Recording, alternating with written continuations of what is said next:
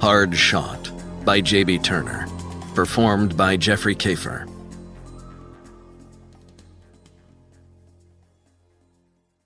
For my late father. 1. July 4th. It was still dark when the white van pulled up opposite the Bronx courthouse. Travis O'Keefe, sitting in the passenger seat, observed the dark, deserted street. He lit up his third cigarette of the day. His brother wound down the window. "You want to kill me with all that smoke?" Ryan said, chomping on his nicotine gum. "Quit whining, bro. Keep your eyes open." Travis scanned the street. He had scouted this location for days. It was a perfect spot, directly opposite the entrance to the 10-story courthouse on Walton Avenue. The building's steel shutters were still down, the area deathly quiet. A police siren broke the peace of the sultry early morning air. Ryan cranked up the air conditioning. Travis watched a panhandler shuffle down the street, past the courthouse and into the deli. A few moments later, the shutters of the courthouse rolled up. "Here we go." They watched as the middle-aged black security guard they'd been surveilling for the last week headed off down the street, carrying his plain metal lunchbox. "About fucking time," Travis said. Ryan was chewing hard on his gum. "Wait till he's out of sight. Don't want him doubling back if he's forgotten something." Ryan nodded. They waited for 5 more long minutes. "Let's do it."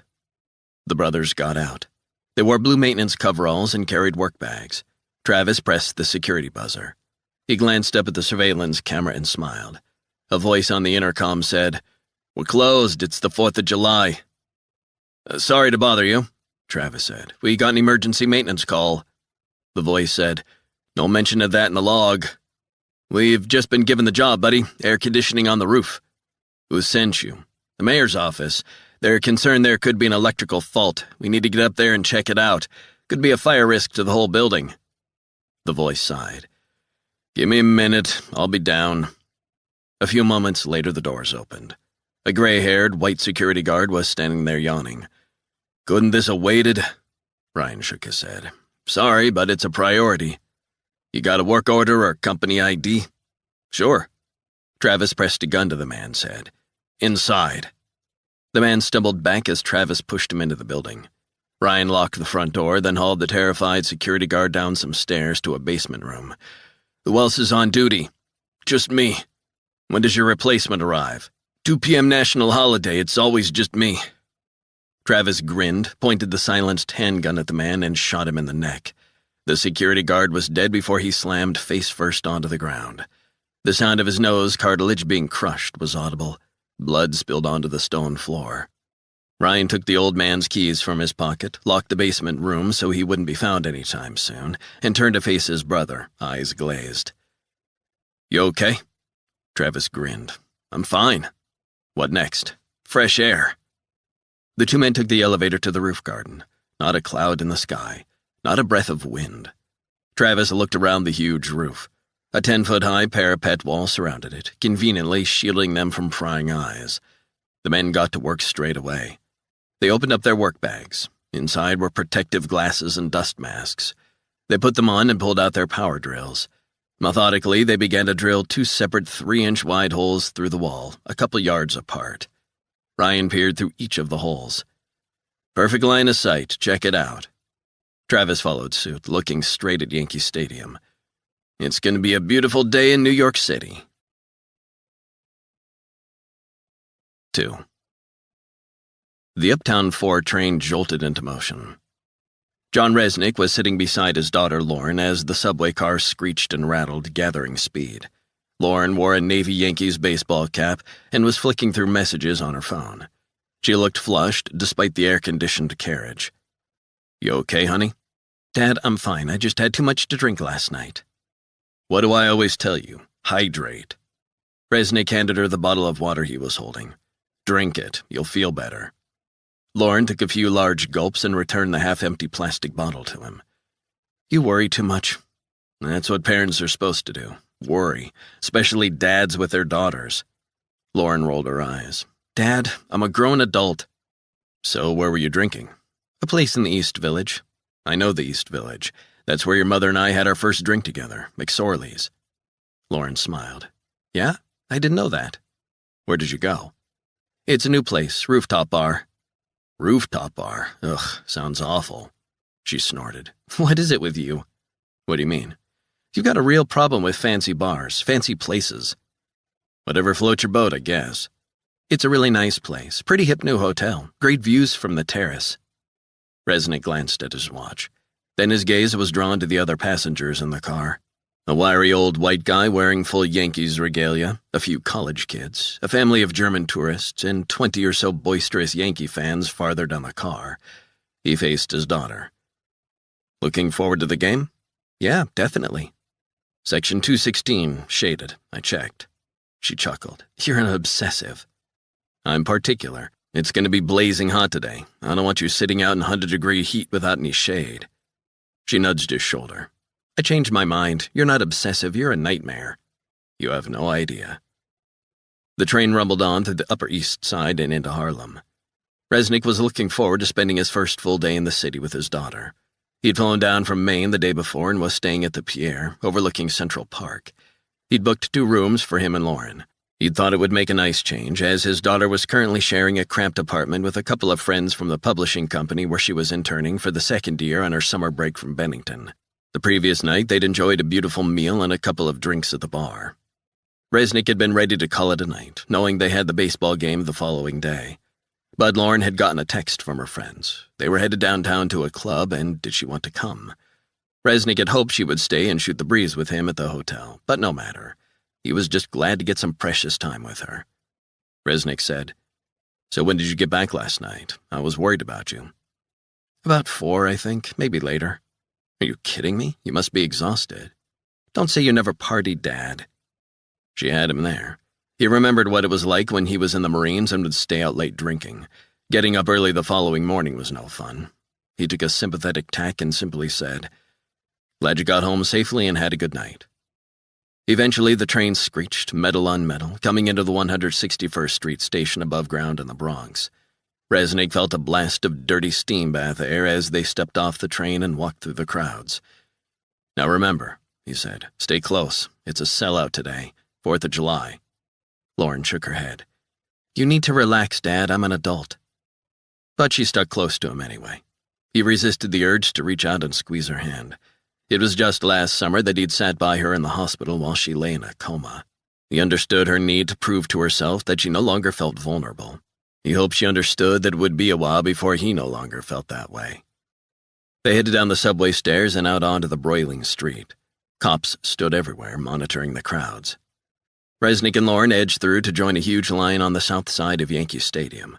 It snaked back at least a couple hundred yards from gates 4 and 6. An elevated train rumbled overhead, skirting the edge of the impressive new stadium. Lines of fans were also visible outside a McDonald's restaurant, virtually underneath the train track. Resnick pulled his cap down to shield his eyes from the ferocious sun. He felt the sweat sticking to his t-shirt. It had to be at least 100 degrees already.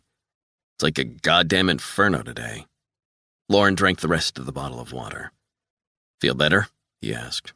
She smiled and hugged him tight. I'm sorry I'm a little cranky today, Dad. Forget it. I just worry about you out on the streets of New York in the middle of the night. I caught an Uber with Shona. Besides, haven't you ever stayed out half the night? Damn right I have, but I can look after myself, and I don't whine if I'm hungover. You really are stuck in the past. You do know that, right? Resnick smiled. Is that such a bad thing? Traditional values? Lauren rolled her eyes. Oh, come on, what does that even mean? A black guy selling large bottles of cold water sauntered past, wet towel draped over his head to protect himself from the blazing sun. Get 'em while you can, he said. Gotta keep cool, folks. The heat is gonna break records, they say. Resnick bought 2 large bottles and gave the guy a $10 bill. Thanks, man, the water seller said. Resnick handed one of the bottles to his daughter. She took a few big gulps and poured the rest over her head to cool her down. God damn, she said. Feeling better? Resnick asked. Lauren nodded, cheeks flushed. She put her Yankees hat back on. Resnick turned and looked up at the stadium towering over them. New York Yankees, Lauren, he said. They were your mom's team. She used to go to the games as a little girl. I didn't know that. Resnick shielded his eyes from the sun as the line began to inch forward. Yeah, big baseball fan. We're going to have a great day today, Dad. You better believe it. 3. Travis wiped the sweat from his forehead as the sun beat down onto the roof of the courthouse. He turned to his brother. "You ready?" Ryan was chewing his nicotine gum. "Let's do it." Travis screwed the 2.5-inch suppressor onto the barrel of the rifle and adjusted his position, lying flat on the roof. He pulled his baseball cap low to shield his eyes from the sun. Slowly, he eased the sniper rifle through the carefully drilled hole in the parapet wall. He looked through the scope. The crosshairs showed thousands of Yankee fans gathered outside the stadium, diagonally across from the courthouse, 200 yards or so away. He focused on the NYPD vehicles that had cordoned off the roads around the stadium, a routine on game days. Travis looked at his watch. It was 10:55 a.m., just over 2 hours before the Yankees would be taking on the Braves on Independence Day. Hundreds of baseball fans were already forming lines on the main concourse. The line seemed to be getting longer by the minute as more and more people disembarked from the 161st Street station. Travis' cell phone rang. He didn't recognize the caller ID. "Hey, bro." The voice belonged to the shot caller. "You in place?" "We're on the roof, awaiting the green light." "How you feeling?" "Feeling crazy. I want to get started." "You want to taste blood, right?" the voice said. "You know I do. Blood in, blood out, bro." Travis knew what that meant. He had taken the oath. He had to follow orders. If not, he would be as good as dead. Those were the rules, and Travis had witnessed firsthand what happened when a member of their group broke their sacred code, their blood oath. One poor fucker in Leavenworth had a tattoo on his arm that he hadn't earned the right to have. They hadn't been able to get to him inside, so once Travis and Ryan were released, they lured the poor fuck from a bar, took him to a tow truck depot in New Jersey, and used a blowtorch to burn it off. The smell of the burning flesh never left Travis, or the screaming of the guy who had betrayed them.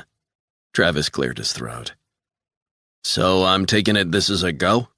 "That's right, bro. This is your fucking green light. Do it good. Don't let us down." Travis ended the call and put the cell phone back in his pocket. He turned to Ryan. "It's a go."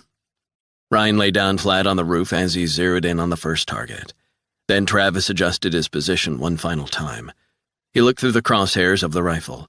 The first cop he spotted was drinking a bottle of water, leaning against his cruiser. Travis slid his finger onto the trigger.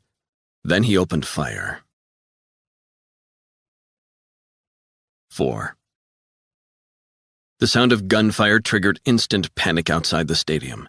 Resnick grabbed Lauren by the arm and pulled her behind a pillar as people screamed, pushed, shoved, and fled in all directions, trying to take cover. He wrapped an arm around his daughter as chaos ensued. People were tripping over one another, trampling the poor souls who fell, and diving to the ground to escape the shots. "Dad, what's happening?" Resnick recognized the distinctive crack of high-velocity rounds. He saw people pointing to a building across the concourse. High up on the walled roof, Resnick could just make out a couple of glints in the sun. Was that the shooters, concealed from sight? "Who's shooting, Dad? What the hell is going on?" "I don't know. Could be a terrorist attack." Lauren looked impassive. "Shit." Resnick gripped her arms tight. "You okay?" Lauren nodded. "Don't worry about me." "Good girl. Time to move." Resnick hauled her to her feet, wrapped a protective arm around her as they ran for dear life in the direction everyone else was headed. He grabbed her wrist as they bounded down some stairs and stepped out into oncoming traffic. A yellow taxi screeched to a halt inches from them. The driver screamed out his window, "What the fuck, man? I'm trying to get out of here." "So is my daughter. Get her to safety." "What the hell's going on?" "Active shooter situation." "Get her in," the driver shouted. Resnick was crouched down onto the driver's side and opened the rear door of the cab. He shoved Lauren face down onto the floor. "Head down, keep low." More shots in the distance. "Head down, keep low." Lauren turned around and fixed her gaze on him. "Don't get involved, Dad." "Don't worry about me. Get back to the hotel and stay there." A young Hispanic couple with 2 sons wearing Yankee shirts were crawling on the road near the cab. The boys were crying.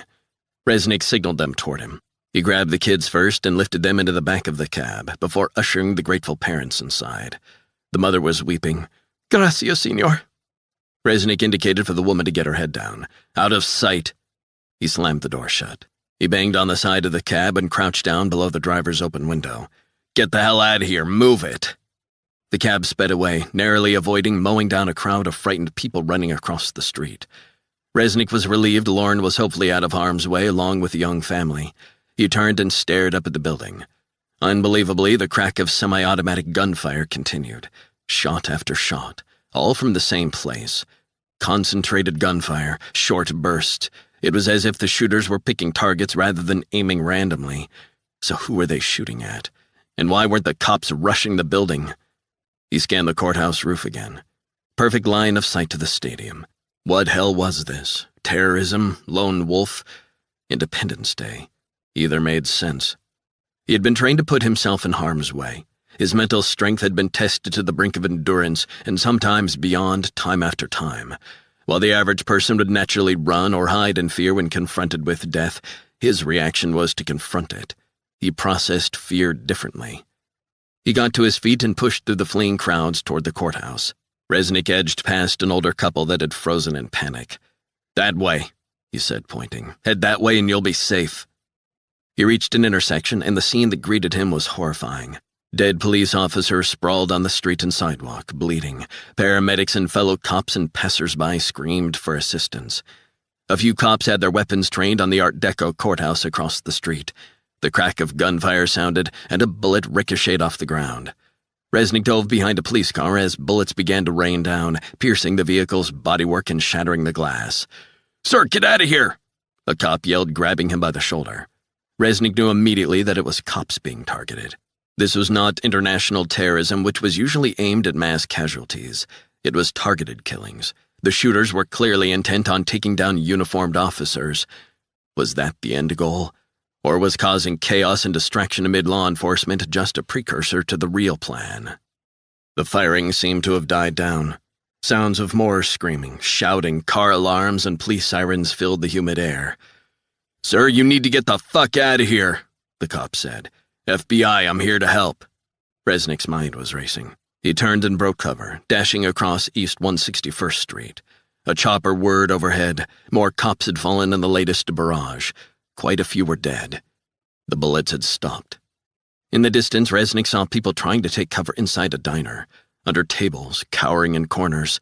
Some were pointing frantically up the street, not far from a side entrance to the courthouse. He turned and saw two men on the ground with rifles taking aim at the NYPD chopper. Semi-automatic fire crackled. The chopper lurched and spun out of control. A rotor blade fell off, crashing to the ground. Black smoke billowed in the air. The chopper rotated wildly before dropping out of the sky, crushing passing cars headed down East 161st Street and bursting into flames, incinerating people fleeing from the Yankee Tavern. Chaos in all directions. Resnick crouched behind an SUV as flames licked the sky. A frightened young couple huddled in a vehicle outside a deli. He watched the rifleman get up from the ground and climb into a white van. It was like they were on the clock. Then he saw the vehicle reverse out of its parking space at high speed. A brave injured cop lying on the ground fired off several shots in vain. The van accelerated down the street, leaving a scene of utter devastation in its wake. Black smoke filling the azure blue sky, a burning chopper, dead cops, and screaming families. Resnick felt a switch flip inside him, accompanied by a surge of adrenaline. He sprinted across the street after the van, running hard, heart pounding, faster, faster. A cop screamed from behind a cruiser. "Are you crazy? Get down!" Resnick ran for the 3 blocks along Walton Avenue as if his life depended on it, until he reached the intersection at 158th Street. He was standing in the middle of the road, vehicles moving all around him as the van disappeared from sight, lost in traffic. He pulled out his gun. Fleeing motorists swerved to avoid him. A motorcyclist slowed down. Resnick pointed the gun at him, flashing his FBI ID, glad to have the official identification in his wallet. "Emergency!" The motorcycle flipped up his visor. "Fuck is going on?" Resnick hauled the guy off the Yamaha. "Emergency! Are you kidding me, man?" Resnick got on the bike, revved it hard. He opened up the throttle and gunned the bike down Walton Avenue, heading south, away from the chaos around the stadium. The pursuit was underway. He careened through a red light and nearly crashed headlong into a truck. He accelerated hard, riding like a maniac, desperate to catch sight of the vehicle. There were traffic cameras everywhere, and he knew the cops would have a fix on the van. At least he hoped they would. But certainly experts at the NYPD's Lower Manhattan headquarters would be tracking the van's position. So where the hell was backup? A minute later, farther up the road, Resnick thought he spotted the van snaking through traffic. He revved the bike to the max. He was closing in. Up ahead, the van ran a stop sign. Resnick swerved hard to avoid a pickup truck. Head down, he crouched behind the windshield, hanging on to the bike for dear life as he gave pursuit.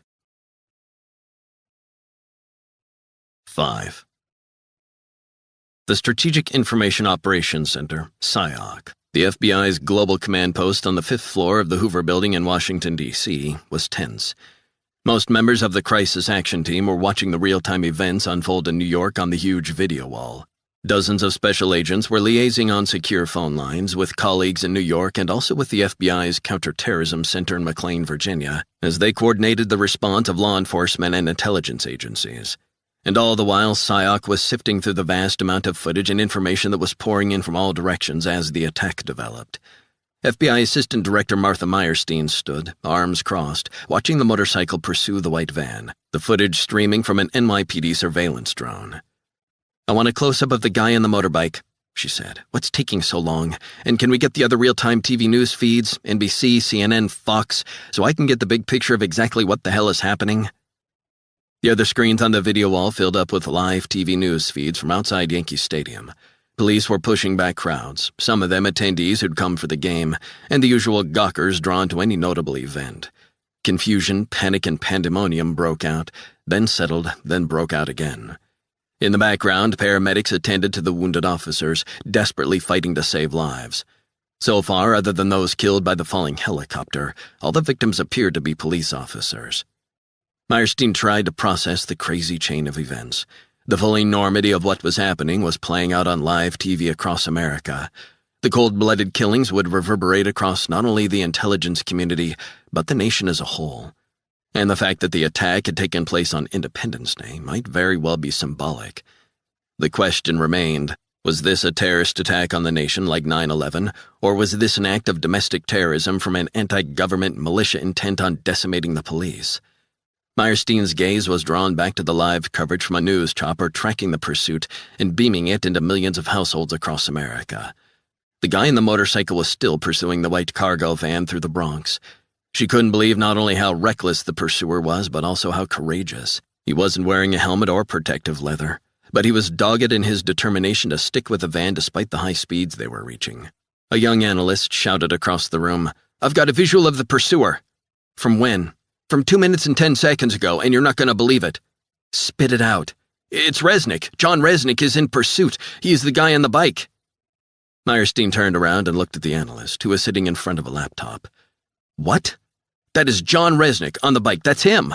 "Are you sure?" "Positive, ma'am. We've pieced together the footage." "Play it." Up on one of the big screens, the edited footage began to play.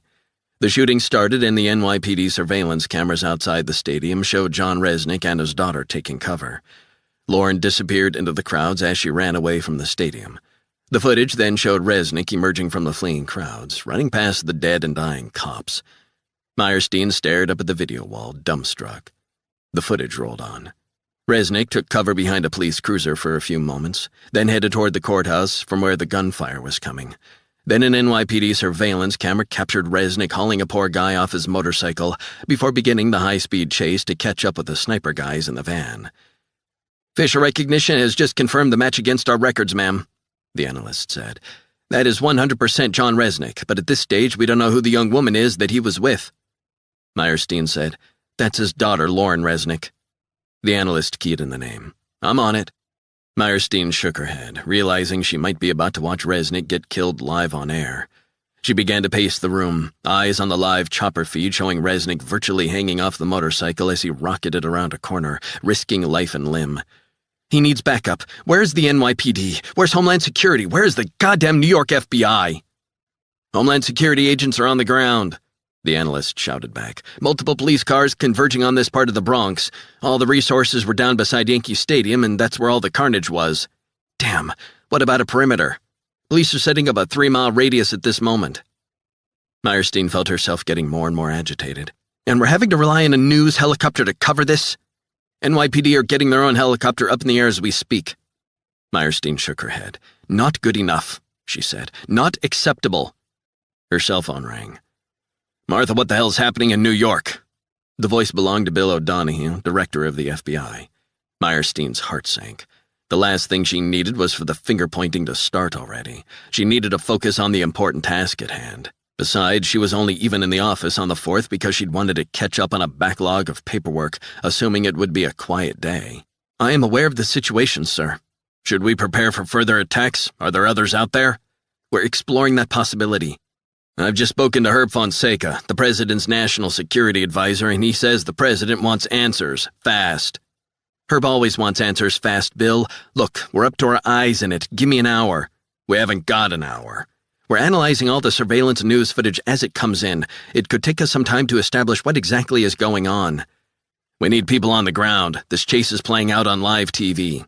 I'm well aware of that. I'm already in the office watching the whole thing. Have been for the last 3.5 minutes. Where are you exactly? Psyoc, 5th floor. I was told there's a guy pursuing the suspects on a motorcycle, is that right? Correct. And guess what? John Resnick is the guy in pursuit. Just got confirmation. What the hell? Our John Resnick? Affirmative, sir. Shit, you've got to be kidding, O'Donohue said. Where are you? I thought you were on vacation.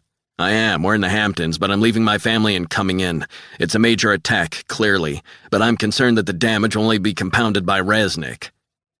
Meyerstein bristled at the criticism. Her boss had always been wary of the ex-Delta operator and government hitman working in any capacity for the FBI. He didn't like the way Resnick crossed boundaries, unconcerned with the legality of his actions. O'Donohue, a stickler for detail and protocol, worried about taking the fall if it were ever revealed that the FBI was allowing a former assassin to work on highly classified operations without any congressional oversight. But right now he seemed to be ignoring the big picture of the terrorist attack. Sir, with respect, you seem to be missing the major point that John Resnick is the good guy chasing the bad guys. He is responding to this terrible incident. He's the one chasing down the snipers responsible for this massacre. He is on our goddamn side, sir. Meyerstein was struggling to keep her anger in check. I keep on hearing that, Martha, but he's trouble. He attracts trouble. Sir, this is a serious attack on New York. That's the story, not the potential fallout if the identity of the guy who's pursuing the terrorists is revealed. Don't downplay how serious this could be for us within the intelligence community, Martha. This attack is an intelligence failure, sir. Our failure. We have to take responsibility for this. We also have to take responsibility for people who work for us, in particular John Resnick. Everyone will be asking questions. Who is this guy? Why did he act this way? What's his background? We need to consider how this will all play out. The media will have a field day, you can bet. They'll be looking for a hero and they will find out who he is. It's bad enough that we didn't have any inkling of this terrible attack before it happened. When the finger-pointing starts, it's going to get worse. Sir, with respect, we can worry about that another day. First and foremost, these guys need to be neutralized. What about the NYPD? O'Donohue cleared his throat. Where the hell are they? Sir, with respect again, today's fatalities were mostly cops. They're having to respond to this on multiple fronts. They're mustering as many units as possible, and of course, field office emergency plans have been activated across the city. But where are the cops? It can't just be Resnick in pursuit. They're on the ground and in the air and are closing in. Resnick just happens to be who the news cameras are focusing on because he's closest to the sniper's vehicle. Goddamn, never a break. Keep me updated. I'm heading into New York, and I want you there too on the next plane. The shit's gonna hit the fan on this. 6. Resnick was tearing through the Bronx streets at high speed on the bike. Down side streets, running red lights and sailing through crosswalks. He screwed up his eyes against the harsh sunlight. He felt the adrenaline coursing through his body. The van ahead veered sharply right as it headed north along 3rd Avenue, driving deeper and deeper into the Bronx. He hung on to the bike as he sped on, past grim skyscrapers, graffiti scrawled on walls and metal shutters. Resnick accelerated harder as he weaved in and out of traffic. The van sped along East Tremont Avenue, traffic flashing past. Semi-industrial, urban wasteland. Resnick was so close to the van he could smell its dirty exhaust fumes. The van made a sharp left around a corner onto a busy shopping street, then another sharp turn at a nail salon and down Mapes Avenue. A young Hispanic woman wearing headphones, oblivious to the pursuit, stepped out onto the road. For a moment, Resnick was sure the van was going to run her over, but the driver swerved at the last second, crashed headlong into a bodega, knocking over the guy standing outside, sending him flying through the air. Resnick braked hard and jumped off the bike, taking cover at the rear of the van where gas was already spilling out of the tank. He trained his gun on the smoking vehicle's passenger door. FBI, get out of the fucking car, hands up! Slowly, a guy wearing navy coveralls emerged from that side of the van. The tinted windows meant Resnick couldn't see who else was inside. "Hands up!" Resnick shouted. "Let me see 'em!" The guy, tattooed, white, spun around holding a sniper rifle. Resnick fired 2 shots to the chest. The guy fell to the ground, dropping the weapon onto the road. His eyes were opened wide, but he was dead. Rivulets of blood trickled down the asphalt incline. Resnick trained his gun on the driver's side. "Driver, slowly come out with your hands in the air." Suddenly 2 shots were fired out of the dark rear windows, glass shattering. Resnick flung himself to the ground and crawled behind a parked car. He crouched down low as another salvo of bullets was fired in his direction. Metal splintered and glass smashed all around as Resnick lay on the ground. He crawled under the car and rolled out the other side. Onlookers began to scream. In the chaos, the driver had bolted out of the van and was now sprinting along the street carrying the rifle. Resnick jumped to his feet and shouted at the bystanders, "Get off the streets, now!" He ran over to the motorcycle, lifted it upright, and switched on the ignition. Nothing. He tried again, and again. He looked at the engine and saw a hole. A bullet had ricocheted and ripped it open. "God damn!" He dropped the bike and set off on foot, giving chase. The gunman, also wearing coveralls, was already more than 100 yards away. He sprinted hard down the sidewalk, past frightened shop owners looking to see what had happened. He crossed the road as a jeep swerved to avoid him. The rifleman disappeared down a side street. Resnick's heart was hammering as he turned the corner. He knew the importance of capturing the second sniper alive. The guy could be brought in and interrogated by police. What was their motivation? Were there others out there? The driver ran down into a subway station, disappearing from sight. Resnick bounded down the steps, barging past emerging passengers. "Out of the goddamn way!" People jumped for cover. Resnick was taking 2 steps at a time. At the bottom, he turned right, gun in hand. A handful of passengers ducked for cover, but one young woman pointed the other way. "Look out!" Resnick spun around, hitting the concrete floor. The guy stood close to the turnstiles, about to shoot into the crowded station. Resnick drilled 2 shots into the man's forehead. The rifle fell from his hands. Screams echoed through the station. Passengers on the platform stared in horror. Resnick ran forward, kicked the rifle out of the man's reach, gun still trained on the motionless body. The man's eyes were open, but blood was already congealing around his head. 7. The cops descended the subway stairs en masse, guns drawn. A burly black NYPD officer trained his gun on Resnick. "Freeze! Drop the fucking gun!" Resnick did as he was told. "Hands on head!" Resnick complied. The cop had him covered. "Just stay right there," he said. "Don't make a move." A couple of cops approached from the sides, pulled his arms back, and cuffed his wrists extra tight, as if to make a point. Resnick watched the cops approach the dead sniper. Blood still oozed out of the head wounds onto the ground. A cop's radio crackled to life. "Got him. He's here. The perp is dead," Resnick said. "The dead guy was one of the shooters. He was driving the van. I got the other guy outside of Bodega," the cop said. "Yeah?" He spoke again into his radio. "The guy whose cuff said he got both of them." "Yeah, I'm telling you that's what he's saying," Resnick said. "You want to get these cuffs off?" The cop said. "What's your name?" Resnick said. "Back pocket has my ID and whatever you need." The cop rifled in the back pocket of his jeans and pulled out his wallet. He scanned the driver's license and the FBI ID. "Rockland, Maine. Long way from home. What are you in New York for?" "Yankees game." "It says here you're FBI. Is this fake?" Resnick winced from the cuffs biting into his wrist. "No, it's not fake. You mind getting me the hell out of these?" The cop signaled a couple of his colleagues over. He frisked Resnick. "You shouldn't be carrying in New York City," he said. "I've got special authorization." "Yeah? Then where's your concealed carry permit?" Resnick stared at the cop. "Listen very carefully. I'm authorized by the Assistant Director of the FBI, Martha Meyerstein. Why don't you call her?" A fresh-faced young cop chewing gum said, "Assistant Director, huh? Were you involved in the attack? Are you covering your ass, silencing your partners? Is that what happened?" Resnick fixed his gaze on the kid. "There are dead police officers outside Yankees Stadium." The young cop stepped forward, eyeballing Resnick. "You don't have to tell us that, smartass." "Are you serious? You're giving me a hard time? The guy that chased after the fuckers and took them down? Seriously?" The black cop signaled for the younger hothead cop to get out of Resnick's face. A few long minutes later, 4 detectives wearing shirts and ties arrived. Resnick was hauled back up the stairs into the back of a car. Then, because police in the Bronx were overwhelmed, driven all the way down to an NYPD precinct in Lower Manhattan. There was an overwhelming sense of burning rage from the police, the detectives as well as the uniformed cops in the precinct. Resnick could see it in their eyes. He understood why. Their fellow cops had been mowed down in cold blood. While millions of Americans would be celebrating their country's independence on the 4th of July, enjoying steaks and ribs at barbecues, drinks and parades, and baseball on TV, the NYPD was mourning the loss of some of their finest. Officers killed in the line of duty.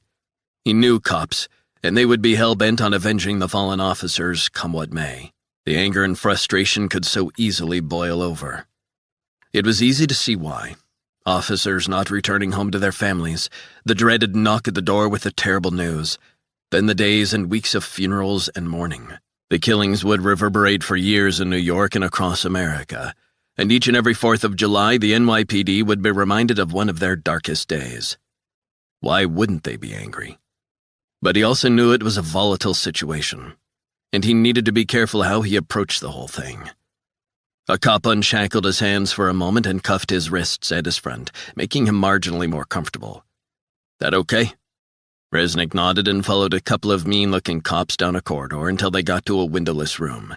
Inside, 2 detectives wearing dress shirts and clip-on ties were sitting behind a desk. Notepad, 4 small bottles of water, and their cell phones in front of them. A fan in the corner. The detectives nodded. One pointed to the chair opposite. Resnick sat down inside. His head was swimming. He thought of Lauren and prayed she had gotten to safety. She was smart and tough. One of the detectives pushed a bottle of water toward him. "Drink it," he said. Resnick picked up the bottle of water with both hands and took a couple of gulps. It felt good. "You okay?" one said. Resnick shrugged. "As well as could be expected after everything that happened." The younger of the 2 detectives took off his jacket and draped it over the back of his seat. His colleague started the recording machine and checked his watch. "It's 11:58 a.m., July 4th. He looked across the table at Resnick. "We're trying to establish a few facts. I'm sure you understand. Let's get a few basics down, clear?" "Crystal. What is your name?" Resnick sighed. "I think you know my name. I'll ask you again, what is your name?" "My name is John Resnick." The detective scribbled down the details. "That's better. And what do you do?" Resnick sighed. "Your ID says you're a special agent with the FBI, is that true?" "I work as a consultant for the FBI. That's probably a more accurate assessment. I'm not a special agent in the traditional sense." The detective shared a dubious look. "A consultant?" the younger detective said. "Yes." He scowled.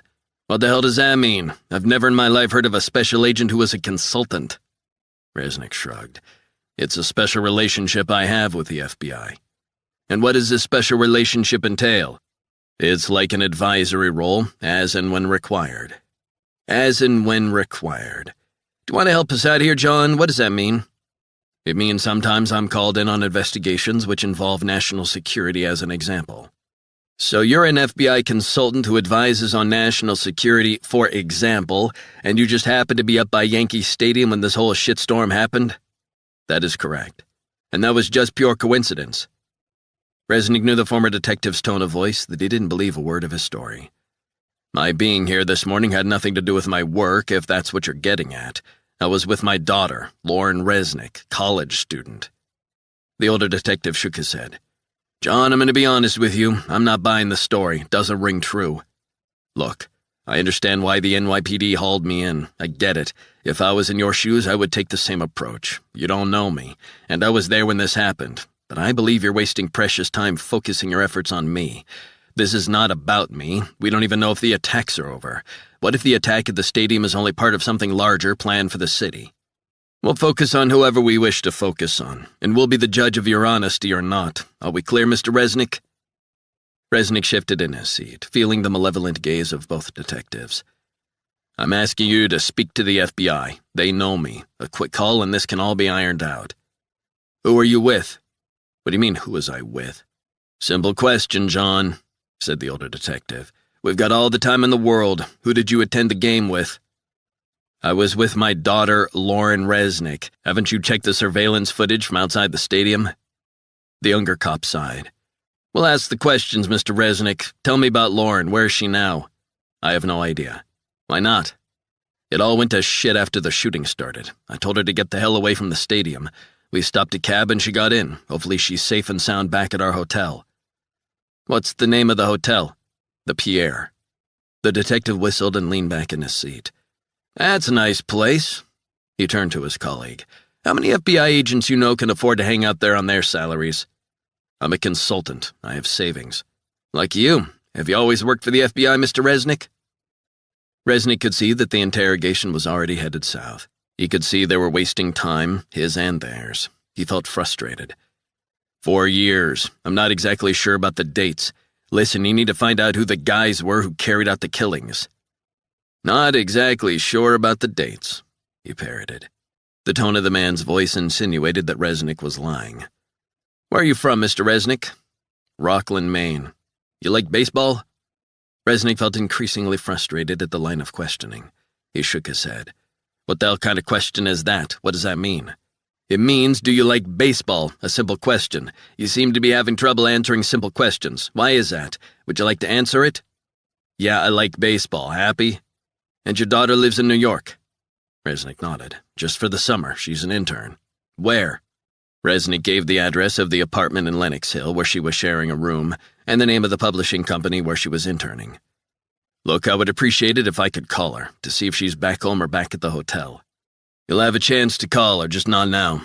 You know, I've been doing this job for a long, long time, and you get to understand people, their motivations, their moods." Resnick sighed. "What is this, amateur psychologist hour?" "Very funny. I've got to say you seem very blasé, despite being caught up in this massacre and having just killed 2 men." "Blasé? Are you kidding me? It's not me that's blasé. I'm worried about my daughter. I don't know where she is. I'm also worried this might not be an isolated incident.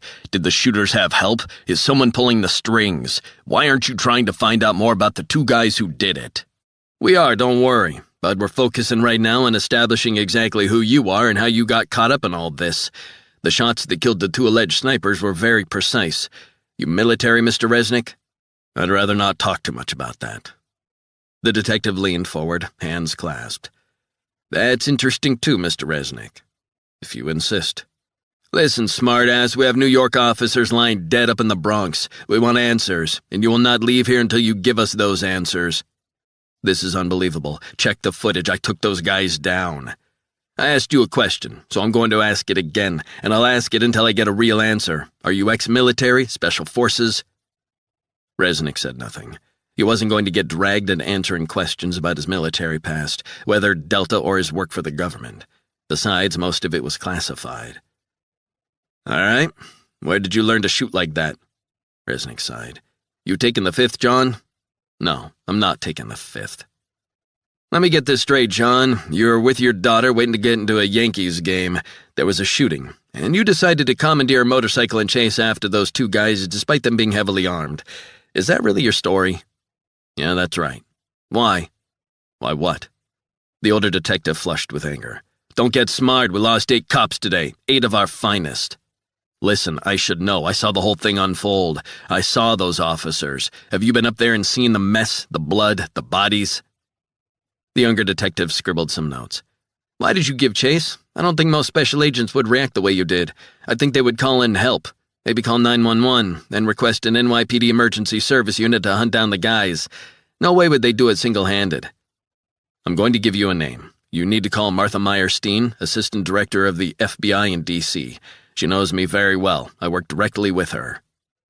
The younger detective scribbled the name as his colleagues scrutinized Resnick's demeanor, as if looking for signs of deception. "Meyer-Steen," Resnick repeated. "Are you telling me you haven't even verified my ID yet?" "We're looking into that, trust me." The older detective said, "John, my name's Detective Francis Sheeran." Resnick nodded. "I'm going to be up front with you and tell you where we're at. I'm wondering, were you working on an undercover operation for the FBI up in the Bronx this morning?" Resnick shook his head. "Oh, I get it. You're trying to implicate me in the FBI, as if this was in some way related to an investigation gone wrong, am I right?" Answer the question, Sheeran said. Were you on an undercover FBI operation in the Bronx this morning? No, I was not. Sheeran folded his arms, unimpressed. So you're telling me that these guys who began firing were not known to the FBI? I have no idea if they were known to the FBI, but I can categorically tell you that this wasn't an FBI operation. I was with my daughter. I'm in New York solely for a personal vacation. And you came armed with a gun and just so happened to be directly outside Yankee Stadium when the snipers attacked. The whole thing doesn't add up. Do you understand that? You've got this all wrong. My daughter is living in New York for the summer. She's a student, Bennington. Vermont is a long way from New York, Mr. Resnick. Resnick sighed. She has an internship at a publishing company. I think I already mentioned that. Sheeran leaned over and whispered in his colleague's ear before addressing Resnick again. We're going to take a break for a few minutes. We'll continue this interview when we return. The detectives got up, picked up their notes, and left the room. Resnick stretched his legs and arms the best he could, shifting in his seat as he waited. 20 minutes later, the detectives returned and resumed the interview. Sheeran leaned forward.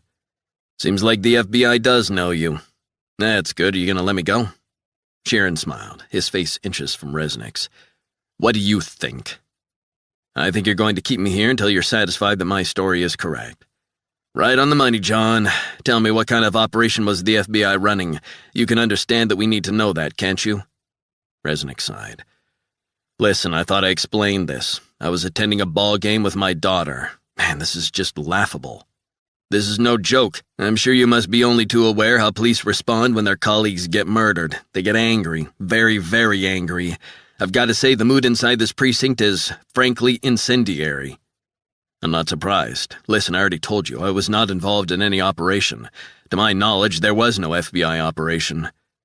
Well, we don't believe you. Resnick could see it was going to be a long, long day. You see, here's another thing. I've been checking with some of my own sources, and the two snipers were known to both the NYPD and the FBI. Bit of a coincidence, don't you think? I have no idea who the shooters were, I'm telling you. I will swear in a court of law, on the Bible, I wasn't on an FBI operation. I was with my daughter going to watch the Yankees on the 4th of July. Check the footage. What sort of operation is carried out with someone's daughter along? Sheeran rolled up his sleeves and leaned back in his seat. We have the blood of dead cops running in the streets of the Bronx. Don't tell me you didn't know anything about these guys. You're insulting my intelligence. The atmosphere in the interview room was suddenly incredibly charged, the tension palpable. Listen, you might want to check with an NYPD detective I know, Detective Acosta, 19th Precinct, Upper East Side. A year ago, my daughter was a victim of a hit-and-run that put her in a coma.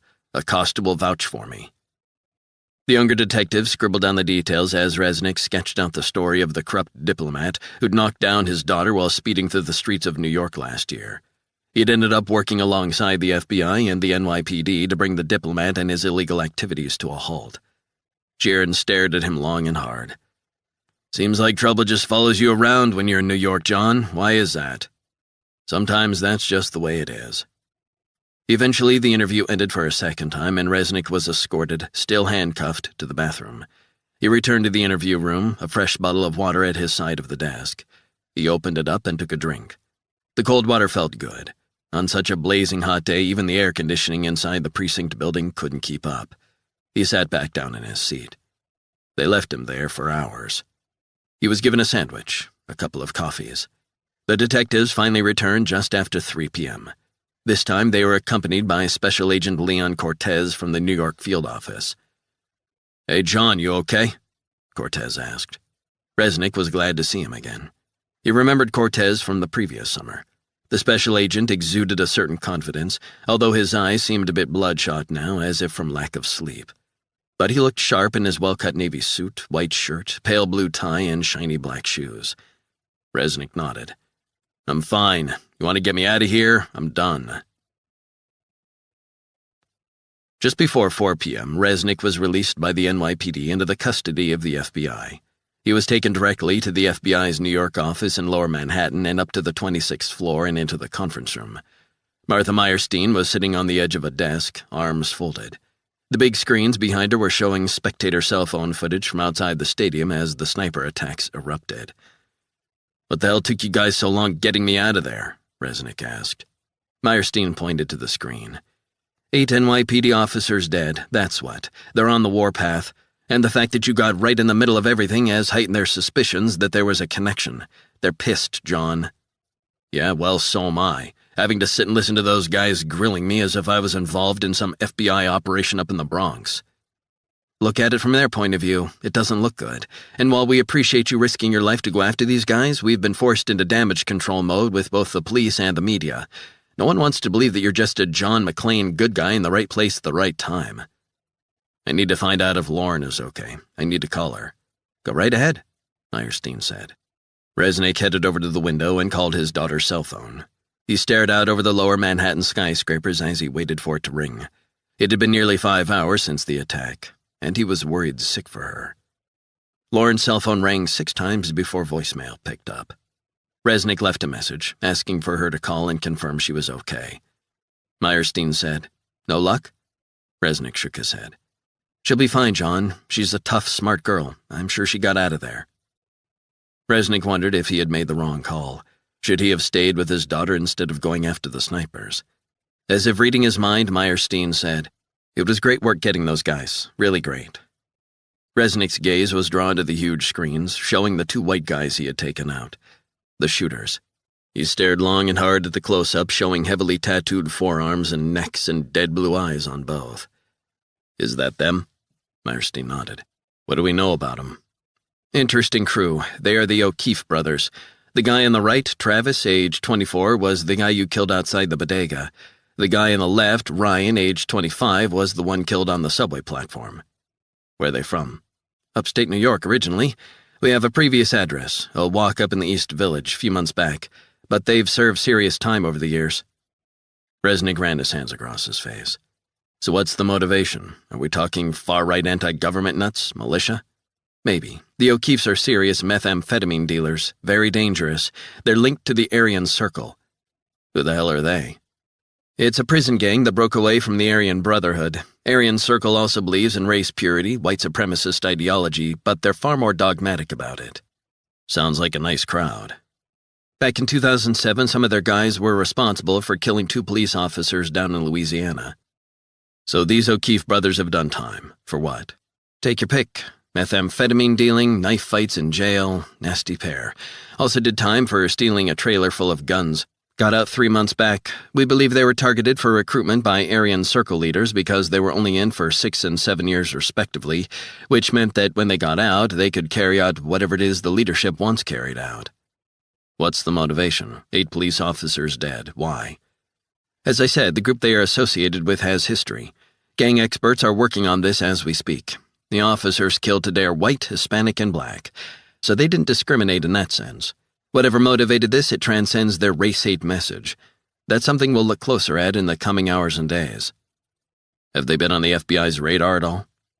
Meyerstein cleared her throat and shrugged, as if she didn't yet know the full facts herself. "We had a task force looking into their activities." "The cops seem to think the FBI knew about these guys. You're not holding back something, are you, Martha?" "We're trying to find out more about that and exactly how much we knew about them." Resnick thought her answer sounded defensive. Not like her. "They're not on a watch list or anything, if that's what you're getting at." Resnick looked at the screens and shook his head. "What else do you know about these 2? Family, personal lives?" "Mother still lives upstate, alcoholic. Father abandoned them when they were young, brought up ostensibly by their stepfather." "And where's he?" Meyerstein sighed. "You're asking a lot of questions, John." Resnick looked at her. "Martha, am I missing something? Is there a problem?" "No, no problem." "So tell me about the stepfather." Meyerstein shifted on the desk.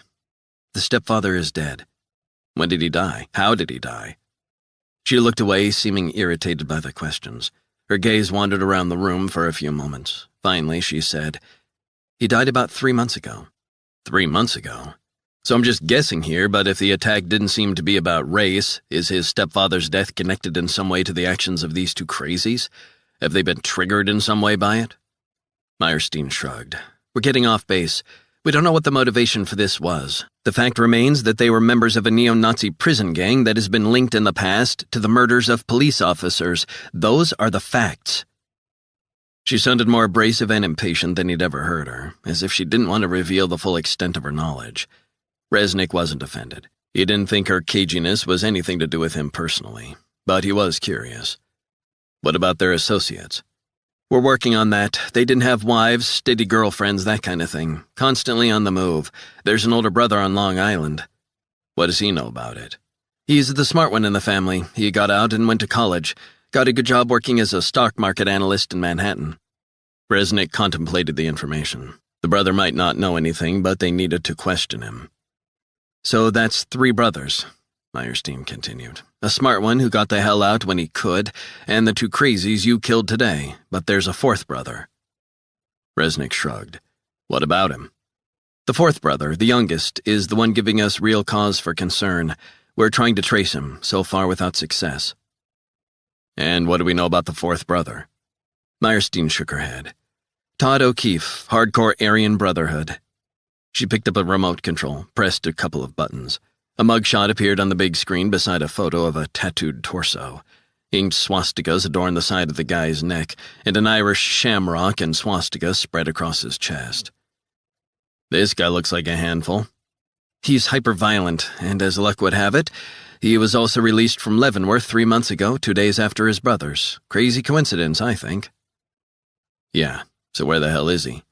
That's the problem, we don't know. Resnick contemplated the situation. I want to speak to the brother we do know about. Out on Long Island? Any objection to me asking him some questions? That can be arranged. 8. Todd O'Keefe splashed cold water on his face and ran his fingers through his scraggly beard as he hunkered down in a rundown New Jersey motel. The curtains were already drawn, blocking out the late afternoon sun. The room was bathed in a pale yellow light, but it might as well have been the dead of night. He put on headphones, switched on a Ted Nugent playlist on his iPhone, and got down on the floor where he began a punishing workout, starting with push-ups. He felt a black anger beginning to consume his soul. His brothers were dead, his flesh and blood. He hadn't envisioned it ending like that. He closed his eyes for a second. His mind flashed of a photo of Travis and Ryan as kids, arms wrapped protectively around their baby brother. The 3 amigos, they liked to call themselves. O'Keefe felt his muscles tighten as he continued the push-ups. He felt himself working up a sweat. The endorphins began to kick in.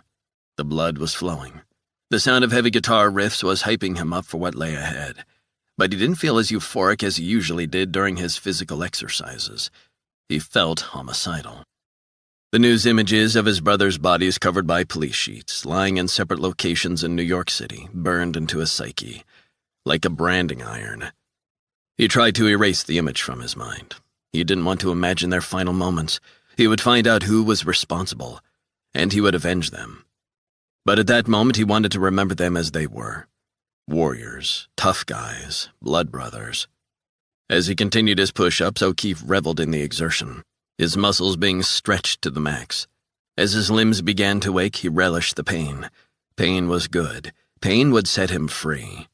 100, 200, 300. When he began the sit-ups, he did 200 straight without stopping. His stomach muscles tightened. He felt ripped. His breathing edged up a notch and then another and another the more he pushed himself. His watch's alarm beeped, signaling that his 30 minutes of exercise time was up. No breaks, no let-up. The way he liked it.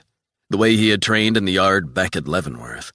He had kept up the same fitness regimen on the outside, up at dawn, running, punching bags, then heading to the gym, sweating, fighting. That's what he did.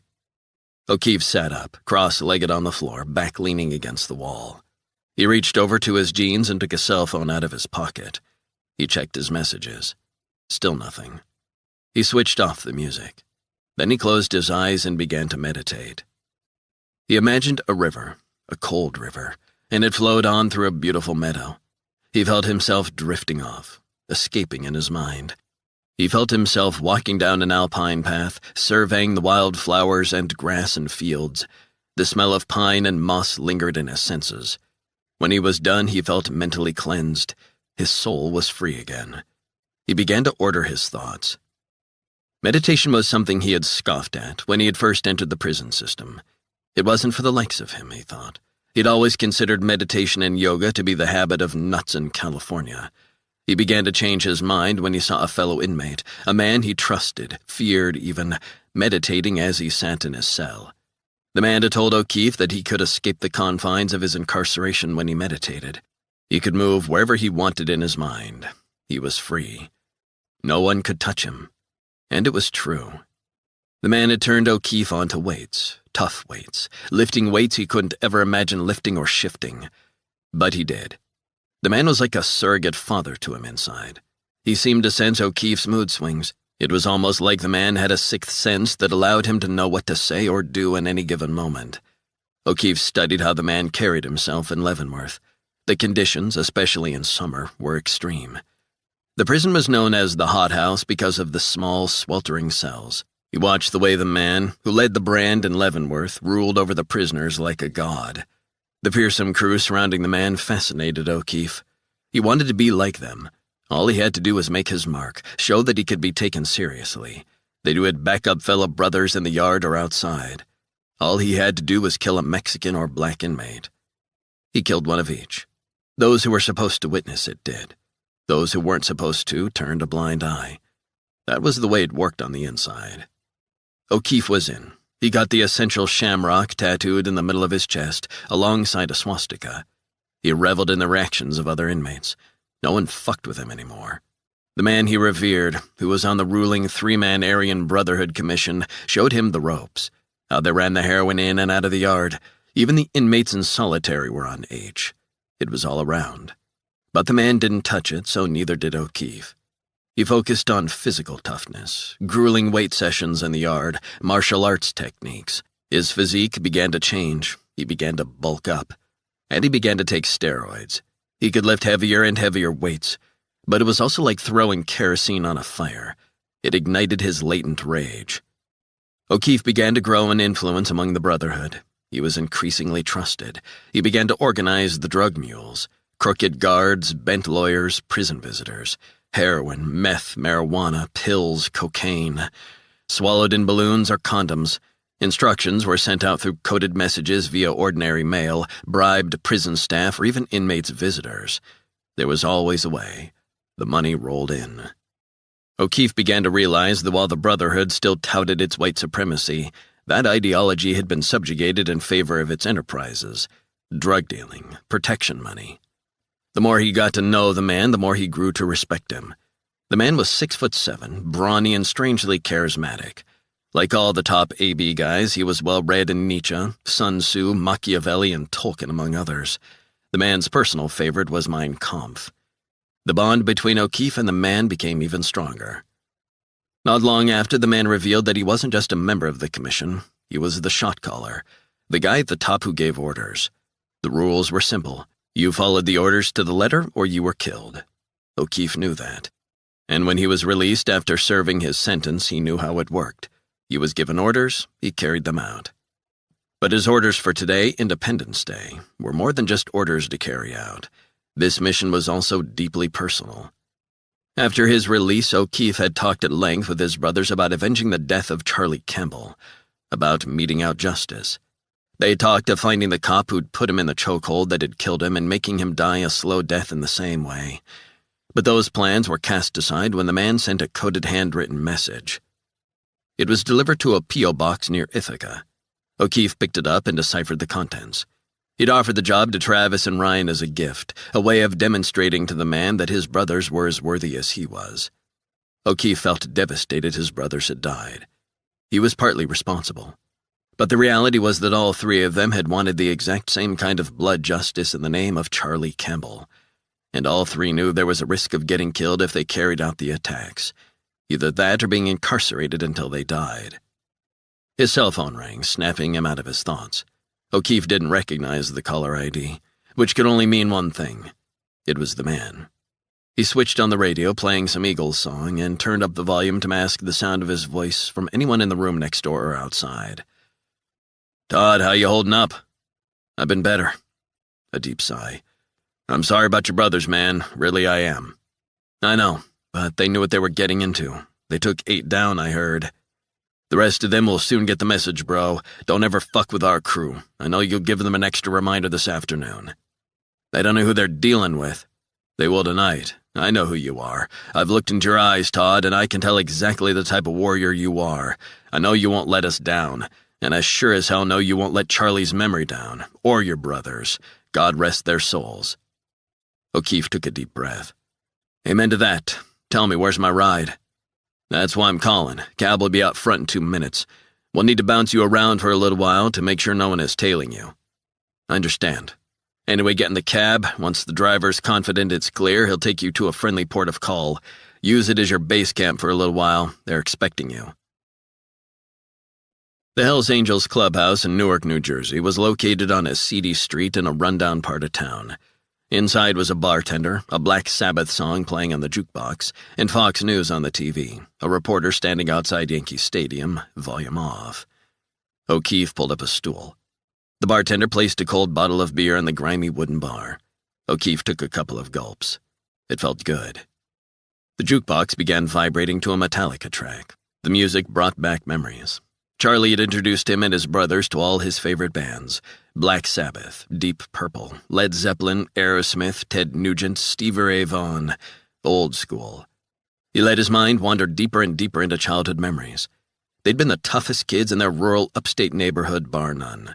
As the youngest, he had always looked up to his two older brothers. Nothing seemed to bother them. He always admired the way they never lost face by backing down in a fight. Even when they knew they would get hammered by a group of older kids, they still faced the fuckers down.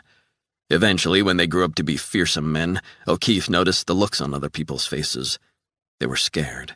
And that was before his two older brothers really got started. O'Keefe's gaze was drawn to the TV, footage of the dead NYPD officers. God damn it. Travis and Ryan should be here with him, sharing a toast. It wasn't fair. He knocked back the beer. The biker behind the bar handed him another cold Heineken. "I was told that if you need anything, just to get you whatever it is." O'Keefe stared at the guy, took a gulp of the cold beer. "I'm gonna need a ride into the city. Not a problem when. Very soon, got business to attend to." The biker nodded and glanced up at the TV.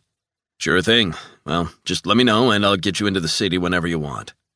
O'Keefe nodded. His cell phone rang. It was the shot caller again. "You find the place okay?" "Got it. Enjoy the beer. What I'd give for a cold one. Todd, I know you loved your brothers. I love them too. We all did. And they're going to go down in AB history. But we know the risks. This is what we do. And those cops, well, they had it coming. What they did to Charlie and all. I want to hit back at them. I know, bro. We want more blood. We demand more blood." The line went dead. 9. The chopper carrying Resnick and the special agent who was playing his babysitter, Joe Fairley, touched down on a ball field in Southampton, Long Island. Without so many words, Resnick had gotten the message. Fairley would be Meyerstein's eyes and ears while Resnick talked to Robert O'Keefe. He was starting to wonder if he shouldn't have just left this task to others and gone to meet up with Lauren and make sure she was safe despite not returning his call.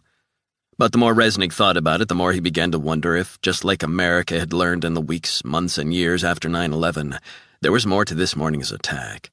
He considered it inconceivable that the FBI or even the NYPD hadn't had an inkling or a tip-off that something was coming, especially something carried out by such a well-known group. It just didn't make sense. From Resnick's point of view, there were more questions than answers. He sat in silence, mulling them, while he and Fairley were picked up and driven in an SUV to the oceanfront home of Robert O'Keefe. Resnick surveyed the house, a grand colonial mansion, as the car headed up a gravel drive fringed by beautiful oak trees. He could see that the eldest O'Keefe brother had done phenomenally well. On the chopper, he'd read the file the FBI had hastily compiled. Robert O'Keefe was the smartest of the four sons. He had excelled at school, teachers describing him as incredibly bright. Thanks to nearly perfect SAT scores, he'd won a merit scholarship to Cornell and became the first in his dirt-poor family to attend college. He studied economics, graduating at the top of his class, before he was snapped up by a blue-chip New York hedge fund. The file painted a picture of the American dream, the poor kid who rises from a humble background because of his hard work and natural God-given talents. Robert O'Keefe had already been interviewed by the FBI and the NYPD earlier that afternoon. But the more Resnick learned about him, the more he wanted to speak to him face-to-face, to try to understand if there was something, anything, that the FBI or the cops had overlooked or hadn't thought important. The guy had impeccable taste. It was a beautiful house overlooking the ocean. Resnick reckoned it would have cost millions, maybe tens of millions. O'Keefe's wife opened the door and let them in. She wore a cream cotton sleeveless summer dress with espadrilles. Her eyes were heavy, mascara smudged. "Robert is out back," she said. "Go easy on him, please. He's pretty upset about all this." Resnick and Farrelly followed Mrs. O'Keefe down a highly polished hallway. Professional portrait photographs of O'Keefe's kids lined the wall. The two men headed through a huge open-plan kitchen and out French doors into the garden. O'Keefe was slumped in a wicker chair, whiskey in hand, tears running down his face. He wore a pale blue polo shirt, jeans, and flip-flops. "Jesus Christ, I thought it was done. I answered all your questions. The other guy said they had no more questions." Farrelly said, "I know this is a difficult situation, Mr. O'Keefe, and I know you've already given a statement to the police and my colleagues earlier today." O'Keefe nodded. "I'm as appalled as everyone else. I'm sickened, but I didn't know anything about any of this, I swear." Farrelly pulled up a seat beside him. "Robert, Special Agent Resnick would like to ask some particular questions. Would that be okay?" O'Keefe sighed. "What's there to talk about? My brothers are nutcases. What more do you need to know? I'm disgusted that I came from the same gene pool." Resnick said, "We understand. I can only imagine how painful this must have been for you." O'Keefe cleared his throat. "It brought back a lot of the things I've been working through with my therapist. It's taken years to get my head in shape, but it's all fucking exploded today. I'm in pieces." "I can see that," Resnick said. "And I know talking about this for the second time today is not pleasant for you, but we could really use your help to be sure we're not missing anything." O'Keefe's eyes filled with tears. "I was just watching some of the news footage from Yankee Stadium. It's sickening. Cops? I've got friends in the NYPD. Good people." "I know. So do you mind answering some questions?" O'Keefe closed his eyes for a moment as if steeling himself for the ordeal. "What do you need to know?" Resnick turned to Farrelly. "Joe, I need a favor. Do you mind if I speak alone with Mr. O'Keefe?" Farrelly frowned. "That's not how this was supposed to work. Look, I want to talk privately with Robert. If you have a problem with that, why don't you call Assistant Director Meyerstein and see if she's okay with it?" Farrelly scratched his head and grimaced before saying, "I was supposed to accompany you. And you did accompany me. And now I need some time alone with Mr. O'Keefe here. Call Meyerstein if you need to." Farrelly shrugged. "Fine." O'Keefe's wife ushered Farrelly inside. Resnick waited until Farrelly was in the kitchen with O'Keefe's wife out of earshot. He pulled up a seat opposite the man and sat down. He studied the face of the eldest O'Keefe. The guy resembled his crazy brothers, but without the tattoos and mean eyes. "Today tough for everyone, Robert. I'm sorry about this. I know you have nothing to do with this." O'Keefe was shaking his head, eyes downcast, hands trembling. "I appreciate that. The guys that were here earlier bulldozed in, acting as if I was part of my brother's crew. It's absurd. I'm telling you, I'm as freaked out as everyone else." O'Keefe closed his eyes for a few moments as if struggling to come to terms with all of it. "Hell of a shock you must have had," Resnick said. "I can only imagine what you're going through. I don't have any brothers. Trust me, you don't want brothers like mine." "You work in Manhattan, Robert?" "General Motors Building, 5th Avenue, right in the heart of the city. I have an apartment where I stay during the week." "Where's that?" "Couple of blocks away in Lexington. Jesus, I was even supposed to be at the Yankee game today, but I had some paperwork to catch up on." "Yankee fan, huh?" "Yeah, since I was a kid. I was up there at Yankee Stadium this morning with my daughter. We got caught up in it. We were going to the game." O'Keefe ran his hands through his hair. "You kidding me?" "Just going to a baseball game on the 4th. O'Keefe nodded. "Things like this aren't supposed to happen. You read about shit like this. I can't begin to imagine what went on there." "It was rough. Robert, I believe that something like this, what happened today, carried out by two of your brothers, couldn't have just happened out of thin air." "What do you mean?" "I believe someone had knowledge of what was about to happen." "You think I did?" "I want to know what you know. For example, did you know that they were capable of carrying out such an atrocity? Did you imagine in your wildest dreams they could do this?" "Yeah, I fucking knew it." Resnick was taken aback by O'Keefe's ready admittance. "Sure, I knew what kind of guys they were becoming, and that's why I got the hell out. I knew it would come to this. No one listened to me. Not a soul. I talked about it. I told people." Resnick held up his hand. Hang on. You told people?" O'Keefe shrugged. "That's right. I warned them, but no one listened. I know what my brothers are like. I know them better than anyone. They're bad seeds. Resnick nodded. I'll come back to that in a minute. But first, Robert, I'm going to level with you. I'm not going to sugarcoat it. I'm going to be honest with you, completely honest and transparent, but in return I would hope you will do the same with me. O'Keefe nodded. I have nothing to hide. First, what that Fed said, Special Agent Farrelly, that's not true. I'm not a special agent in the traditional sense.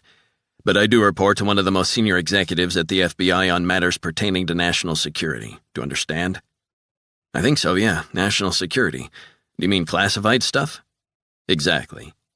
Resnick rested his hands on his knees, staring straight at O'Keefe. You've built an enviable life for you and your family. I admire that. It couldn't have been easy. O'Keefe stared off into the distance. You have no idea. I was lucky. I had a father who was around, who taught me the difference between right and wrong. But from what I understand, you and your brothers weren't so lucky. Let me tell you, it was a living nightmare. I hear people talking about how guys like me are privileged. Privileged? They don't know what the fuck they're talking about. I had to work my tail off. People talk about not having much money. Trust me, they don't know what it's like being as poor as we were. I understand. That was just one part of my fun childhood. You want to talk about the emotional, terrifying impact of a guy like Charlie Campbell on our family? Resnick nodded. It was hell. From the day he arrived, I knew it would end in bloodshed. I could see the way my brothers looked at Campbell. From the very first day, they worshipped him.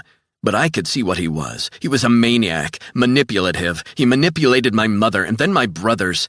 I got out of there as fast as I could. Resnick appreciated his honesty, but he needed Robert to open up more, so it was time to return the honesty. It sounds like you've watched some of the coverage on TV about the sniper attacks. O'Keefe nodded. It's like a nightmare. It was bad, real bad. As I said, I was there when it happened, with my daughter, when your brothers began firing. Is she okay? Your daughter? I haven't been able to get in touch with her, but I'm hoping she got to a safe place. Robert, you'll probably find out at some point, but I think it's only right that you know how they died. The police? I know how they died. No, I mean your brothers.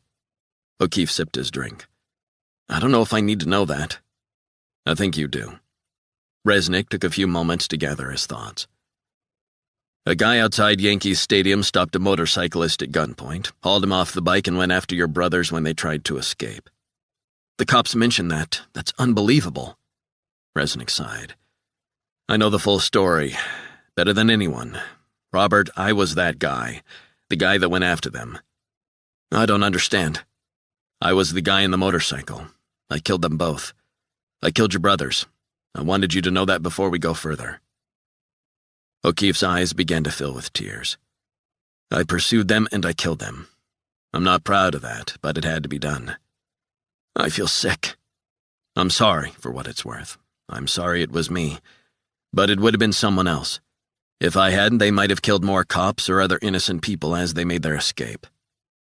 O'Keefe wiped the tears from his eyes. They were bad, but they were my brothers. I hated them, but they were still my blood. Resnick sighed and stared out over the waves crashing onto the beach in the distance. I know. The cold hard fact is that they killed 8 cops and wounded quite a few others. That was their doing. I don't know what to say. Say whatever you want. O'Keefe's lower lip was quivering. It says a lot about you, your character, that you didn't follow that same path, Resnick added. It must have been hard for you seeing your brothers choose that life. O'Keefe shook his head. I wish I could turn the clock back. Resnick stayed silent. O'Keefe dabbed his eyes with the back of his hand. I knew it would end like this. I just knew it, but I never imagined it would be so terrible. Resnick nodded. You say you knew it would end like this. What exactly do you mean? Take me back to the beginning. It all leads back to Charlie Campbell, my stepfather. That's how it all started. The first day Charlie Campbell came into our lives, he was a racist, a psychopath, and I was scared shitless just being in his presence. He gave off those vibes. I read some of Campbell's FBI file on the way over here, but I'd like to hear more about him from you. Why? He's dead. That's why. I believe his death about 3 months ago might have been the spark that led your brothers to stage the attack today. O'Keefe began to break down and shake his head. 10. Camilla Perez sat down in a booth at her local diner in Hempstead, Long Island, overlooking the parking lot. Her eyes were drawn to the TV behind the counter, showing the distressing scenes coming in from Yankee Stadium. A waitress stopped by and poured her a coffee. "Isn't that terrible?" she said. "Is nothing sacred? Should be a lovely day for people. Police just doing their job. Awful." Camilla shook her head. "I don't understand. So they only killed cops?" "Chopper blown out of the sky, 4 civilians killed, but mostly NYPD. My brother-in-law works in the Bronx. He's a cop.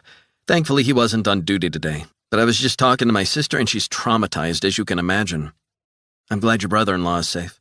So am I. He's a good man. Anyway, life goes on, right? What can I get you?" Perez didn't feel like eating, but she needed something to make her feel better. She ordered pancakes with maple syrup. Once she'd finished and had another cup of coffee, she was feeling marginally better. She sat alone for the next hour drinking coffee, scrolling through messages from friends talking about the horrific scenes in the Bronx. She checked out what people were saying on Twitter about it, but too many people were sharing disturbing blood-soaked cell phone footage taken at the scene. Eventually, she put her phone away. Perez's thoughts turned to Leon. She wondered when he would call. He had promised to call half an hour earlier because he knew how worried she was. But still nothing. He worked in downtown Manhattan, miles from the Bronx. But she wondered if the shootings outside Yankee Stadium meant he would have to work later, or would even have trouble leaving Manhattan. She heard on the radio that subway lines across the Bronx and Manhattan had been shut down for an hour as the police responded to social media rumors that the culprits had been spotted on a subway train. Her gaze wandered back around the diner. Everyone's attention was seemingly glued to the TV. She turned and glanced out the window and across the parking lot. 20 yards away, 2 young men were sitting in a pickup truck, smoking cigarettes, staring straight at her. Her stomach immediately tightened. They were definitely staring at her. She was the only diner sitting by the window. The men looked Hispanic, like her. Not unusual in Hempstead, but what set them apart were the gang tattoos on their necks, the distinctive blue and white clothes, and the arm out the window sporting numerous gang symbol tattoos which she was very familiar with. MS-13. Were these the same guys who had threatened Leon? Were they here to threaten her now? And why hadn't Leon called? She felt a growing sense of dread. Perez turned away from the window, trying not to think about the men. Maybe they were there for reasons that had nothing to do with her. Maybe she'd only caught their attention because she was near the window. On the TV behind the counter, the terrible images of fleeing crowds outside Yankee Stadium were being shown for the umpteenth time. She couldn't shake the feeling of grave unease she got from the gangbangers outside. Maybe she should call Leon. Should she call the cops? She imagined they already had too much on their plates to worry about a young woman being stared at through a diner window in broad daylight. The men in the truck weren't doing anything illegal after all. Her cell phone rang and she nearly jumped out of her skin. Leon. But she didn't recognize the number on the caller ID. "Yeah, Camilla speaking." She heard only silence, although she sensed someone was there. "Yeah, who's this?" "Hey, Camilla speaking," said a man's voice with a distinctive Salvadoran accent. "You look nice today, real nice." Perez turned and saw that the passenger in the pickup was grinning like a jackal, cell phone pressed to his ear. Her heart skipped a beat. How had they gotten her number? She felt alone and desperately scared as she sat in the booth, listening to the man's breathing, exposed to their malevolence, their reach. She had prayed long and hard that they would leave Leon alone. "What exactly do you want?" she said. "We don't want anything. We're just here to remind you that our friends are very grateful for your fiancé's help in the past, and they won't forget that. Neither will we. And they've asked us to tell you that if you need anything taken care of, they will be only too glad to help." "I don't want anything taken care of, do you understand that? I'd like us to get on with our lives, that's all." "And you will, trust me. We want nothing more than to allow you to get back to that real nice fiancé of yours. He's an interesting guy, talks well." Perez felt sick at the mess their life had become. It was all down to Leon's weakness of character and his betrayal of his employer. She knew he wasn't a terrible person, and she had rationalized that his were the actions of a desperate man, being blackmailed and in fear for his life, at the mercy of highly dangerous people. She just wanted it all to end. She wished she had someone she could talk to other than her priest, but she didn't have anyone, no one to look out for her, and these men probably knew that. The more she thought about what Leon had done, falsifying reports and passing on classified information to gangsters, the more it hurt. He should have taken a different path. But she also knew that if he had, he would have been killed. Or she would have been. What sort of choice was that? They had him, and there would be no escape. Somehow Leon would have to live with what he'd done. It seemed like a small price to pay. But there was a bigger price she was paying, an emptiness in her soul that couldn't be repaired. Perez drank her Coke, not able to look out the window at the men. Her parents would be mortified if they knew what her fiancé was involved in. She had been brought up by her parents, incredibly hard-working people from Mexico, to study hard at school, obey the law, and love everything America had to offer. They had told her since she was a child that she was lucky, that she should cherish the freedoms and economic opportunities that America offered. She had obeyed the law her entire life, despite the prevalence of gangs in the neighborhood where she grew up. But Leon had dragged her into his world. His actions and her silence would ultimately define them both on Judgment Day. She would have to atone for her sins in another life. She knew that. "You still there?" the voice said. She cleared her throat, pressing the cell phone to her ear. "I don't want to see you again." "And you won't, we promise. We think it's important that you understand that there can be consequences for making bad decisions." Bad decisions. So that was it. They were issuing a not-so-subtle warning for her and Leon not to make bad decisions, which meant in her eyes going to the cops or the feds. It sent a chill down her spine. "We just want to let you know that we're here in Hempstead. You know who we are, and we know who you are, and we're cool with that. Don't be afraid of us." "Afraid of you? But I am. Don't you see that?" "Listen, miss, no need to be afraid of us. People you need to be afraid of are those crazies shooting up cops outside Yankee Stadium. Now that's fucked up, and in broad daylight." Perez turned and stared through the diner window at the passenger in the pickup. "Please don't follow me. You need to leave us alone." "Just so long as you know we have your back." 11. The waters off Southampton were sparkling in the late afternoon sun. Resnick walked along the beach with a traumatized hedge fund manager.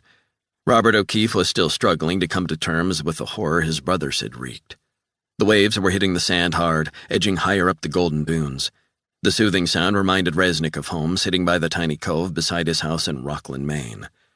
They walked in silence for another 100 yards before Resnick spoke. "Talk to me about Charlie Campbell. I can read files and prison reports for hours, but I want to know what this guy was really like. Tell me about him. Who was he?" O'Keefe looked up at the blue sky as if for guidance. "He moved in with my mom a few months after my dad died. My brothers were a lot younger, more impressionable. I was a teenager. I couldn't stand the sight of him." Resnick was glad that O'Keefe was at least talking. What exactly was the problem with him? Well, for starters, he had served serious time in Leavenworth, Aryan Brotherhood Inner Circle. He brought that whole thing into our house. The hatred, the anger, the knives, the guns, and the drugs. What else? I hated him. He wasn't my dad. No one could replace my dad, and certainly not some psychopath like Campbell. Once my mom married that animal, she condemned all of us to a bad future. It began when she started writing to him in prison. No idea why she did it. I think she was lonely." Resnick nodded. "She was a religious woman. She believed in God. She believed in the church. And she believed in redemption. She believed she could make him a better person. I suspect she had a Mother Teresa complex, but God knows it wasn't a good move for us." "It must have been a good move for Campbell." "Very true. When he got out, he had a ready-made family. Mom loved him. I was powerless to do anything about it. I left home as soon as I could, went to college, got a degree in economics, and never looked back. Got a job in an investment bank, but my brothers, they were left behind. I always wished I could have taken them with me, and maybe it wouldn't have come to this. Charlie Campbell molded them from poor, rough boys into the murderous bastards you saw today." "So Charlie Campbell was Aryan Brotherhood?" "Not just that, he was high up, very senior." "When was the last time you saw him?" O'Keefe brushed some hair out of his eyes as the wind whipped up the beach. "Charlie? When I left. Must be 15 years ago now, maybe more. He tried to be nice to me, to win me over, but he never did. When he died a few months ago, my brother Todd called me. I thought it was strange, as we've been estranged all this time. I think you might be right that this is what it all comes back to. It triggered them. His death triggered them." "Todd, he's the youngest?" "Yeah. Followed in Campbell's footsteps. Serious prison time. I just turned my back on them all. Didn't want to deal with it. But Todd blamed the cops for what he described as killing his dad. That's what he called him, his dad. I told Todd that Charlie Campbell wasn't our dad. Not then, not ever." Go back to what you said. Todd blamed the cops? Yeah. For killing Campbell? Exactly. Resnick turned and looked back and saw Farrelly standing on the sand near the house. The young Fed was speaking into his cell phone, staring down the beach at them, as if relaying the fact that Resnick was talking alone with O'Keefe. Resnick faced Robert, whose head was tilted up into the sun's rays, as though he were trying to warm up his mood. So he blamed the cops for killing Campbell. What happened? I believe it was a surveillance operation on Campbell. That's what Todd told me. What exactly did he tell you? Just that some undercover cops had Campbell and his crew under surveillance, and then they pounced and arrested him. Campbell put up a struggle, and he was killed. Some sort of chokehold. Resnick wondered why Meyerstein had not shared that information about Campbell and how he had died. Unfortunately, these things happen from time to time. Not in Todd's eyes. He blamed the cops. Not only that, he also told me there was going to be a reprisal from the brand. I was freaking out. Resnick was beginning to hear a whole new narrative. He wondered why these facts had been omitted from what he'd been told. Todd made this threat? Right, he said something along the lines of the NYPD are going to know what a reprisal means or something. What kind of reprisal? Todd wasn't specific. He just said the NYPD were going to pay. Campbell was very senior, at least that's what I heard. And Todd said that the world had gone out. Some shot caller had decided. I wasn't too sure what that meant. I think it refers to a top guy inside who calls the shots. So the word went out. Did he give you the name of the person who made this call? No, just someone in the Aryan Brotherhood leadership. I guarantee you that my two crazy brothers didn't do this without the Brotherhood at least helping them with the logistics and giving the go-ahead. Resnick nodded. I agree. I have a very important question, and I'm going to ask you to take your time before you answer. Robert, what did you do after your brother made those threats? Well, first I was scared. That's natural, trust me. Todd has a way of talking. It sounds very much like Campbell, slow, deliberate, chilling, so I was concerned. What did you do after you heard those threats? I called the FBI. Resnick took a few moments to absorb this information. I want to make sure I have this right. The FBI had this information 3 months ago? Are you sure? I mean, positive? 1,000,000,000% positive. Remember I told you that I told people about what I knew? Well, that's it. Who did you call at the FBI? The FBI field office in New York. I Googled the number, and I spoke to a guy. You spoke to a guy, FBI in Lower Manhattan? Yeah, that's right. Who in the FBI did you speak to? Special Agent Cortez, I think. Cortez. I saw Cortez a couple of hours ago, so what happened? What happened? I don't know what happened. I never heard back from them. Resnick rubbed his temples. If what O'Keefe was saying were true, it meant the FBI had advance warning of the attack and had failed to act on it. He patted O'Keefe on the back. You did the right thing, Robert. Fat lot of good it did. I need another favor. What kind of favor? Can I see your cell phone? Why? I already showed the FBI. I just want to check something. O'Keefe pulled out his cell phone from his pocket and handed it to Resnick. Did you use this phone to call the feds? Yeah. Can I have the passcode? O'Keefe gave him the passcode. Do you have a warrant to do that? No, I don't. You don't have to give me permission to do this, but I'm assuming you have nothing to hide. I live a straightforward life. Resnick smiled. Glad someone does these days. He keyed in the passcode, unlocking the phone. He scrolled down through the contacts. He also made a mental note of O'Keefe's cell phone number. Bear with me now. Resnick walked down to the water's edge, pulled out his own cell phone, and called a hacker he knew. Hey, Mr. R, how goes it? Not much time, my friend. I've got a cell phone number. Resnick gave him Robert O'Keefe's number. I want to know if and when this cell phone contacted the FBI field office in New York within the last 3 months.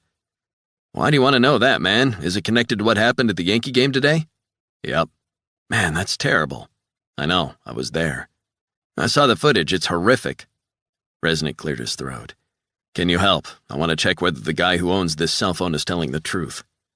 I'll get back to you ASAP. 12. The 12-story Federal Metropolitan Correctional Center in Lower Manhattan was close to the FBI's New York field office. Meyerstein headed down a series of brightly lit corridors flanked by 4 FBI special agents and a surly prison guard, keys jangling from his belt. Cameras watching her every move, the sound of metal doors clanking behind her. She didn't show it, but she felt uneasy. It was hard not to. They passed through electronic doors and into the high-security unit, 10 South, which housed only the prisoners deemed the most dangerous, while they awaited trial. The inmate she was going to meet had been charged with murdering a leader of the Black Mafia family street gang, conspiracy to murder a fellow inmate, and racketeering. Meyerstein followed the guard until they came to a windowless room with just a desk and 2 chairs chained to the concrete floor. The guard smirked. "Make yourself at home. He'll be with you in a little while. Don't try and provoke him. Guy is ready to blow at any minute." Meyerstein forced a smile. "Appreciate the advice." She went inside with the 2 special agents by her side. The other 2 agents waited outside. She stood, hands clasped in front of her. Meyerstein was surprised the inmate had agreed to see her. He had a reputation for extreme violence, stabbings, and hits. She had read his file. The man had connections she was hoping he could leverage, but whether he would listen to her proposition was another matter. Meyerstein sighed and began to flick through messages on her cell phone. Another from O'Donohue requesting a preliminary report, and another from the FBI senior legal counsel wanting to discuss the John Resnick issue. She could see O'Donohue was seriously concerned how it would look if Resnick's involvement in the FBI, stretching back several years, were revealed. She wondered if O'Donohue was going to use Resnick's very public pursuit of the snipers as an opportunity to end the Bureau's relationship with him. Was it possible that O'Donohue would really try to cut all ties to John Resnick on the same day that Resnick had hunted down the 2 snipers and taken them out? It was perverse. She viewed it as treachery, nothing more, nothing less. Political expediency. But increasingly, she had felt at odds with her senior colleagues, all highly experienced intelligence experts, who questioned the wisdom of having a former Black Ops assassin working for the FBI on classified investigations. Meyerstein understood their concerns. She might have had the same misgivings herself if she were in their place. But she knew too well not only what Resnick was capable of, but how his skill set had augmented the FBI's at critical moments. A couple years earlier, he'd even managed to rescue her after the Russian Mafia had kidnapped her. Resnick, not her senior colleagues, had come through for her. She considered him invaluable both for the dangerous work he did for her and across the FBI, and for his ability to act as her sounding board, as and when required. The clanging of electronic doors slamming shut snapped Meyerstein out of her musings. A huge, fearsome-looking white man, heavily tattooed, swastikas on his forearms, was standing in the doorway, flanked by 2 hulking prison officers. The prisoner shuffled into the room wearing shower slides. He was classic Aryan Brotherhood, Celtic crosses on his neck, ice blue eyes staring at her. Thomas Mad Dog Mills was handcuffed with chains on his legs. He had arms like lamb shanks. The officer pointed his nightstick at a chair behind the desk. Mills shuffled over, sat down, and grimaced. His malevolent gaze wandered around the room for a few moments. Meyerstein waited. Eventually, Mills fixed his gaze on her for what seemed like an eternity, as if trying to unnerve her. Then he again looked around the room at the special agents, staring at them long and hard before smiling. The guy seemed to be enjoying the attention Meyerstein's visit had brought. "This is a real treat," Mills drawled. "They don't allow anyone to see me, not a goddamn soul. I'm guessing you must be someone pretty special." Meyerstein said nothing, content to let him do the talking for a bit, get it out of his system. "They didn't say who you were or what you wanted." Meyerstein just stared back at him. She wasn't going to let him intimidate her. "Who are you?" he asked. "My name is Martha Meyerstein. I'm an assistant director at the FBI." "Is that right?" Meyerstein nodded. "FBI, huh? Now why would I want to talk to you? I don't like people like you. Don't you understand that? Read my fucking file. I loathe the feds. I loathe the government. All types of government." "I'm not really interested in whether you like people like me or not, Thomas. If you like the government or don't like the government, that's your prerogative." "Why are you here?" "I'm here to talk, and just so you know, I don't give a damn about your reputation." Mills sat and stared, expression impassive. "I'm going to be blunt, Thomas. I'm here to make a deal, just me and you. No one else will be privy to it." Mills looked over again at the 2 young feds at the other side of the room. "These your friends?" "They're FBI special agents." Mills fixed his gaze on them like a wolf eyeing its prey. "Well, good for them. Real nice dressers. Got to let me know where you guys get your suits. Very sharp. I know a guy from Hong Kong who visits Chinatown to measure up some of the triad dudes. Hell of a nice fella." "Enough of the wisecracks." Meyerstein leaned forward. "This is how it's going to work." Mills turned his attention back to her. His face was flushed, veins bulging in his neck. Meyerstein, huh? How do you spell that? I'm guessing Meyerstein, he said, picking out each letter of her surname. I don't know many Meyersteins. In fact, I don't know any, to be honest. Not where I'm from. Is that an American name? Born and bred. Where's your family from? Midwest. Where in the Midwest? Chicago. Got a lot of associates up in Chicago. Real tight crew up there. Meyerstein sighed. Mills sniffed and cleared his throat. It's a tough town, I'll give you that. It has its moments. Know what they call this part of the prison? Meyerstein nodded. First time in 10 South? She knew he was verbally sparring with her to show he had the upper hand. She had to be patient and put up with it. But she could already sense his deep rage and animosity, which was not far from the surface. Yes, it is. You liking it? Seen worse. It's a real fucking shithole. This is the place they held El Chapo, John Gotti, all the big names if they're on trial in the city. So I've heard. Mills shifted in his seat and grimaced. I've written a letter to my attorney. He leaned forward. She could smell the coffee and tobacco on his breath. You know why? You don't like it here, right?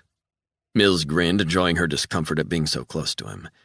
You know, people always seem on edge when I'm around. I can look into your eyes and tell exactly what you feel about me. I sense fear, animalistic trait in me, I guess. He sat back. His pupils were like pinpricks. This place is designed to make people go insane. The fluorescent lights are always on. There's never any quiet. Do you know what I'm saying? I'm not here to talk about your living conditions, Thomas, at least not directly. So what the hell are you here for? What if I said I might be able to get you out of here? Mills shrugged his huge shoulders, chains rattling on the floor. You see, I'm in a position to put in a word for you. Actually, it's more than a word. I can get you out of here. I can get you transferred to any jail where you might feel more at home. Any jail. Is that right? I can put in calls. I can pull strings. We're reasonable people. Mills's gaze wandered around the windowless room. He stared at the impassive expressions of the two FBI special agents. Reasonable people, huh? What do you guys think? Are you two reasonable people? The special agents just stared back at him. Meyerstein said, I hear you're in a cell 23 hours a day. Can't be much fun. Mills looked at her, eyes cold and dead. Sometimes 24. Depends on the mood of the guards. His gaze pierced hers. Tell me, where do you live? Meyerstein shifted in her seat. Why do you want to know that? Just curious, I guess. This isn't about me. This is about you, Thomas. I want to do something to help you. Mills arched his eyebrows. Help me? Now why is a nice Jewish FBI agent offering to do a guy like me a favor? You're a shot caller in the East Coast, maybe the shot caller. We have reason to believe that a letter you recently sent to your sister, which we became aware of only a few hours ago, contained coded instructions that a hit was to be carried out. Mills said nothing. Meyerstein pulled a photocopy of the letter from her jacket. Here's the thing. We visited her house, and she still had a hit lying around. Written in invisible ink, perhaps your urine, were instructions. Very clever. You confess everything now, I can get you moved to a better prison, a far better prison, maybe back to Florence, Colorado. You were there before Leavenworth, weren't you? Mills grinned. I love the fresh air of Colorado. I like the people there. You'll be with the rest of your crew. Better food, protection, the works, and that's not all. We can slash your sentence. We can make recommendations, confidentially, that you get 4 years in Florence, not 40. We can do that, and this could really turn things around for you. Now, you really need to think about this. 4 years. No one is ever going to get an offer like that. But we are prepared to do this. That's all very interesting. And what is it that I'm supposed to confess to you? I'm getting to that. I'm guessing, Thomas, that you heard about what happened at Yankee Stadium this morning. A guard mentioned it. You want to tell me about it? Meyerstein smiled. He was playing dumb, but he wasn't dumb. She had read a psychologist's report that said he had an IQ of 143. She knew he was very well read. He frequently quoted the German philosopher Goethe. Earlier today, as you know, 2 of the O'Keefe brothers, aligned with the Aryan Circle, a splinter group of the Aryan Brotherhood of Texas, killed 8 police officers outside Yankee Stadium. Mills cleared his throat. You're saying they killed 8 officers? Damn, that's pretty hardcore. It was cold-blooded murder, that's what it was. Nothing hardcore about killing police officers, and we believe you were the shot caller on this. You and 3 of the O'Keefe brothers were all in Leavenworth at the same time. We've seen the coded letter to your sister. We're checking the phone records from here." Meyerstein smiled. "We'll be checking the guards' cell phones, too, in case you were wondering. We believe in this instance that someone within the Brotherhood is calling the shots. Maybe it's you, I don't know. Maybe someone in Florence. But someone is pulling the strings on this operation." "Go on." "We know Todd O'Keefe is a lieutenant of yours, that he was an enforcer inside Leavenworth. On the outside, like a lot of your guys, he carries out hits. But only when you or someone of your seniority gives it the green light. You see, I'm not convinced this is over. A few of my colleagues also believe there might be another attack, imminently." "That's an interesting story, Meyerstein. I'm sitting here really blown away by this whole imagination of yours. It must have taken the FBI all of 5 minutes to come up with that implausible scenario. Very creative." Meyerstein sighed and shifted in her seat. She felt soiled just sitting so close to such a monster. She had read about how he had stabbed his rivals in the Brotherhood, beat several black inmates to death, shanked a black guard, took out the eye of another. But with no bead on Todd O'Keefe's location, she needed to make a deal if they stood a chance of stopping any further attacks. Interestingly, it wasn't Todd who killed those officers this morning. So did he delegate it to his brothers, or was that your idea? Mills shrugged. "They're both dead, in case you were wondering." "I don't know anything about this, especially since I'm in solitary." "They were killed before they got out of the Bronx." "Listen, what has that got to do with me? You think I'm some redneck Peckerwood?" "No, I think you're smart, and you need to listen up, Thomas. The letter sent to your sister has your fingerprints all over it, and your code isn't hard to figure out. We believe that you ordered these killings to avenge Charlie Campbell, and only you can get the message out to stop this." "I haven't seen Charlie in years." "But you stayed in touch, and when his stepsons landed in Leavenworth, you took them under your wing." Mills shrugged, icy eyes locked onto hers. "We need to find a Todd O'Keefe." "Let me tell you something, Meyerstein. Charlie Campbell was a brother to me, a crazy tough fuck, but a blood brother. Now, you won't see guys like me weeping over Charlie. We know the business we're in and who we roll with. It can get you killed, but we're all prepared to die. Dying is no big thing. You don't seem to realize that." Mills was getting more animated talking about Campbell. Meyerstein could see how close the man had been. "We're offering you the best deal you're ever going to get, Thomas. A deal that will set you free in 4 years. I've seen people in New York facing Class D violent felonies who serve 7 years. We're offering 4 despite everything we know about you. Think about that. You might scoff at such expediency, but I don't. I want to save innocent people getting killed." Mills shook his head. "You're not going to get a better deal than that." "You think this is a negotiating tactic? Give me a break. You come in here thinking I'm gonna talk, thinking you'll do what you can to make it all stop." "I came in here willing to strike a deal. You can take it, and it can make your life a whole lot easier." "You don't get it, do you? You just don't fucking get it." "Get what?" "Get what makes us tick. What makes us who we are. Do you think the AB are stupid?" "No, I don't." "We're many things, but stupid isn't one of them. Don't you think the other guys in the AB will wonder why I'm getting out so early?" "The prison can say that they're transferring you." Mills sneered. "Wake the fuck up. They won't buy that bullshit. We have people everywhere, and I mean everywhere. They want to know where I've been for the past 20 minutes, who I've been talking to. I guarantee you word's already gotten out." "There's a deal. It's on the table. My advice? Take it."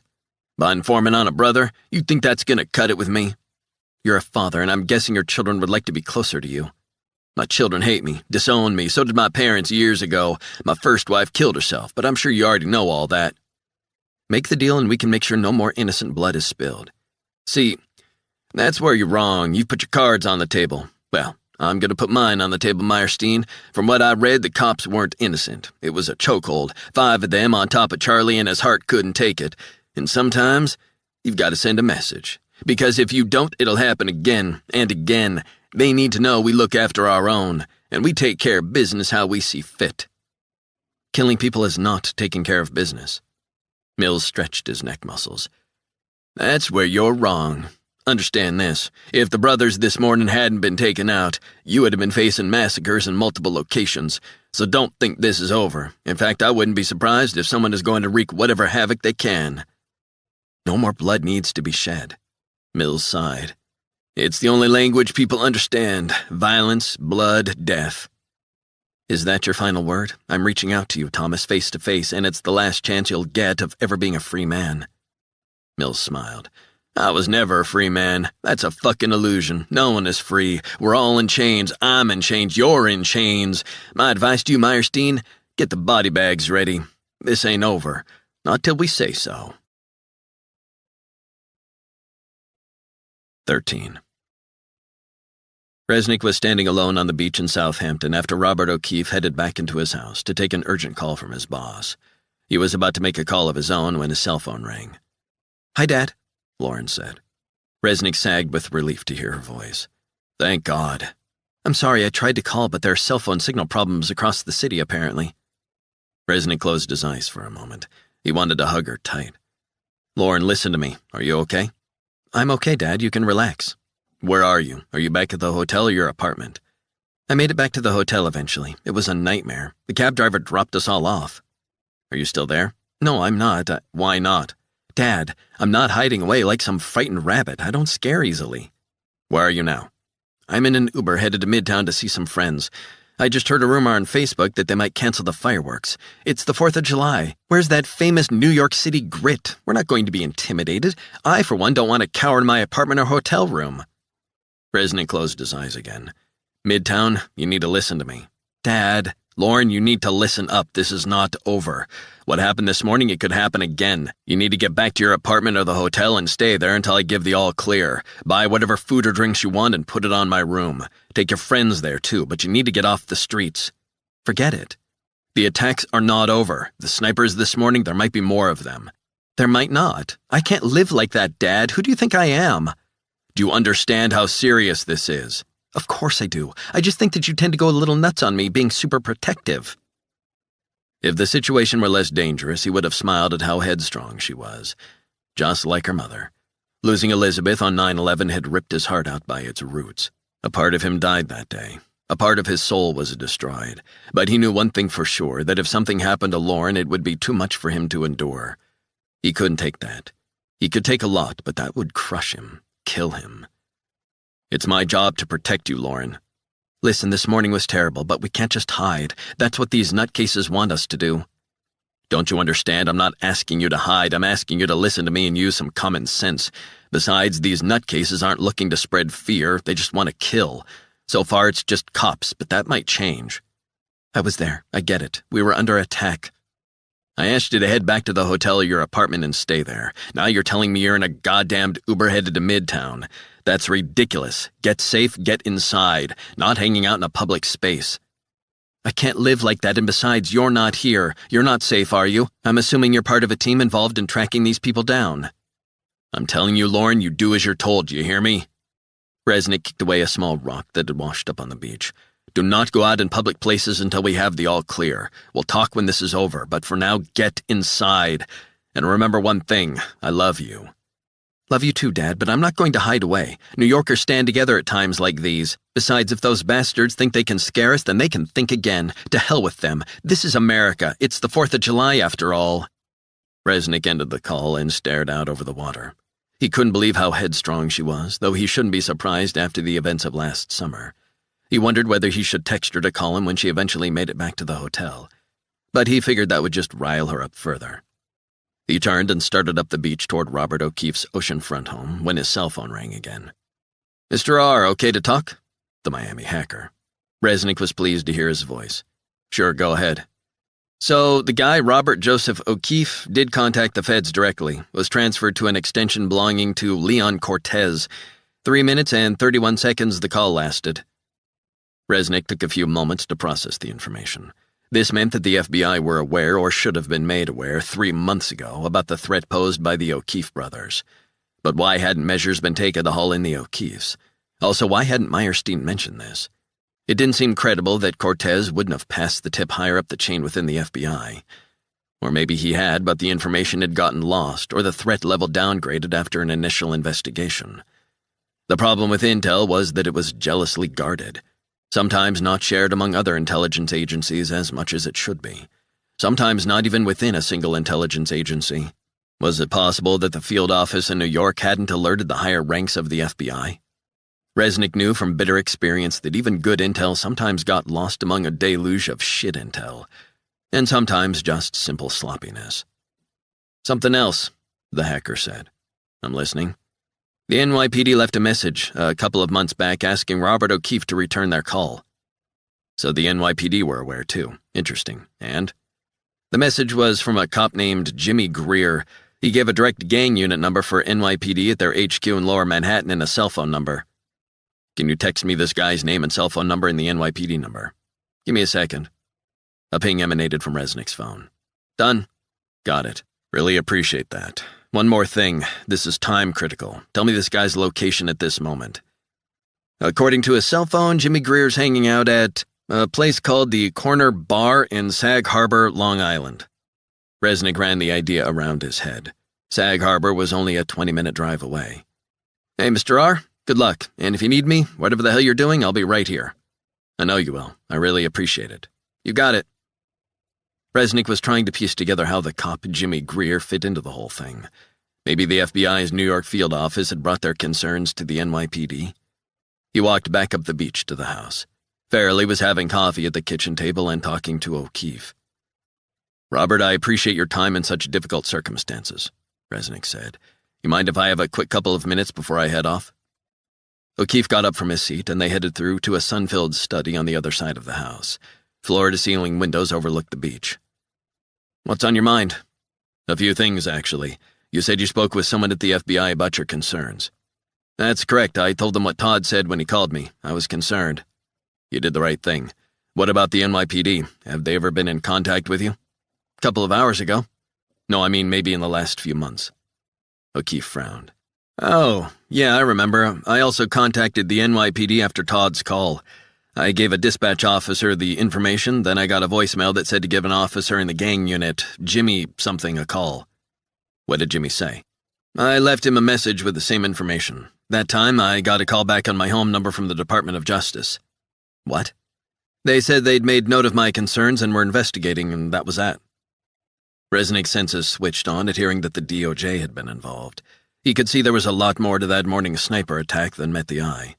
It seemed like the O'Keefes had been on the radar of multiple agencies for months, which begged the obvious question, why hadn't they been detained and questioned at the very least? Let me just make sure I have this all straight. So you alerted the authorities, both NYPD and FBI? Absolutely, why wouldn't I? Robert, I'm worried about your brother, Todd. You should be, he's crazy. I mean, very, very dangerous. He's always been nice to me, don't get me wrong, but I know what he's like, what he's capable of. He killed a neighbor's cat when he was 10. Shit. Listen, I'm guessing whatever he's feeling, whatever desire he has to avenge your stepfather, will only be exacerbated by your brother's deaths. I'm concerned that Todd is planning to kill again. O'Keefe nodded. He'll want payback. Trust me, you need to find him. Todd is definitely the most dangerous one of the family. 14. The car headed through the toll plaza and into the Holland Tunnel on the way to Lower Manhattan. Todd O'Keefe was sitting in the back of the SUV, being driven by the bartender from the clubhouse. He knew there were license plate readers across the city, and they'd be looking for a car connected to him. But changing vehicles and using cabs was a way around that. He began to do some breathing exercises. He had rehearsed in his mind over and over again what was going to happen. He'd even scoped out the locations. The groundwork had been laid. He had a picture in his mind's eye of what he was going to do. The tunnel lights flashed by, closer and closer. He had been dreaming of this day for weeks. O'Keefe felt wired, grinding his teeth. He had popped some amphetamine pills and had snorted a few lines of coke. He was feeling top-line crazy, just the way he liked. The lights whizzed by. You want to talk about the minivan? The driver asked. Let's hear it. It's on the level you want. It's already in position. Inside is everything you need. When was it dropped off? Just over an hour ago by an associate of ours. O'Keefe sniffed hard as his mind flashed back to his previous visit. The parking garage gave him the perfect line of sight for what he planned to do next. I'm sorry about your brothers, man. O'Keefe said nothing. He just stared ahead at the tunnel, the headlights of oncoming vehicles making him squint his eyes occasionally. For a second, he was back in the woods near his childhood home in upstate New York, exploring with Travis and Ryan, each of them with a flashlight. Sometimes they'd camp out there in the summer and build fires. They sat around talking. As the youngest, he just listened. They talked of robbing, stealing, to get money for their mother. She was broke. And so it had begun. They stole anything they could get their hands on. eggs from barns, tools from houses, laptops and clothes from out-of-towners' vacation homes. They took it all. O'Keefe closed his eyes for a few moments, lost in memory. He remembered when their oldest brother Robert, Bobby, found out. Bobby had looked at the three of them as if they were dirt. Todd couldn't understand it. They had brought in money for their mother and food. They had the best organic eggs in upstate New York ever since they had stolen some hens and kept them in their garden. It was shortly after that the police became regular visitors to the house. The cops hauled Todd, Ryan, and Travis out of the family home while their mother screamed, trying to hang on to them. The cops just sneered, called them poor white trash. He knew they were poor. He also knew they were white, but they were never trash. They wanted to survive. They weren't going to live on handouts. Then Charlie Campbell came into their lives. Charlie became their dad. He took the brothers under his wing. He showed them how to catch rabbits, hares, deer, skin them, gut them, cook them, eat them, and he taught them to fight. They fought like crazies. He demanded they fight, always fight. When the kids who lived nearby mocked them for not having cool clothes, they got their lights knocked out. And so the police came back. The ritual was repeated again, and again. "Maybe I shouldn't have said anything about that," the driver said, snapping O'Keefe from his reverie. "I mean, God rest their souls." O'Keefe nodded. "My brothers were tough, and they understood that sometimes you've got to sacrifice yourself. For the greater good, for the cause, for what we believe in." The driver nodded. "How long you been out?" "5 years. How you finding it? Tough, family, money, cops, the usual shit." O'Keefe nodded. "I might not make it out of Manhattan after tonight. You have to know that. Find a way. We'll help you disappear for good, for years if need be. I know a ton of people that'll help you. But for today, you need anything, you know where the clubhouse is. The shot caller got your number?" "Yeah, we're all set." They exited the tunnel and the skyscrapers of lower Manhattan loomed large. Traffic was clogged up for a block or two because of construction. Eventually, the car pulled up at a red light. O'Keefe looked at the people strolling on sidewalks, talking into their cell phones, eating hot dogs while walking their dogs. A black guy wearing a smart gray suit on the crosswalk, checking messages on his cell phone. Cell phones had been widespread when he was put away. But it seemed to O'Keefe, since he'd been out, that everyone was using them all the time now, streaming music, sending messages, emails, surfing the net, Snapchat. The lights changed and the SUV pulled away. They drove on in silence for a few more blocks until they reached Greenwich Street. O'Keefe felt his heart beginning to beat a little faster as they drove up to the 6th level of the parking garage. The driver reversed into a space and switched off the engine. He scanned the deserted garage. Then he turned and pointed to a minivan parked at the far end of the lot. "That's it." He rifled in his pockets and handed the keys to O'Keefe. "The bag, everything you need, it's already in there." O'Keefe took a moment. "The cops always laughed at us, said we were poor white trash." The driver nodded. "We're going to send the cops a final message tonight. They sent Charlie home in a body bag. Well, guess what? Same is going to happen to their guys tonight." The driver hugged O'Keefe tight. "Blood in, blood out, brother." O'Keefe got out of the SUV and watched the driver pull away. He was on his own now, the way he liked it. He headed over to the van, which was parked with its back to the wall. It had tinted windows as he had requested. He pressed the fob, opening the driver's door, and slid into the front seat. The bag was at his feet. He reached over and opened the glove compartment. Inside were the military-grade binoculars. O'Keefe picked up the bag and binoculars and climbed into the back of the van. He leaned forward and opened the back window. His position was perfectly concealed from the street by a low concrete wall topped with metal bars above. He trained the binoculars on the busy downtown street. The coffee shop was located on Trinity Place, perhaps 100 yards away, 120 at a push. He scanned the sidewalk as pedestrians strolled by the cafe, oblivious to what was about to happen. A few were standing outside chatting, coffees in hand. A workman wearing a hard hat was talking into his phone. O'Keefe felt the sweat on his forehead, wiping it away with the back of his shirt sleeve. He unzipped the bag and pulled out a rifle case, opened it up. Sniper rifle. He mounted the scope. He checked that it was securely mounted to the base. He aimed through the metal bars. Then he began to focus the reticle on the scope. The pedestrians on the street were blurred. A few adjustments. Suddenly, pin-sharp focus through the crosshairs. He listened to his breathing as he stared into the scope. He felt his anger begin to rise. A black anger, putrid hate at people he didn't know, people unaware of who he was and why he was there. They would never understand, never comprehend the choices he made. He thought again of Travis and Ryan. He assumed it was cops who had killed them too. His stomach tightened. They'd been prepared to lay down their lives, prepared to die, prepared to fight no matter what or why. They'd carried out orders, like good soldiers, blood in, blood out. And all for Charlie Campbell, the man who had taken them under his wing, a man who had taught them to shoot, to hunt, to fight, and to kill. They saw like he did the way Campbell had looked lovingly at their mother. Protective. Their biological father had left them, abandoned them. But Campbell stayed by their side until they were old enough to look after themselves. Charlie Campbell taught them everything he knew. The more he thought of Campbell, the more he felt a primeval rage within him.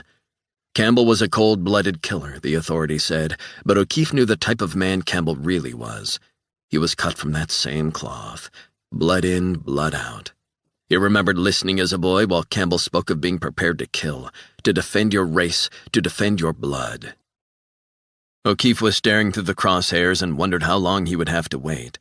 It might be a while. But he knew that in New York City, and especially in Manhattan, and most especially around Lower Manhattan, there were cops everywhere. And sure enough, a few minutes later, a cop car pulled up outside the coffee shop. 2 female cops got out. One headed into the shop while the other leaned against her cruiser, talking into her cell phone. O'Keefe felt his heart racing as if he'd taken a shot of speed. He lined up the crosshairs, perfectly focused on the cop outside. He held his breath, savoring the moment, the pleasure of the soon-to-come release, the rush of emotions that would follow. But more than that, the payback for Charlie Campbell, his dad, blood brother. O'Keefe controlled his breathing like he'd been taught. He centered the scope. The first cop emerged from the shop laughing, carrying 2 large coffees. He felt his finger on the trigger. The cop's face was in the center of the crosshairs. Slowly he squeezed the trigger. A shot rang out. The cop fell, direct hit to the face, blood exploding on the sidewalk and her uniform. The second cop was in his crosshairs, bending over her colleague, radioing for backup. He squeezed twice, hitting her in the back. The second cop slumped on top of her dead colleague. Panic as people fled in all directions. Fuck them. O'Keefe pulled the van window shut, put the rifle in the bag, got back in the front seat. He started up the minivan and quietly pulled away, then headed out of the parking garage and back onto the streets of Lower Manhattan. Charlie Campbell would be avenged. O'Keefe gave a wry smile as he moved to his next location in the city. 15. When Resnick's cell phone rang, he was riding up front with the FBI driver on the short journey from Southampton to Sag Harbor. "John, 2 cops have just been killed in Lower Manhattan." Meyerstein's voice sounded strained. Resnick felt sick as he listened to the details of the cold-blooded attack. "We just got footage from a parking garage. It's Todd O'Keefe. He's in the city, and he's clearly been given support. Somewhere to lie low. I'd really prefer if you were back in the city right now, John. I don't think Todd is going to stop there." "What about Farrelly?" "We've instructed him to stay with Robert O'Keefe and his family until we get back up." "I want to talk to you about something, Martha. After talking to Robert, I think the FBI needs to look at its files again. I have reason to believe that he informed both the FBI and the NYPD that his brother Todd was going to do something. He was very concerned." "Do something?" She sounded dubious. "What do you mean by that?" "Avenge Charlie Campbell, their stepfather." "I've gone over our file on the O'Keefes. There's no heads up from Robert O'Keefe on Todd." "You're wrong." "Excuse me?" "Martha, I'm telling you, something is not right. I have proof that Robert O'Keefe is not lying." "What kind of proof?" "Not the sort that will hold up in court without a warrant, but that doesn't matter." "John, I don't like the tone of your voice. You're insinuating that we didn't act on information that could have prevented this." "I'm sorry, but it's true. He contacted the FBI and the cops." Resnick tapped his fingers against the back of the phone and decided to plunge ahead. "I got someone to check Robert O'Keefe's cell phone records. He had a conversation that lasted exactly 3 minutes and 31 seconds with Special Agent Leon Cortez of New York." "Leon Cortez?" "Correct. That's all I know. But after that call, Robert O'Keefe never heard back from Cortez or the feds." "Okay, that is concerning, but there's nothing in the file on this, so I'm assuming that whatever he had to say wasn't important. You'd be surprised how many people report things but are reluctant to give us the details we actually need in order to take their claims seriously. Robert O'Keefe has no reason to lie. After he spoke with Cortez, he called the NYPD. Shortly after that, he said he got a call from the Department of Justice saying that they had taken over the case from the NYPD. Something is seriously wrong here. Meyerstein was quiet for a minute. What you're saying is that this was either ignored or buried. That's exactly what I'm saying. Meyerstein groaned. I'll look into it. You have my word, but it's probably best if you head back, right now. I've come all the way out to the east end of Long Island. We're in Sag Harbor. What the hell is in Sag Harbor? The cop Robert O'Keefe was in touch with. Someone that may know more about this whole fuck-up. Look, I cut you some slack to follow up a lead, but I'm not so sure Sag Harbor is where you need to be right now. Maybe, maybe not. I think Robert O'Keefe is credible. I believe him, and I'd like to hear what this cop has to say. You could be on a wild goose chase. The omission from the file might be entirely innocent. Maybe, but I'm convinced that at least some people in the FBI and the NYPD know a hell of a lot more than you and I have been told. That's a big, big call, John. You better believe it, but something doesn't smell right. Look, I think your particular skill set might be better deployed back in the city. I'm worried Todd O'Keefe is going to pop up again, and the next time, God knows what he'll do. Give me an hour, not a second more. Then you head back to Manhattan. You got it. The Corner Bar was a rundown saloon in decidedly upscale Sag Harbor. Faded flag decorations hung above the front door, fluttering in the summer breeze. Resnick pulled up a stool at the bar and ordered a beer. It was like an old fisherman's haunt, a few old-timers hanging around. The TV was showing live footage from Lower Manhattan, the scene of the attack on the two female cops. An old man wearing a mariner's cap, sitting on a stool beside him, was shaking his head, nursing a whiskey. What sort of animals do that? Resnick nodded and took a couple of welcome gulps of cold beer. Cops, killing cops, on the 4th of July, what the hell, is this America? Resnick stared at the TV. The old-timer beside him wouldn't believe what sort of day he'd had, which was probably just as well. He had been in the thick of it, and then some. What the hell is going on in this country? A voice behind him said, Nobody respects cops no more. Resnick turned around and saw a red-faced, burly guy sitting alone at a table drinking a pint of beer. It's a fucking disgrace, the red-faced guy said. You hear what I said? I hear you, Resnick said. You're 100% correct. The guy had tears in his eyes. Fucking outrageous, killing cops. Back in the day, that was rare, but now it's like every fucking second I hear about a cop being shot or killed or targeted on duty outside a ball game, and now 2 officers gunned down on a coffee break. What the hell is going on? The old man with the mariner's cap whispered in Resnick's ear. Guy used to be in the NYPD, that's why he's so upset. Resnick nodded. He finished his beer and ordered 2 more. He picked them up and went over and sat down opposite the red-faced guy. He pushed the bottle toward him. Here, on me. The guy stared at the TV screen, shaking his head. Sorry, I don't know you. What's that for? Take it. I'm sorry about getting all emotional over this shit. Nothing to apologize for. Resnick reached over to shake the guy's hand. My name's John Resnick. Hey, John. The guy had a vice-like grip.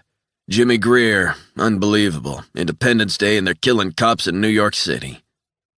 Resnick sipped his beer as his gaze wandered around the bar. He looked at Greer. It's a bad scene outside Yankee Stadium. I got caught up in the shootings this morning. You serious? Resnick nodded. In the name of Christ. This morning? You okay? I'm fine. Where are you from? Greer asked. Maine. So you visited New York? Long way to take in a Yankees game. Daughter lives in New York in the summer. Maine, huh? Never been there. Supposed to be nice. It's like Sag Harbor, on the water. Quiet, decent. You a Yankees fan from Maine? No, I just wanted to take my daughter to a game. And you and her were there this morning. That's bad fucking luck, man. Resnick nodded. We were both there, waiting in line. She okay? Yeah, she's back in Manhattan. She needs to stay off the streets. That's what I told her. Whether she does or not is another matter. Greer nodded. Kids never listen. My kids are the same. Fucking law unto themselves. Resnick went up to the bar and got 2 more beers, then sat back down beside Greer. "You don't need to do that," Greer said. "Forget it." Resnick took a few gulps of the beer and looked up at the TV. He turned to face Greer, lowering his voice. "Jimmy, I was speaking earlier to the FBI about the shootings. The FBI? Yeah? They figure it was 2 brothers who did this." Greer's gaze shifted from the TV coverage to Resnick. "What did you say?" "The 2 snipers outside Yankee Stadium, the O'Keefes apparently, but the police haven't revealed the names yet." Greer's reddened eyes narrowed. "Who the hell are you? You seem to know a lot about what happened." Resnick nodded. "I know because I killed the O'Keefe brothers." Greer just stared at him. "Fuck you talking about? You here to cause a scene?" Resnick shook his head. "I'm going to level with you. I work on a consultancy basis for the FBI, and I was caught up in the sniper shootings this morning, like I said, and I did pursue the O'Keefe brothers and kill them." "Who in God's name are you?" "Like I said, my name is John Resnick. I'll give you the number of the FBI's assistant director who I report to if you want to verify that." Greer took a gulp of beer. "So you walking into this bar isn't a coincidence then, is it?" "That's correct." Greer went quiet. "Your name has come up because you called the older brother of these 2 guys. Does the name Robert O'Keefe ring a bell?" "Are you interviewing me here in this bar, my local bar?" "I'm asking you a question." "You must have the wrong guy." Resnick shook his head. "Listen, I don't know anything about you, but I was given your name by someone I trust. I believe you know more than you're telling me. But I'm going to level with you. The stuff that happened today, the 2 separate sniper attacks, first Yankee Stadium and now Lower Manhattan, I don't think this is over. If you know something about the O'Keefes, something that can help stop all this." Greer pinched the bridge of his nose. "Look, nice meeting you. Thanks for the beer, but I've got a few things to do today." Resnick shrugged. "I can put in a call and get the feds to come in here and we'll take you back to Manhattan, and we'll begin asking questions the official way. You know the drill, right?" "You're bullshitting." Resnick shook his head. "I can see you're a decent guy, on the level, a guy who's as appalled as any right-thinking person about what happened today." He took out his wallet and handed Greer his FBI ID. "This is real, and so am I." Greer closed his eyes for a few moments, as if trying to comprehend what was happening. "I just want to talk, and find out what you know. There's no hidden agenda, no ulterior motive. I just want answers." "Who sent you?" "No one sent me. I got your number from Robert O'Keefe and made the connection. You seem to be finding this difficult, Jimmy. It doesn't have to be, but if you want, I can make your life very difficult if you don't cooperate." "How do I know I can trust you?" "You don't. I do freelance work for the FBI, and I know you're ex-NYPD. We just talk. No notes, no nothing." "I don't know." "What don't you know? The O'Keefes are killing cops on the streets of New York, picking them off one by one. What is there to know?" Resnick's cell phone rang. He took it out of his pocket, hoping it would be his daughter saying she had gotten back to her apartment, but the number was Meyerstein's. "John, there will be a chopper there in 40 minutes to pick you up." "Got it. Martha, hold the line for a second." Resnick covered the mouthpiece and reached out to Greer. "You want to check my credentials? That's the FBI assistant director on the line right now. Here's your chance to confirm what I'm telling you." Greer shook his head. "You're good." Resnick moved his hand away from the mouthpiece. "I'll be waiting." Meyerstein said, "Is that the cop, the one you were telling me about?" "Yep, gotta go." He ended the call and put the phone away. "Listen, I'll be out of here in 40 minutes. I want you to tell me what you know. As I said, the feds can come get you and take you back to Manhattan on the chopper that's picking me up in 39 minutes. "This is pretty irregular, how you're going about this." "I'm a pretty irregular guy, so let's cut the bull. Why did you call Robert O'Keefe, and why did the second call come not from you but from the U.S. Department of Justice?" Greer sighed and cocked his head. "Let's go somewhere quieter. I can tell you what you need to know." 16. Camilla Perez felt a sense of relief as she stepped off the train and onto the platform at Atlantic Terminal, Brooklyn. It had been an hour-long journey from Hempstead, but she was glad to get away from the gangbangers outside her neighborhood diner. The call had shaken her up. The presence was unsettling, terrifying. She thought they were trying to unnerve her by issuing veiled threats. But the cold, hard fact that couldn't be denied was that they had wormed their way into her life as well as Leon's. They had control over both of them. The more she thought about it, the more she could see her life was coming apart at the seams. Perez headed down the stifling main drag to the Armory bar. Her shirt was sticking to her back by the time she arrived. She was glad to get inside and feel the cool air on her skin. It felt good to be enjoying the anonymity and proximity to the city. It was a buzzier, more cosmopolitan atmosphere in the bar, a world away from her day-to-day life out on Long Island. The drudgery of 12-hour night shifts at her JFK customs post meant she rarely got to see Leon, who worked in Manhattan. Today was a rare day off for her, but not for him. He was probably working flat out because of the terrible events in Manhattan, probably why he hadn't called. She wondered if she had been too quick to jump on the train, especially after the eerie appearance of the two goons. But she was concerned that Leon would worry if she canceled. She didn't want that. She ordered a Bloody Mary at the bar and took her drink to the garden at the back. The scent of lavender bushes wafted in the balmy early evening air. A few couples were already enjoying their drinks. Perez sat down alone at a table and sipped her drink. The cool taste felt good. She felt the alcohol going straight to her head. Her mind again flashed back to the MS-13 gang members outside the diner. She sometimes wondered if she shouldn't just move on. The Leon she knew was kind, funny, and smart. And he was, despite his addictions and bad life choices, at his core a good man. But she wondered if she shouldn't just go to the feds herself to tell them what she knew, and to hell with the consequences. Ask for protective custody. For help for Leon. But in her heart she knew that if she did that, the men he'd gotten tangled up with would find her and kill her. Leon knew too much. So did she. If she changed jobs, they would find her. The gang had people who had access to classified information, friends, family, and associates. It was just a matter of exerting some pressure on an individual and someone would give her up. It worked every time. And Leon. What he had done was a federal offense. He would go to jail if anyone found out. And even in jail, actually particularly if he was in jail, they could get to him, kill him. Perez sipped her drink, trying her best to relax. Her cell phone rang. She wondered if it was Leon saying he was going to be late. She had half expected that would be the case.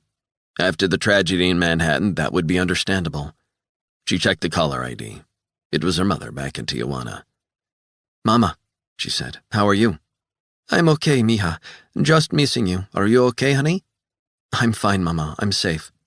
"I'm watching the news about New York. It's so terrible what's happened. It's breaking my heart. All these dead police. I can't bear it." "I know, Mama. It's shocking. Who could have done that?" "Bad people, Mama. That's who." "Well, the bad people won't get into the country with you on duty." Perez fought back tears. "God bless the families of the fallen NYPD officers tonight," her mother said. "I will pray for them. I hope you will too, Camilla." "I will, Mama. I will light a candle for each of them, I promise." "May God watch over you, my darling girl. I miss you." "I miss you too, Mama. How is Papa?" Camilla's mother sighed. "You know how he is. He's trying his best to make his business work, but I'm afraid our savings are getting lower and lower." "Why don't you come back to America?" "Your father is a proud man. He needs to be near his family, you know that. His father and brother need him, and I can't leave him here. I don't want to do that. I love your father very much." Perez felt tears spilled on her face. "I know you do. I love you, Mama." Her cell phone vibrated, indicating another call waiting. "Mama, I've got to go. I think Leon's calling me." "Leon? Good. Well, take good care of yourself, Camilla. Love you." Perez hung up and picked up the waiting call. "Hey," she said. "How are you?" A sigh answered her. "Not so good." Perez's heart sank. Leon's voice sounded strained. She sensed that he was going to call off their date. "Does it have to do with what happened today, Yankee Stadium?" "Yeah, a lot of crazy stuff going on, and there are 2 more dead cops down near Wall Street." "I didn't know about that." "Yeah, it's a crazy day. So look, I'm just calling to say I'm really sorry, but I won't be able to make it tonight. I thought I could maybe manage, but things are really bad here right now." Perez wondered if she should tell Leon about her encounter with the gangbangers, but she didn't want to give him something else to worry about. "How are you physically? Do you have your medication?" "Do you want to keep it down?" "Sorry, I just want to make sure you can get through the day okay." "I'll manage, don't worry, but I really need to get back to work. Unprecedented day, maybe the worst in the city since 9/11. "So sad. Who could have done this?" "I can't say, but it's not good." "I understand. You've got work to do, bad people to find." "It's not good timing. I should have called earlier. Are you there already?" Perez dabbed her eyes. He sounded strung out. Yeah, I just got here, but it's fine. I'll get a train back. I'm good. Look, I'll make it up to you. You have nothing to make up, Leon. You have a job to do, and I wouldn't have it any other way. How about you? How about me? Your work, are you busy? You know how it is, just the usual the last few nights. People trying to hide crack cocaine wrapped in cellophane in lots of creative places. Way too much information, he said, laughing. Perez smiled. She loved his laugh. It was the same uninhibited laugh her father had. And don't get me started on the white guy I stopped flying back from Cancun with 20 ecstasy tablets in his ass. That's just gross. Stop. It was Perez's turn to laugh. She sipped more of her drink. Anyway, that's my life right now. It's a work in progress, you could say. I'm not helping your social life either. When will I see you next? I'm working 7 nights solid starting tomorrow. That's tough, he said. How about next weekend? My parents said we could use their place in Montauk. We could go out Friday and stay till Monday, make it a long weekend. Perez thought that sounded fantastic. She loved the East End of Long Island, East Hampton, Southampton, Montauk, Sag Harbor. She felt as if she could breathe there, far away from the grime and filth of the city, or even the dreariness of Hempstead. Are you sure? Positive. That works. I'm off from Wednesday until the following Tuesday. Time off for covering emergency shifts. Montauk it is. It's going to be great, and I'll make today up to you. Perez took a large gulp of her cocktail. What time are you working till tonight? I'm really not sure.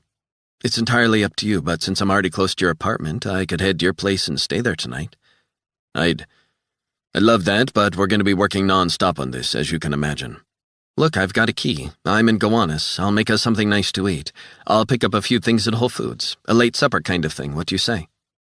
Camilla, I can't make any promises, but that sounds great. Let's pencil in 10 o'clock. Deal. Stay safe, Leon. I love you. 17. The salty air was wafting in off the sea, and the early evening sky above Sag Harbor burned orange as Resnick and Greer headed onto the near-deserted beach after leaving the bar.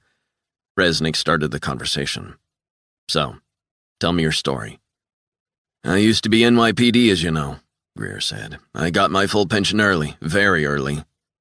You seem pretty young to be retired. They said it was ill health. You don't seem very ill to me. I'm not. So what happened? Greer shook his head, staring down at the sand.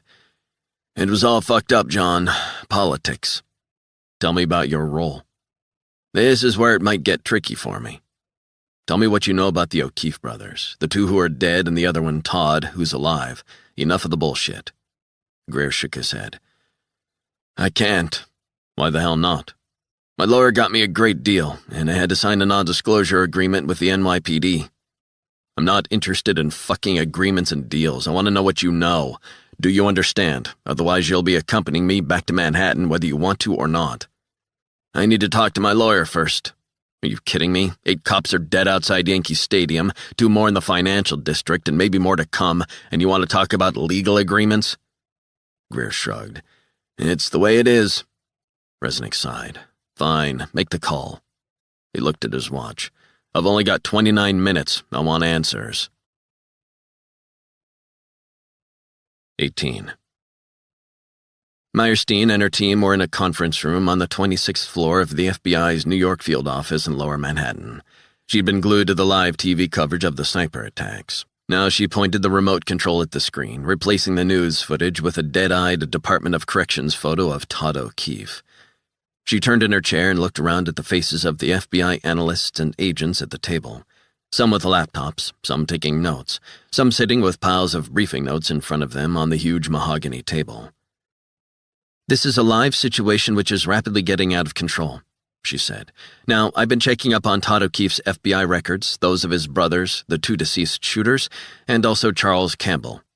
Meyerstein clicked the button on the remote. Black and white photos showed the 2 dead O'Keefe brothers. The killers. Thankfully, they were brought down by none other than John Resnick, who was with his daughter when the initial events unfolded.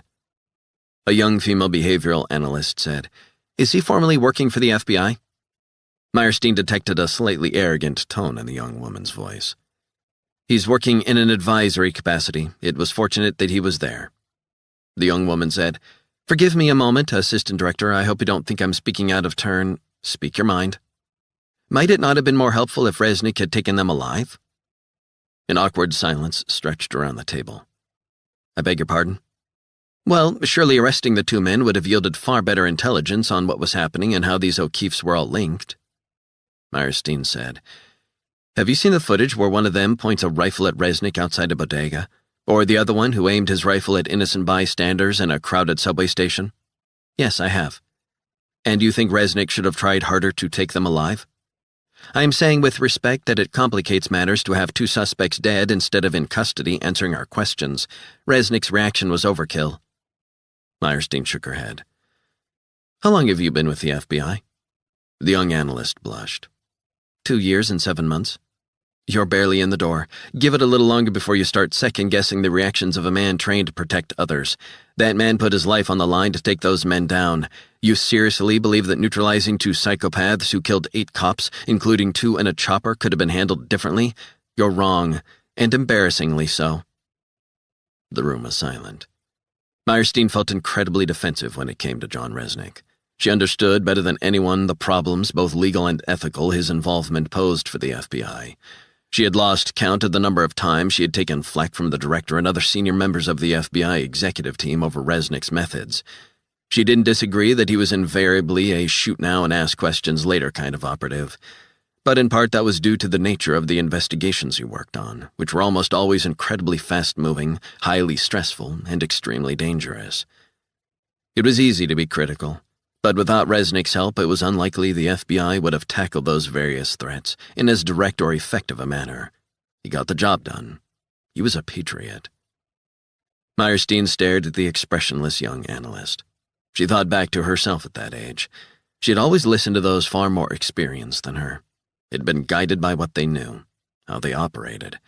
What the hell was Quantico teaching its recruits these days? She wasn't going to take any lectures from know-it-all kids fresh out of college with no real-world experience. In fact, she had given numerous lectures at prestigious colleges across America. But the young woman's comments reflected a new orthodoxy that Martha had noticed taking hold. It wasn't about what was right and what was wrong. It wasn't about the law. It was all about being sensitive. She'd lost count of the number of softball approaches that seemed to be the preferred mode of law enforcement these days. Redirection was one, the idea of simply warning a person not to repeat their crime and hoping they would reform. It was almost as if it wasn't about cracking down on illegal acts, but about showing a more understanding approach to law enforcement. As a result, the organization had become less muscular, less robust, and Meyerstein increasingly felt at odds with the culture. Her decision to continue to work with Resnick was viewed with disapproval in some quarters. She knew a few people were talking behind her back about why she sanctioned someone so unpredictable. She knew because those agents she trusted, people she called friends, had told her. She had even inadvertently overheard some water cooler talk between 2 younger male special agents who speculated that she was having an affair with Resnick. The implication was that she wasn't thinking straight, letting emotion get in the way of her critical thinking faculties. In fact, nothing was further from the truth. Meyerstein saw exactly what Resnick brought to the table time after time in the most difficult and trying of investigations, and each and every time Resnick, while crossing numerous lines, always seemed to rein things in, allowing an invaluable capability to be deployed as and when the FBI wanted it. She looked around the table. Let me be quite clear. If Resnick hadn't gone after the snipers, we have no idea how many more people, cops or civilians, they would have killed. There are no elegant solutions in such circumstances. Sometimes someone has to get down and dirty, and if any of you has a problem trying to figure out what the FBI is all about and where its loyalties lie, it's to the people of the United States of America. Meyerstein looked across at the by now sheepish-looking female analyst. John Resnick is, as we speak, out on Long Island asking questions which have not been answered. He's not killing people, he's asking questions. And you know what those questions produced? It started me looking more closely at the files on the O'Keefes. Robert O'Keefe called the FBI 3 months ago to warn us of a potential Aryan Brotherhood-inspired spectacle.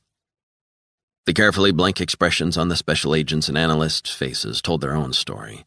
Someone had fucked up, and each person hoped it wasn't them. Meyerstein's gaze wandered around the table once more. Leon. Cortez's face drained of color. Meyerstein looked at him. You mind explaining something to me, Leon? I'm not entirely sure what you mean. Really? Well, let me enlighten you. I have finally managed to get my hands on the details of Robert O'Keefe's tip, which was filed incorrectly, not tagging the O'Keefes. Apologies for that. Meyerstein stared at him long and hard. And that's that, right? Cortez shook his head. Ma'am, it was an honest error. Leon, do you know I had to get someone to trawl through numerous other files to retrieve it? I see there is a handwritten telephone interview note. It specifically uses the phrase, Robert O'Keefe believes this is a credible threat from his brother Todd, which sounds pretty clear-cut if you ask me. Cortez nodded. Did you write that note? Yes, I did, ma'am. Yet you failed to follow up on it or to enter an official report and egregiously misfiled your notes. Would you like to explain this discrepancy? This is kinda awkward. Cortez shifted in his seat. I was informed that the DEA was handling the case, and they said an NYPD undercover cop was taken off a sensitive investigation. Meyerstein stared across the table. You lost me. So the DEA got an NYPD operative taken off an investigation? What investigation? Cortez sighed. The NYPD had several high-level sources to protect. That's what the DEA said. They were concerned they would be compromised. Meyerstein looked around at the others, who were also staring at Cortez. That doesn't explain why you didn't follow up on it or write a report. Do not try and deflect on this. It won't work. Cortez went quiet for a few moments. What was the name of the person in the DEA you spoke to? You got a name for the file, surely? Someone higher up, I can't remember. You can't remember? Well, that is interesting. Cortez shifted in his seat like a scolded schoolboy. I can't explain right at this moment what my reasoning was. Meyerstein looked around the table at the other analysts and special agents. Can you give us a minute? I need to talk to Special Agent Cortez in private. Your job is to find Todd O'Keefe before he kills anyone else. Now, get to it. The others hurriedly gathered up their papers and laptops, leaving Meyerstein and Cortez at opposite sides of the conference table. Meyerstein looked at Cortez. She felt anger, not sympathy. This didn't look good from where she stood. She got up and walked to the windows overlooking Lower Manhattan. She saw the Freedom Tower glistening in the early evening sun. You need to tell me now what the hell has been going on. I'm not buying what you just told me. And your actions, from what you've said, don't match your story. She turned to face Cortez. Well? Cortez leaned back in his seat and shook his head. What I said about the DEA is true. Are we supposed to take your word for it? We have no file, no notes. That's correct. I was told to just leave it alone, and that was that. Meyerstein began to pick through this revelation. It was beyond belief that this was only now being unearthed. Leon, I don't think you understand the gravity of today's events. 8 cops died this morning, 2 this afternoon. 10 cops dead in your city. Cortez sighed, staring at his notes. Chopper blown out of the sky. You were warned about the serious threat posed by the O'Keefes. You spoke to Robert O'Keefe. Do you understand the optics of this? How will it look? It's really bad. I don't know. I don't think I've been thinking straight for a while. Meyerstein looked at Cortez. His skin seemed waxy with sweat. She sensed something was wrong, not only with the procedures he hadn't followed, but also with his demeanor. What are you talking about? Cortez cleared his throat and reached for the glass of water in front of him. He took a couple of sips. I've been sick. I think the pressure has been building up. I can't stand it anymore. I swear to God I want out. Meyerstein walked over to the young agent, pulled up a chair, and sat down next to him. She looked into his eyes. They were bloodshot, pupils like pinpricks. Beads of sweat were forming on his forehead. I feel sick. I think I need to see a doctor. Meyerstein could see with her own eyes that Cortez was genuinely not well. Was it a fever? Sick, what I've done, what I've become. I'm not thinking straight. I've got constant pain and cramps. Leon, what the hell are you talking about? You sound like a hypochondriac all of a sudden. I've worked surveillance. I put in a lot of hours. I don't know whether I'm coming or going half the time, and I can't seem to relax. I'm in pain all the time. Pain? You keep saying you're in pain. You mean mental pain? Pain from what? Cortez picked up the glass of water with a shaking hand. He took a couple of gulps. He returned the glass to the table. His tremor was clearly noticeable. Leon, be very clear with me now. You either talk to me or I will be compelled to speak to the FBI's Office of Professional Responsibility. You know what they do, right? Cortez rubbed his eyes. They'll investigate your conduct. It's serious stuff. They do not mess around. And if they find that your misconduct was serious enough or intentional, you could be charged with a crime. So do you want to tell me what the hell is going on, or do you want to speak to a lawyer?" Cortez closed his eyes in anguish. "Don't make it harder for yourself, Leon. If you want a full-blown investigation into every aspect of your work and your life, fine, that can be arranged. My advice? Talk to me." "I want to be open." Meyerstein shrugged. "I need to talk about this. I've been holding all this in. Christ, I'm in so much pain." "Talk to me about this pain. How did it start?" Cortez buried his head in his hands. "How did this, whatever this is, begin?" "It began... I was on a joint task force investigating gangs, cross-border trafficking with the NYPD. We were investigating the O'Keefes, and that's when it began about a year ago." "When what began?" "I was on a stakeout. It was dark, and I tripped and fell down some stairs. I was put on some goddamn prescription painkillers because I had injured my arm." Meyerstein recognized in a split second what the problem was and why he was in pain. "You're addicted to painkillers?" Cortez closed his eyes. "I feel so ashamed." "Leon, if you have medical issues, we can help you with that. We'll get you better, but first, we need to establish the facts about Robert O'Keefe's call. Do you understand?" "I feel like I've become another person. I was working undercover a lot. I wasn't sleeping. I seem to be working morning, noon, and night. That's how it all started with the O'Keefes, how I got drawn into their orbit." "Slow down, Leon. I got to know what they were up to, but I had no idea they were going to do this. I feel sick, and I feel guilty. Guilty for what's happened. Guilty for what I've put people through. I'm responsible." "Responsible for what? What exactly are you getting at?" Cortez's eyes were filling with tears. He took off his jacket and rolled up his sleeves. His arms were covered in track marks, some scabbed over. "It's not just painkillers. Do you see what I'm saying?" Meyerstein stared at the scabs and the marks where the needles had been. "How long?" "A few months. I started off using the painkillers. I quickly became addicted to them. And then I stole some heroin from an evidence safe." Meyerstein felt sick and shaken up at his revelations. She wondered where this confession was going to end up. "But when that H ran out, I needed more." Meyerstein felt a terrible emptiness within her. She was struggling to take it all in. "No easier mark than a junkie cop, is there? I started getting followed, and then I was approached." "Approached by who?" "People who knew who I was. They didn't identify themselves, but there were tattoos on their necks. MS-13. They showed me photographs of me snorting lines at a dealer's house in Queens. They assured me they could get me a never-ending supply, but they wanted something in return." "Are you kidding me? You're an FBI agent. You should know how we deal with such things." Cortez shook his head. "It's not that simple." "How is it not that simple?" "There weren't threats, just quietly spoken, carefully chosen phrases. They said it would be best for me and my family if I could ensure the O'Keefe brothers were left alone. They're our friends, they said." Meyerstein began to see some connections. "And so when Robert O'Keefe contacted you with his serious concerns about his psychotic brothers, you took the statement, but then you buried it." Cortez nodded. "I know it sounds bad." "You're damn right it sounds bad. What else?" "The Aryan Brotherhood, despite their race affiliations, has a loose alliance with MS-13, the Mexican Mafia."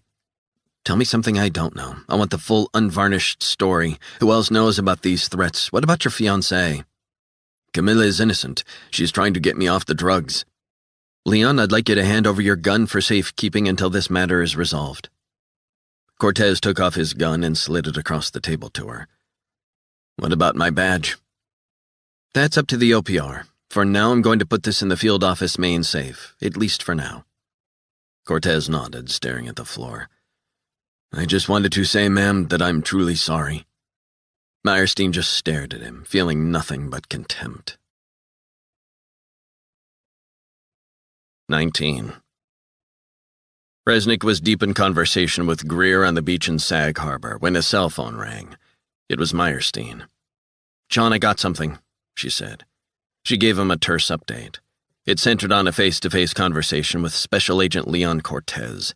It hardly seemed possible. Resnick looked at his watch. "This just gets worse. The Aryan Brotherhood and MS-13. Where's the chopper?" 10 minutes out. I just wanted you to know." "Appreciate the heads up. Stay safe, John." Resnick ended the call. "That your boss?" Greer said. Resnick nodded. "Well, the person I report to," he said. It took a couple of minutes to explain what he'd heard. Does all that sound probable or even credible? Greer said, I might be able to help you here. I know Cortez. You do? Greer nodded, shielding his eyes from the setting sun. We worked surveillance on gang and drug task forces over the last few years. Yeah, I know the kid. What was he like? He was very good, diligent, serious, steady, but... But what? What you told me doesn't surprise me. What doesn't surprise you? The addiction. I don't understand. You just said he was diligent. 6 or 7 months ago, I caught him passed out. It was a joint task force investigation. FBI, DEA, NYPD, and he was slumped in the back of an unmarked car. Are you serious? The guy was doing heroin. Was this reported? Greer sighed. Look, I didn't want to get the kid in trouble. I just told my boss I didn't want to work with him, and that was that. Jimmy, we don't believe this is simply about the O'Keefes or one rogue agent. I think you're getting closer to the true picture, the big picture. Resnick said, Tell me what you know. What is the big picture? Look, this is difficult for me. I signed a non-disclosure agreement. My lawyer says this would open up future actions against me. I need my pension. Fuck your pension, you're talking to me and only me. 10 cops dead. Tell me what you know. Don't give me any non-disclosure agreement bullshit. Greer stopped on the beach, hands thrust into the pockets of his jeans. The O'Keefes, all 3 of them, were low to mid-level drug smugglers across the United States. We were keeping an eye on the whole operation. The drugs came up through Mexico and then connected with the Aryan Brotherhood of Texas. That's better. I'm starting to get a feel for the big picture. The ABT, in turn, used their numbers in that area, Houston, Dallas, Corpus Christi, as mules, including the O'Keefes, who frequently came up to New York. But this goes beyond just a joint operation smuggling methamphetamine and heroin. This was so much more, and that's what you really need to understand. Jimmy, you're killing me. What else do you know? This all comes down to one guy, Charlie Campbell. The O'Keefe's stepfather? Greer nodded. He was the top guy in the Aryan Brotherhood, a player, when he was released 17 years ago, and by the way, I have no fucking idea how they let him out of jail. He still had a 29-year stretch ahead of him. Hang on, so Campbell should never have been released? Check the guy's record. He was given 40 years. He served 11 years. Resnick stopped walking as he contemplated the ramifications of releasing someone like Campbell, but also the chances of being released with that kind of criminal record. They began to walk on. Okay, so are you saying, and I don't want to put words in your mouth, that you believe he was being protected? He was an asset, a major league informant, and so much more. I probably don't know the half of it. Tell me about the half you do know. Greer shook his head. I had some serious run-ins with the feds in New York just in the last couple of months. We'd been working together, but all of a sudden the task force seemed like it was a constant battle, and I didn't like how they kept on interfering in our intelligence operation. The field office? Yeah, we were getting stalled left, right, and center. It got to the stage where we were just going ahead and ignoring the feds, and it was all sort of shit after that. What do you mean? I suddenly had some disciplinary black marks against me, complaints piling up, anonymous complaints. It ground me down. Department of Justice lawyers were suddenly questioning whether NYPD and the New York AG had any state-level case against Campbell and the O'Keefes, or whether we needed to hand it all over to the feds, who, as I mentioned, were showing zero interest in pursuing these guys. Eventually, my lawyer made a deal to get my pension and full benefits early, just so long as I kept my head down and shut the hell up. How did it all get so crazy, Jimmy? Cortez was a weak link in the chain, but he wasn't the main problem in the scheme of things. Campbell was involved with the Mexican Mafia and MS-13, but those mean motherfuckers would have tortured and killed him if they realized he was a government asset. American government asset? Got it. Tell me about Campbell's arrest and sudden death, which seems to have sparked this. Happened about a week after I was moved out. NYPD undercover gang officers were furious that Campbell was still free despite the great case they had against him and the O'Keefe boys, and they decided to move against him, without the FBI's or the DOJ's say-so, without the DEA's say-so. And the bastard was put in some chokehold, was struggling like a madman, and the fuck died. I, for one, won't shed any tears over the bastard. And from there? And from there, all the rest followed. Complete shitstorm. If I told you that members of the Mexican Mafia made veiled threats to Special Agent Cortez, what would you say? The Aryan Brotherhood and Mexican Mafia are businesses. They need to make money, and any threat to that is a threat to them. But also, John, I don't know if you know this about Campbell, but he was a regular visitor to Mexico once he got out of prison. DEA photographed him with several cartel associates. He was running an operation across the border, undoubtedly with the O'Keefes. Resnick was starting to get an inkling of the multiple strands and complexities of the investigation. So if the task force investigation led to arresting Campbell, the primary conduit into and out of Mexico, the cartel's go-between with the Brotherhood would be gone. That's just the beginning. He was also running guns into Mexico and the U.S. Guns? Are you kidding me? AK-47s. But, and I heard it from a CIA guy who was on a joint terrorism task force a couple years back, Campbell was also tight with the agency. The CIA? Langley had operatives who trained the Mexican military, federal police. They exchanged information, intelligence, but also had links with those at the top of the Sinaloa cartel. Resnick stared at Greer. He was only now starting to understand exactly how Campbell had gotten away with so much for so long. Campbell was a strategic intelligence asset. Is that what you're saying? Precisely, and he was protected. By the cartel, but also by the CIA. The Sinaloa tipped off the agency and the DEA about drugs being trafficked by other cartels, and they were left alone. A friend of mine on the force told me the Department of Justice made sure the FBI was out of the loop, and Cortez was a useful idiot in the whole complete mess. Resnick ran his hands over his face, trying to get a handle on a seriously fucked-up situation. Charlie Campbell was essentially a logistics coordinator for the Mexican Mafia and the AB, Greer said. But the CIA knew this. They had their fingers in many pies. Mexican politicians, police, army, cartel. They were pulling the strings, and the end result was all that junk flooding into the United States. Methamphetamine, heroin, and cocaine. Tons of it.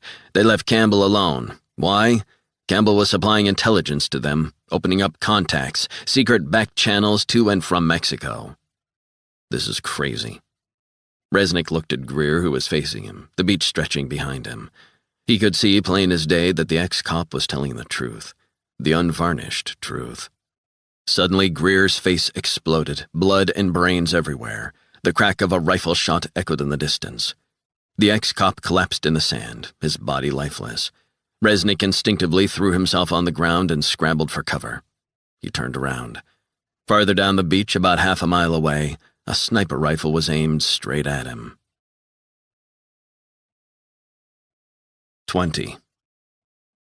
Bullets peppered the sand dangerously close. Resnick dove for the cover of nearby sand dunes. He hunkered down.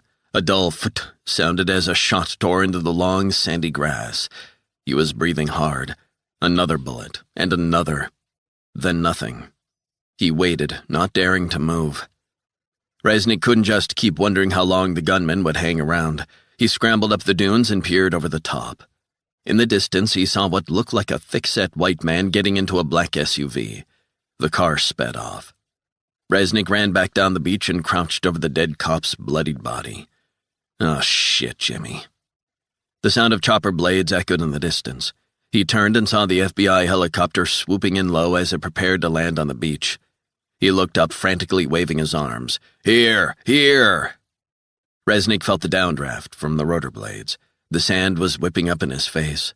He screwed up his eyes and turned his back on the chopper. He felt a terrible chasm begin to open within him. He was responsible. He wondered if he could have prevented the killing. Was it just bad timing? Had the sniper been keeping watch on Greer, or had someone followed Resnick and he'd led them straight to Greer? Was the killer Todd O'Keefe? His mind began to race ahead as the chopper set down. He realized he couldn't leave Greer's still warm body just lying on the beach. It would soon be swarming with cops and God knows who else. He needed to get Greer's body out of there. Besides, the bullets that had killed him could also be identified by the medical examiner during an autopsy. He hunkered down for a few more moments as the helicopter landed. The door opened. The guy inside signaled him toward the chopper. Resnick slid one hand under Greer's torn, bloodied head and one under his legs and carried the body. The Fed inside the chopper nodded, pulling the body inside. "John Resnick?" the Fed asked. Resnick nodded. "Yeah, we need to get out of here, son." "Who is he?" Ex-NYPD cop Jimmy Greer, we are not leaving him here under any circumstances. The Fed nodded. Agreed.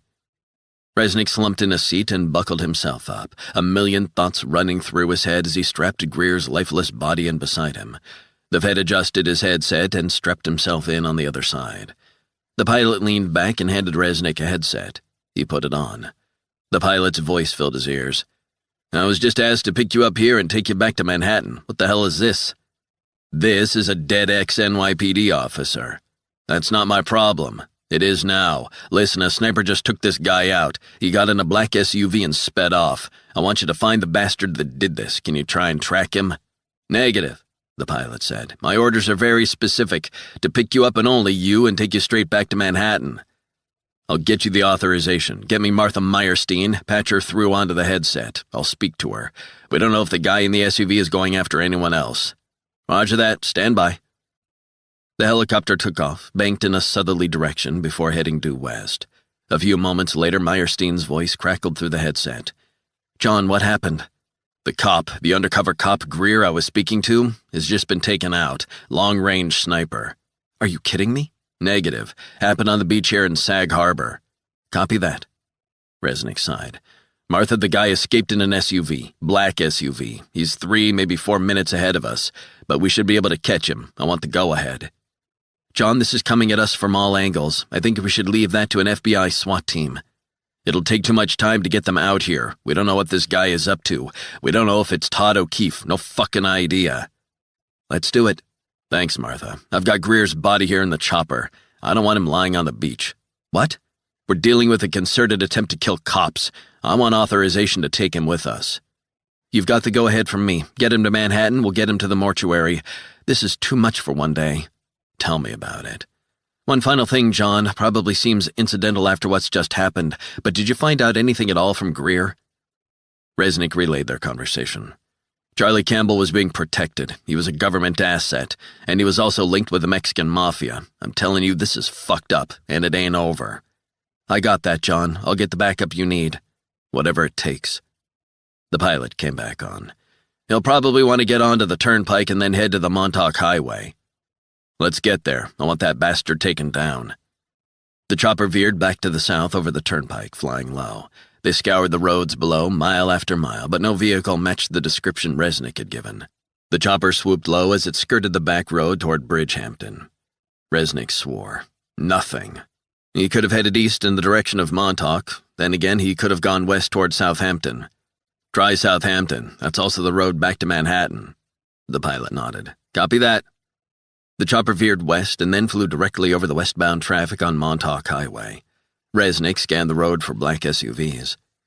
Could be anywhere, the pilot said. Copy that. Let's just follow this road, and if we get nothing, hopefully the cops will be able to catch him. Resnick wondered how the hell they weren't seeing anything. Had the driver changed vehicles? That was a possibility, but as it was, there was no trace. It was as if the car had disappeared into the affluent Hampton oceanfront communities or adjacent verdant farmland, gone forever. The earpiece crackled to life. John, it's Martha. We have a visual. Resnick clenched his fist. Copy that. Our forensics guys have been looking over surveillance cameras in and around Sag Harbor. They've located the SUV. It's a Mercedes, a rental, hired by a Bobby Campbell. Campbell? Yeah, brother of Charlie Campbell. Been based down in Florida for about 20 years. Location? That's the thing. The SUV is approaching a house located at 253 Meadow Lane, Southampton. Ultra-exclusive oceanfront community. Resnick tapped the pilot on the shoulder. You get that? Copy that, he said, and pointed the chopper directly to nearby Southampton. Resnick said, What else do I need to know? The house is owned by Tom Friedkin, none other than the Attorney General of New York. You've got to be kidding me. Friedkin was the guy who prosecuted Charlie Campbell and his brother all those years ago. Out for revenge? The chopper was swooping dangerously low over huge mansions by the water, right on the beach. Meyerstein said, That and helping the O'Keefes carry out numerous headline-grabbing spectacles. Resnick tapped the pilot on the shoulder. Land at the rear of the house. Roger that. Resnick adjusted the headset. Martha, one final request. What? Get the number for the Friedkin home, call and tell them to hide. I'm on my way. Good luck, John. SWAT team is en route. It's going to be too late for that. 21. Resnick looked at the Fed in the back of the chopper. You got a rifle? A rifle? Simple question. Have you got a rifle on board? The Fed nodded. He reached under the seat and popped open a metal gun box. Sir, I don't know if this is part of the orders we were given. Assistant Director Meyerstein has given the go-ahead to intercept the shooter in the SUV. The Fed handed Resnick the high-powered rifle. It's only supposed to be myself or the pilot who can use that, sir. Resnick checked the sights, then clipped on the magazine, flicked off the safety. He adjusted his headset. Pilot, get me within 200 yards at a height of 75 yards. I need to see what's going on. Stand by. The pilot maneuvered the chopper. Suddenly, Resnick had the sprawling mansion in his sights. Copy that. Hold it steady. Resnick leaned forward as the chopper jolted back and forward. The pilot was struggling to keep control in the offshore wind gusts. Resnick lined up the rifle crosshairs on the black SUV that was parked on a gravel driveway out the back. Fuck, the bastard's here. Inside, get me around the far side, the beach side, see if I can spot him. The chopper maneuvered again to the front of the house. Resnick looked through the crosshairs of the rifle. He thought he saw some movement in a room at the front. It looked like a woman and 2 children cowering, but no sign of the shooter. Put us down in the rear garden, Resnick ordered. I'm going in. He handed the rifle to the Fed. You're coming with me. Shouldn't we wait for backup, sir? Resnick took off his headset and placed it under his seat. No time. You coming? The agent was in his 30s, but he seemed like he was out of his comfort zone. Sure. The Fed took off his headset as he followed Resnick off the chopper and onto the lush grass in the sprawling rear garden. Resnick hand-signaled his intent. You go round and cover the front door. Whatever you do, make sure he doesn't leave the property. I'll do this side of the house. The Fed nodded and headed down the path with his rifle as Resnick covered him. Resnick approached the rear of the house, his trusty 9mm Beretta in his hand. He peered into the kitchen window. There was some movement down the hall. He looked down the side of the house and saw a window open. It looked like a downstairs bathroom. He headed down the concrete path. The sound of a woman's frightened voice came from inside. Please, they're just children. You're scaring them. Resnick edged closer. A man's voice drawled, Where's your husband, lady? I don't know, Ms. Friedkin wailed. I don't fucking believe you, so you better remember real quick, the guy roared. Do you know who I am? The woman wailed louder. Your fucking husband is who I'm after, not you or your kids. Where the fuck is he? Ms. Friedkin cried. Please, don't hurt them. Take my watch, we've got money. Oh, I know you do. Resnick slid the gun into his waistband and pulled himself up to the window. He climbed inside, dropping down onto the tiled floor. The sound of children screaming. Mommy! Mommy! Resnick edged out of the bathroom. The man's voice boomed. Tell them to shut the fuck up. Please, they're just children. Resnick got down on his knees and crawled toward the commotion. He had no way of knowing where the intruder was. The man roared, Who the fuck is that? Out front, I saw someone. Resnick realized the intruder had spotted the young Fed. He got to his feet, crept down the hallway, gun at the ready. The voices sounded like they were in the room adjacent, to the right. Slowly, he peered around the corner. Mrs. Friedkin was staring wide-eyed at him. Her eyes darted to the right as if to indicate where the sniper was. Resnick nodded to acknowledge. He pressed his finger to his lips to indicate not to say a word. He eased forward. The woman's eyes were glassy, terrified. He took a step closer. He turned and entered the room, 9mm Beretta drawn. A huge tattooed white guy was standing in an alcove, arm wrapped around one of the little girls, rifle pointed at her head. Well, looks like we've got company. Put the gun down, Campbell, Resnick said. The guy began to grin and exploded with laughter. How do you know my name? FBI, put down the weapon. The girl began to wail. Mommy! Campbell pressed the rifle tighter to her head. She gets it, tough guy, if you so much as look at me the wrong way. Don't think I won't. People like this mean zero to me. Resnick trained the Beretta on the guy's forehead, finger on the trigger. Senses switched on. He blocked out everything apart from Bobby Campbell and the girl. This doesn't have to happen, just drop the gun. Campbell began to laugh and turned to look at the mother. What do you take me? Resnick squeezed the trigger twice. A double tap to the forehead. Deafening gunshots. Blood and brains splattered the wall and the little girl's face and her pink dress. The smell of cordite rose as the dead man collapsed, arms entangled with the streaming girl, pinning her to the ground. Resnick rushed forward and pulled the terrified girl out of the bloody clutches of Charlie Campbell's dead brother. 22. It was all over by the time a couple of FBI SWAT teams pulled on the gravel drive of the New York Attorney General's sprawling estate. Resnick quickly briefed the team leader on what had happened. The family was bundled into the back of one of the SWAT vehicles and driven away to a safe location. The second SWAT team secured the scene until the cops and medical examiner could arrive.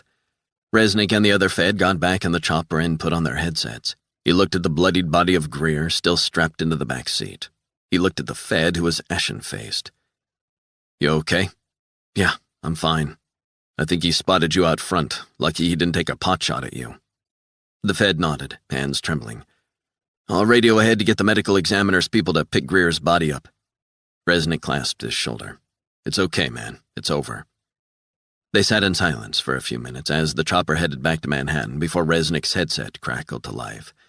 "John," said Meyerstein, "I just heard from the SWAT team what happened. Are you okay?" Resnick turned and looked at the Fed, who was now smiling in relief. "We're fine. You're having a hell of a 4th of July. I've had better. Martha, it's clear Charlie Campbell's brother was in on this. The plan has been coordinated, and we're talking inside knowledge. This guy, after taking out Greer, was headed to find the Attorney General and kill him. Too bad his wife and kids were home. They're shaken up big time, as you can imagine, seriously traumatized." Meyerstein sighed. "We believe now that there has been an intelligence leak or breach, probably within the FBI thanks to Cortez, which effectively identified Greer's whereabouts. If this gets out, the shit will hit the fan, you know that, right?" "Trust me, I know what the fallout will be. We're looking into Cortez's family, trying to find out if his fiancée or acquaintances have been compromised in some way because of him, or if it's just him." Resnick shook his head. "Tell me about Greer. Does he have a family?" "He's married, 2 kids. Jesus Christ, Martha, what the hell?" "I know, it's bad, and it just seems to be getting worse." "This is not over. Listen to me, I don't think it's just FBI. Greer mentioned the DEA and the CIA. They're all wrapped up in this sordid piece of shit. Government agencies are facilitating this by their actions or inactions. They're turning a blind eye here, there, and everywhere, and all because of the supposed big picture." Meyerstein remained silent. "It's disgusting. If the public knew that this had happened, that the O'Keefes were allowed to go ahead with this attack on the city, they would be descending on the FBI HQ and burning it to the fucking ground. John, that's enough. We don't know for sure where the leak came from. We know you had a rotten agent, and that's just the start. I get it, John, and we'll deal with that another day. We've got a real-time situation here." Resnick sighed and adjusted the headset microphone. "What's the latest?" "We have analysts trying to piece this together. We believe that Midtown Manhattan is where Todd O'Keefe might emerge." Resnick's stomach tightened. "Are you kidding me? Well, that's just great. Midtown on the 4th of July. Just great." "How long will it take you to get there?" Resnick looked at his watch. 20 minutes, give or take." Meyerstein sighed. "Martha, the cover is darkness. Theaters will be mobbed. Tens of thousands of visitors. Bars, restaurants. Times Square is nuts at the best of times.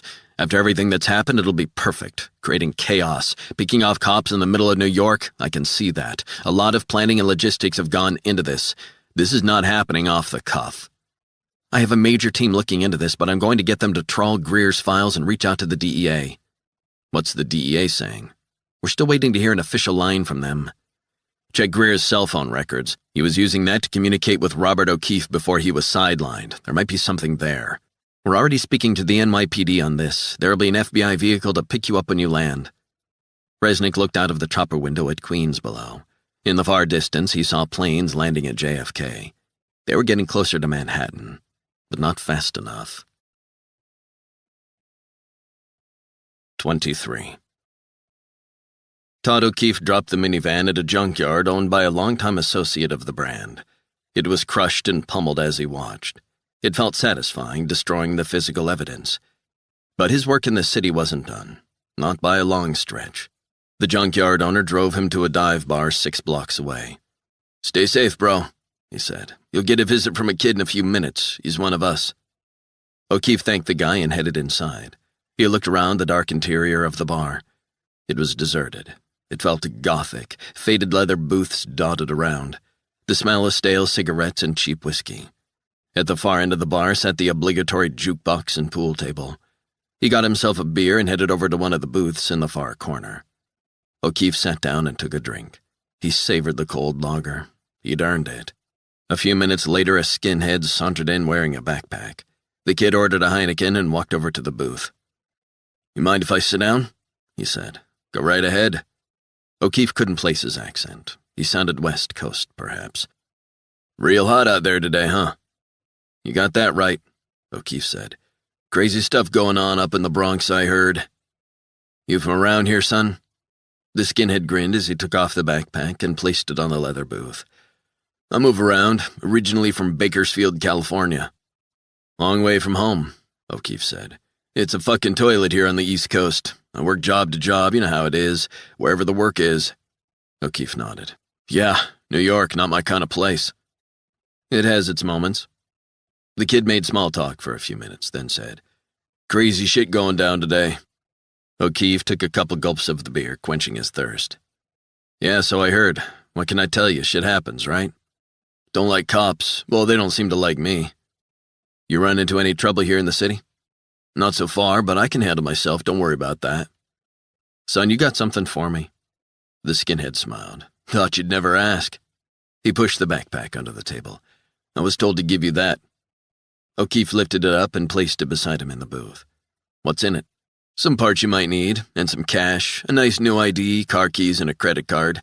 A friend of mine specializes in IDs and whatever you want. That's why they brought me in for this. Good work. The skinhead drank the rest of his beer and stood. One final thing, 3 blocks from here, parking garage, 2nd floor, cab is waiting. Take care, man. Then the kid turned and walked out. O'Keefe drank the rest of his beer. He waited a few minutes. He picked up the backpack and headed to the restroom, checking there was no one in it. He took the end stall and locked the door. He sent an encrypted message that read, Bakersfield, California. A short while later, a reply with a telephone number pinged up. O'Keefe called the number. On the other end of the line, a familiar gruff voice. It was the shot caller, Thomas Mad Dog Mills. You still on for tonight? Mills asked. What do you think? You get the delivery? Yeah, smart kid, just about to head out and catch the ride. The guy's waiting for you. I'm hearing you really fucked up those cops downtown, man. O'Keefe felt a mixture of pride and elation hearing it from Mills. He only wished his brothers were alive to savor the moment. He knew what they'd do if they were. They'd hug him tight as if he were still the skinny youngest brother they had to defend, then buy him a beer and tousle his hair. He always enjoyed listening to his older brothers. He wasn't a big talker, but by God they were. Never stopped. Tell me, the Attorney General, did we get him? That is a negative. What happened? I'm hearing from a ham radio friend that he got the narc. That's something. But when Charlie's brother got to the AG's house, the fucker wasn't in. Apparently Bobby got blown away by some Fed. How the hell did they get there? I don't know. So where is the AG? A beat. Why do you want to know, Todd? That wasn't your target. I know, but I'd like to know where he is. I know what you're thinking, man. I can almost hear the cogs in that brain of yours grinding around. Where is he? You're a crazy son of a bitch, Todd. So do you know where the fucker is or not? The shot caller sighed. I do. I want to know. That might be one too many diversions. Shouldn't we focus on the next stage? Just tell me. I'm hearing from 2 separate sources that he's holed up in his new Midtown office, 3 blocks from Penn Station. That's interesting. Not too far from your final destination. O'Keefe was weighing the options. I know what you're thinking, man, but my concern is that you won't have enough time. There's always enough time. I'm going back into the city anyway. Stay safe, bro, and I'll keep you posted on any developments. 24. A blood-red sunset washed over the Manhattan sky, reflecting off the glass towers as Resnick's chopper landed at the Midtown heliport. He thought of Lauren out on the streets with her friends, unaware of Todd O'Keefe and the threat he posed to the city. He prayed to God she would be safe. But he was comforted by the fact that Lauren had shown a steely determination earlier that day, after the sniper attack outside Yankee Stadium. She hadn't panicked. She hadn't started screaming. She was stoic. She reminded Resnick so much of her mother. He wondered if his preconceived notions of what kind of person Lauren was were off the mark. The quiet girl, the studious girl. Maybe she was a lot more like him than he cared to admit. A waiting medical examiner loaded Greer's body onto a gurney and into the back of an ambulance. Resnick touched the back of Greer's cold hand, then climbed into a waiting FBI Lincoln. Waves of exhaustion washed over him as the exertions of the day finally hit. It seemed to seep down into his very bones. He did what he always did. He popped a Dexedrine with some water. He needed to stay in the fight. A few minutes later, he was back downtown at the FBI's New York City field office. It was only a mile from where the 2 female cops had been mown down in the financial district.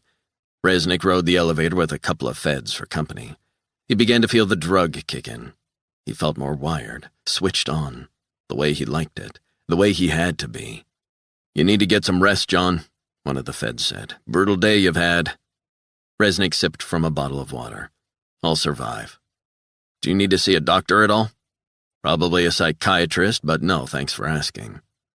The Fed gave a rueful smile. "I heard what happened out in Long Island. You just seem to attract trouble. Ain't that the truth?" The Fed patted him on the back. "I, for one, am glad you're on our side, and glad you're safe." "Appreciate that." His colleague just nodded and smiled, but didn't speak.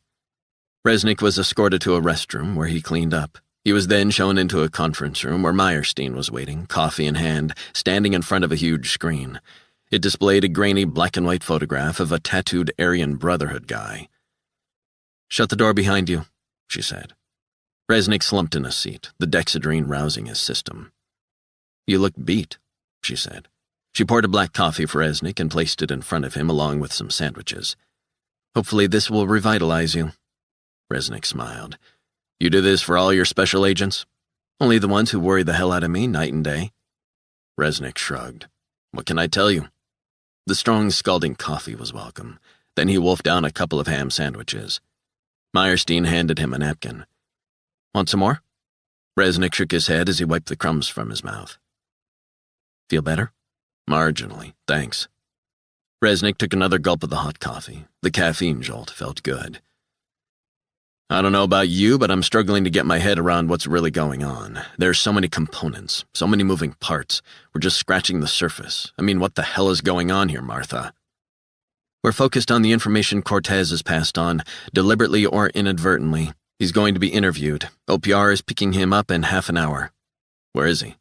"Having a cup of coffee, strung out, and he's remorseful." "Well, that's just great. Our top priority is finding Todd O'Keefe." "I want to talk about this agent for a moment. What the hell went wrong?" "Drug habit, apparently. Started off innocuously on pain medication.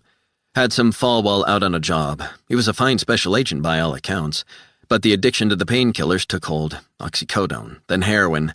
Then he took methadone to cope after he came off the heroin, and also managed to function by popping Percocet, another opioid, to get through the day." "Seriously?" Meyerstein nodded. "Awful, I know, but there's also a woman in his life, a fiancée." "Well, that sounds like a lovely 21st century love story in the making." "So we're looking into her, too." Resnick gulped some of his coffee. "Let's get back to what we know happened today. So we've got 8 cops dead, killed by the 2 O'Keefe brothers who are now dead. A dead ex-cop, Jimmy Greer, killed by Charlie Campbell's brother, who is now dead. 2 more dead cops killed by Todd O'Keefe, who is still on the loose. Am I missing something? This isn't the kind of operation that was put together over a few beers at a bar. It couldn't have been. This took serious planning." Meyerstein began to pace the room, gazing out over the early evening downtown skyline. "I know." Resnick leaned back in the seat. "Did you learn anything from Cortez?" "Mostly what I told you on the phone. He's a functioning addict, and according to Cortez, he was being blackmailed by some guys who had photos of him taking drugs. They gave him an endless supply of heroin, and in return he lost Robert O'Keefe's note, but we also believe he persuaded a supervisory agent here in New York not to pursue the surveillance of the O'Keefes the FBI was actively involved with. It doesn't just come down to one fucked-up special agent, though, surely. You're talking about Campbell's contacts and connections?" "Precisely. Greer mentioned the DEA and CIA. I've put together a team at HQ to examine this. It's serious. We'll get to the bottom of this. Martha, the FBI needs to be absolutely clear that this compromised agent was just the tip of the iceberg. It would be the easiest thing in the world to lay the blame solely on Cortez. Bottom line, I'm not buying that Cortez had inside knowledge on Greer, where he lived, and on the Attorney General. You would need inside knowledge. I think that's above his pay grade, and he's just a fucking cog." "So what do you think? U.S. intelligence agencies, maybe CIA?" Meyerstein's gaze wandered around the room as if she were deep in thought. "You have no proof of that." "No, I don't. That's your responsibility." "We'll get to the bottom of this, mark my words." Resnick shook his head. "You know how it works. The blame is going to be put on Cortez. It's the way it is. You need a fall guy. But a cursory look at what we know tells me that this doesn't start and end with Cortez. True, he might have passed along classified information, but for the DOJ to get involved and for Greer to get retired from the force for asking questions means this all goes higher up. Someone wanted to shut down any investigation into Campbell, the link to drugs being run by the Brotherhood and MS-13, and the full extent of the O'Keefe's involvement. Meyerstein stared at him, stony-faced. Is that a fair assessment? It's a damning assessment, John, I'll give you that. It's the truth. No one really knows, John. Do you think you'll find out? Meyerstein shrugged. Intelligence gathering is sometimes all smoke and mirrors, but I believe your assessment has merit. I'll be mentioning it to my team. Resnick nodded. Meyerstein crossed her arms as she paced the room. She turned around, stopped, hands resting on the back of a chair opposite Resnick, staring him down. You should know that our computer forensic examiners have accessed Cortez's work and personal laptops. There are signs that he's been passing sensitive, highly classified information about investigations, including into the O'Keefe's, onto third parties. Resnick stared at her. We believe that some classified details were sent through a highly encrypted messaging system to a former college friend of his, DEA. Martha, that's an outrageous breach. Meyerstein sighed. The investigation is still ongoing, but Cortez insists his fiancée is innocent. He's talking freely, but we're concerned for her safety. So where is she? That's the thing, we don't know. We've tried tracking her via her cell phone, but nothing. The problem for us is that she appears to be clean. Excellent employment record. But our analysts did find something. What's that? Meyerstein jabbed the remote at the huge screen and pressed a button. Up on the screen was a grainy color photo of two Hispanic guys heavily tattooed. We've also trawled the surveillance footage in and around Cortez's apartment in Gowanus. These two charmers were caught on camera outside the agent's apartment building on 3 separate occasions within the last month. I'm guessing they're not neighborhood watch. Both are members of MS-13, and I don't believe there are a lot of them in this part of Brooklyn. We've also just discovered that the fiancé's parents are Mexican. We are surmising that MS-13 have identified the girl and approached her too, threatening her with violence to either her or her parents back in Mexico unless she does them a favor. So they've got Cortez with photos using drugs, and they might have a hold over her too, with threats against her family. That would keep a lot of people in check. She might be part of MS-13, but I'm not buying it. I think she's being targeted. That's what my instincts are telling me, as well as the facts and her track record. Meyerstein pressed another button on the remote, and a beaming picture of a pretty Latina girl appeared on the screen. No tattoos, no markings. She's a hard-working customs officer at JFK, quite religious. JFK, huh? Which would be very useful to MS-13 with regards to smuggling, whether it's people, drugs, you name it. That occurred to us too. Resnick gulped down the rest of his coffee. This day just gets crazier. We need to find her, and quick. First, we need to find Todd O'Keefe. Resnick looked out the window as the sky turned crimson. July 4th. Fucking crazy, crazy day. Meyerstein sighed. I meant to tell you, we tried to contact Lauren, but we couldn't get through. We can't trace her location. I wonder if her phone died. That was about an hour and a half ago. Resnick took out his cell phone and called his daughter. It rang 6 times before she finally answered. Hey, Dad, Lauren said breezily, as if she didn't have a care in the world. Resnick gave a sigh of relief. Thank God, honey. Where have you been? I've been trying to call you. So have the FBI. Ran out of juice after being out so late last night. No charger. But it's fixed now. The signal began to cut out. I borrowed a charger from a friend. Where are you now? I'm with my friends, Dad. Resnick sat up in his seat. Have you seen the news? Yes, I have, Dad. I know. It's terrible. This is a serious ongoing situation. I'm concerned that you're out there on the streets while this is all going on. This is dangerous. You're not taking it seriously. This is New York, Dad. I love the city. I'm surrounded by millions of people. I'm not going anywhere. Do you think these nutcases who carried out the attacks are going to change me, scare me? Not a chance. To hell with them. Suddenly, a female agent burst into the room. Ma'am, quick, it's Cortez. Resnick ended the call, brushed past Meyerstein, and followed the agent down a corridor to the restroom. 2 officers were trying to kick down the locked door. What the hell's going on? Cortez isn't answering. He locked it from the inside. Resnick said, Step back. The 2 feds moved aside. Resnick pulled out his Beretta and fired 2 shots into the lock. It split apart and he kicked open the door. He rushed inside, but it was too late. Lying sprawled at the far stall, door open, was Cortez, eyes shut, white powder and blood around his nose. Resnick rushed over and kneeled down. He pulled back Cortez's eyelids. No pupil dilation. He turned around and looked up at the feds in the doorway. "You got a medical kit? We need Narcan, and call the paramedics." One of the feds nodded and disappeared. Resnick slapped Cortez's clammy face. "Wake up, Leon, you need to wake up." A few moments later, the fed returned with a medical backpack. He unzipped it and handed a Narcan nasal spray to Resnick. Resnick ripped off the packaging and removed the device. He inserted the nozzle into Cortez's right nostril and firmly pressed the plunger, releasing the anti-opioid drugs into the nose. He checked his watch. "Still no sign of life. We need to bring him back, quick." The fed kneeled beside him and took out a bag valve mask. The manual resuscitator was placed carefully over Cortez's mouth and nose. Resnick began to massage Cortez's chest. "Come on, man, wake the fuck up. You can do this, but you gotta wake up." The fed took off the mask. "No response. Another dose?" Resnick nodded and inserted the Narcan nozzle into the left nostril and again pressed the plunger. "Come on, Leon, snap out of it." The mask was again placed over Cortez's mouth and nose as they desperately tried to revive the special agent.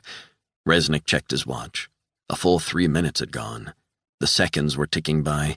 He clapped his hands in front of Cortez's face. "Wake up, Leon, snap out of it, man." He saw a flicker in the eyelids. He looked at the fed beside him. "Remove the mask." "What? Just do it." The fed took the mask off Cortez's face. Resnick cradled Cortez's head and leaned in close. "Wake up, man, wake up. Come on, man, just wake the fuck up. I know you're in there." His tone became sharper. "Come on, son, time to wake up." Suddenly, Cortez opened his eyes wide, gasping for air. 25.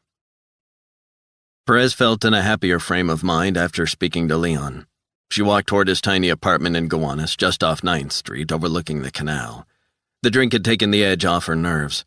She sidestepped a pile of vomit and dog shit on the sidewalk. It wasn't the nicest part of Brooklyn, that was for sure. But as far as she was concerned, it was a hell of a lot better than Hempstead. She liked the bohemian vibe, and no one knew her here. That was an attraction. She liked the cool bars, the buzz. It was fantastically close to Manhattan. But it was also perfect for accessing the nice restaurants in upscale Park Slope and the delightful Prospect Park. She loved nothing better than walking in Prospect Park with Leon, usually on a Sunday, which fit in with their work schedules. She wondered if they would ever be in a position to buy their own home. Maybe not in Park Slope, because that was just crazy. But maybe somewhere nearby. Gowanus would be fine. She hoped they could get a nice place, perhaps with room for her mother and father. She missed her mother's company very much. She envisioned looking after her parents more and more. She knew they would help her get Leon back on the straight and narrow. Perhaps more than anything, she daydreamed of having kids, moving to Brooklyn with Leon, even if they only rented. She imagined herself pushing a stroller, not having to worry about lowlifes, gangs, and God knew what in Hempstead, and enjoying what the city had to offer. The more she thought about it, the more she wanted a few children. 4? Why not? She loved kids. Eventually, Leon would earn a promotion at the FBI. He could get his master's degree, study nights. She had also thought of going to college and majoring in international business. A friend from her high school days had started at Hofstra University in Hempstead and was loving it. Perez had watched the way her friends seemed to blossom. She talked about books, business, the internet, deals, Bloomberg, on and on. She seemed like she suddenly had a career to look forward to as opposed to a job. Perez longed to put the bullshit line she had to contend with at JFK behind her, having to check surly passengers and their families. Some could speak only Spanish and accused her of discriminating against people from Guatemala, Mexico, El Salvador, or wherever they were flying in from. She invariably tried to explain in perfect Spanish that her parents were from Mexico, and she didn't discriminate against anyone, but only wanted to stop visitors whose visas were not in order or who might be in possession of drugs or other contraband. But they continued to regard her with suspicion. It was draining, depressing. It ground her down. Perez didn't want that life anymore. She wanted a family life, stability. In recent months, she and Leon had talked about her moving in. She had a key to his apartment, and that was when she discovered for the first time the shocking fact that Leon was a functioning opiate addict. She was devastated. She had been helping him kick his habit since then. He had taken methadone for a while. It seemed to settle him down. She had put him in touch with drug therapy units. But only 2 weeks earlier, she had seen the burnt aluminum foil in the trash in his apartment's tiny galley-style kitchen. He was back on the junk. Perez wanted to believe him. She wanted to believe it was an aberration, but the reality was staring her in the face. Leon was chasing the dragon again. He said it was only oxycodone to ease his pain, but the new marks on his arm told another story. Whatever it was, she knew he still couldn't shake it. She had tried to get him to see an addiction counselor, maybe even a psychologist to talk through his problems, but to no avail. He was terrified that it would get out, and his secret would be revealed to his bosses at the FBI. What amazed her most was that he was still able to function. Usually he took a Percocet and he would get through the day, all smiles. Then when he came home exhausted, he would do a bit of junk, invariably laced with fentanyl. She sometimes wondered how his bosses didn't notice. But Leon was very good at masking both his feelings and any minor ailments. She had tried to nurse him through withdrawal a couple of months earlier during a 1-week vacation. She'd watched over him, making sure he wasn't taking anything. She fed him soup, vitamins, and water. But Leon's cold turkey was bad. He sweated, crawled the walls like he had the worst flu in the world. He was like a caged animal. Somehow, despite the drug cravings, in that week he got off the opiates. No drugs. 0. But the next time she saw him, she could tell he was back on it. His eyes were sunken, red, tired, glazed. Perez wondered if it was worth it, trying to change her addict fiancé. Her friends had told her that she was crazy and that he had to get clean before she should consider marrying him. But she persevered. She loved him. And she thought he loved her too. Perez was afraid. Leon's addiction was turning criminal. He just shrugged it off. With a nonchalance, maybe arrogance, she didn't like to see in him, a side of him she hadn't seen before. She often wondered if she shouldn't have just cut and run. Her father had been an alcoholic as a young man, and her mother, virtually a saint in his eyes, had nursed him until he became sober, clean and healthy from his 30th birthday onward. Perez was no saint. She didn't want to be a saint, a Mother Teresa, or anything like that. But something within her, something deep within the very fiber of her being, would not let her abandon her fiancé. Just like her mother had with her father, she felt as if she could save Leon. Perez believed Leon's intimate knowledge of the gangs, informers, dealers, and enforcers had gotten him too easily embroiled in their world. The painkillers had led to addiction, which led to him knowing exactly which gangbangers to go to for more drugs. The very people he'd spent his career trying to stop now had a hold over him. The fact that now they had decided to make contact with her, too, was very worrying. She thought it was just a matter of time before they asked her to usher their drug mules through her line at JFK. She felt trapped, in a bind. But how to escape? A car alarm in the distance snapped Perez out of her daydream. She was close to Leon's apartment.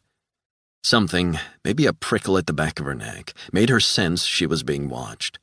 She turned around. In the distance, the pickup truck came into view. Inside were the same 2 gangbangers. They had tailed her to Gowanus. But how? She had taken the train. Were they tracking her cell phone? Or was it only coincidence that they'd ended up near Leon's apartment at the same time she arrived? Her stomach tightened. She kept on walking, unsure what to do. Think, for God's sake. Perez's mind raced. It felt wrong. Everything felt wrong. She sensed they were no longer here just to warn her, but what the hell did they want? Were they fucking with her? Did they want her to pass on a message to Leon?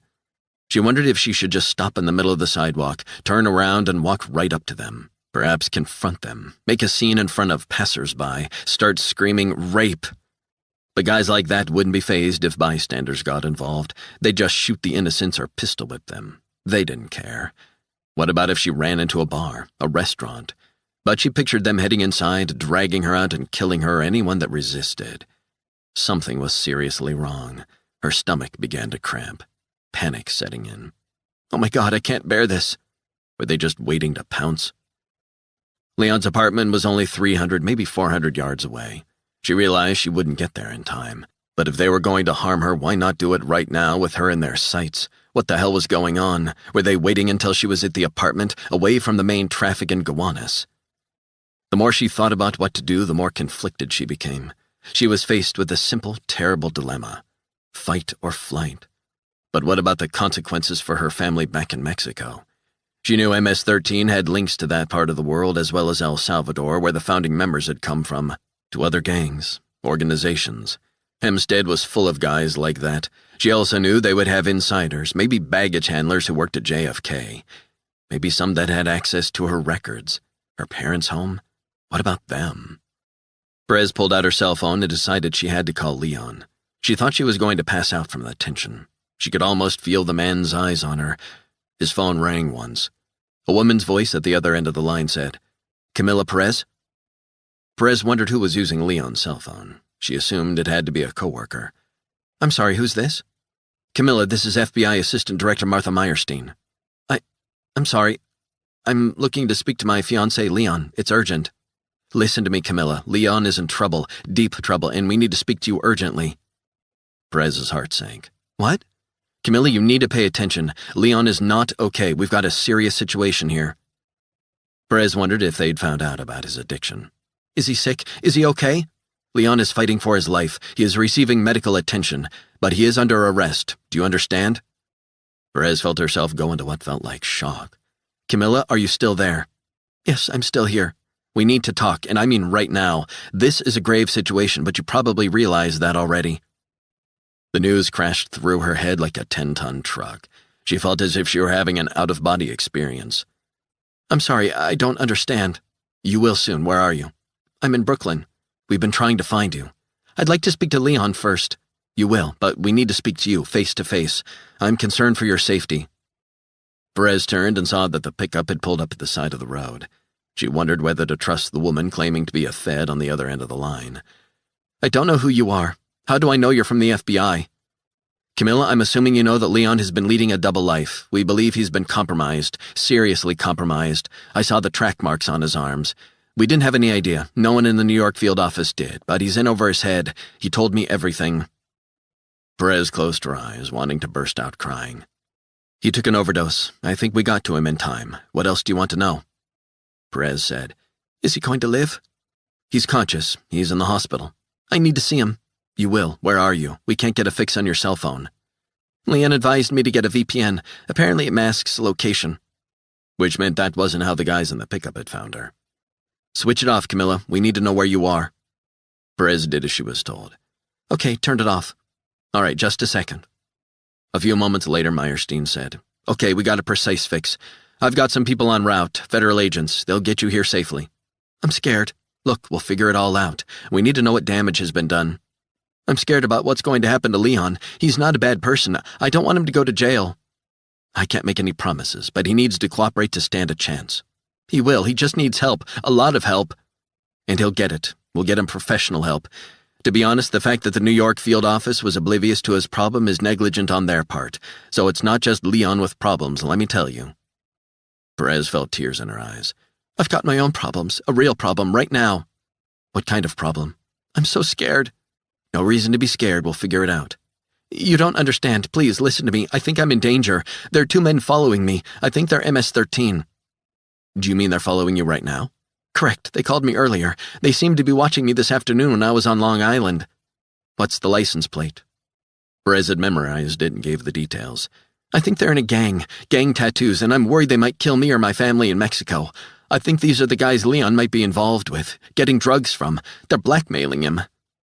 "Camila, we've got a fix on your location. I can see you're nearly at Leon's apartment. Gowanus, 11th Street. Get yourself inside."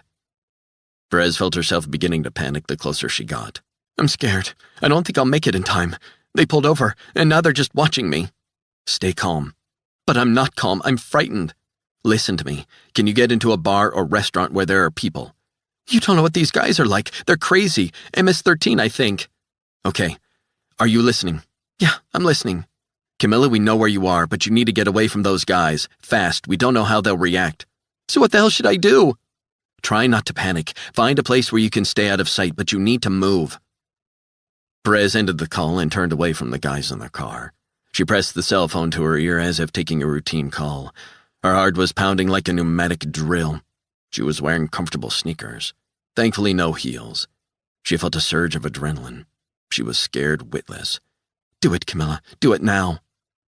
She took off and ran, sprinted headlong down the busy street, turned onto a sketchy road lined with industrial shops and garages, down a lane and across the street and into a bar, past the shocked drinkers. "There are 2 guys chasing me," she yelled. The drinkers just stared at her as she ran through the back, then through the kitchen, bumping into a cook. "Hey, what the fuck, lady?" Perez barged out of a back door and down a dark side street. A couple of girls were smoking cigarettes. "What's the matter, hon?" one girl said. Perez ran faster as if possessed. Her heart felt like it was going to burst. She was gasping for air as she sprinted past the canal. The pale moon reflected on the dark water. She ran across a bridge and down another street, praying she had given them the slip. A quick glance back showed the truck was on her tail, just over 150 yards or so behind her, and closing. She wasn't going to outrun them. She needed to hide. Perez ran across the road in front of a car. The vehicle had to brake hard to avoid her. She continued, heart rate nearly at the max. Adrenaline was rushing through her body. She felt as if every sense were switched on. Down a dark road, she felt frantic. She was being hunted, like an animal. A hipster girl had her hands in the air as if in submission. "Slow down, girl, what's wrong? Call the police."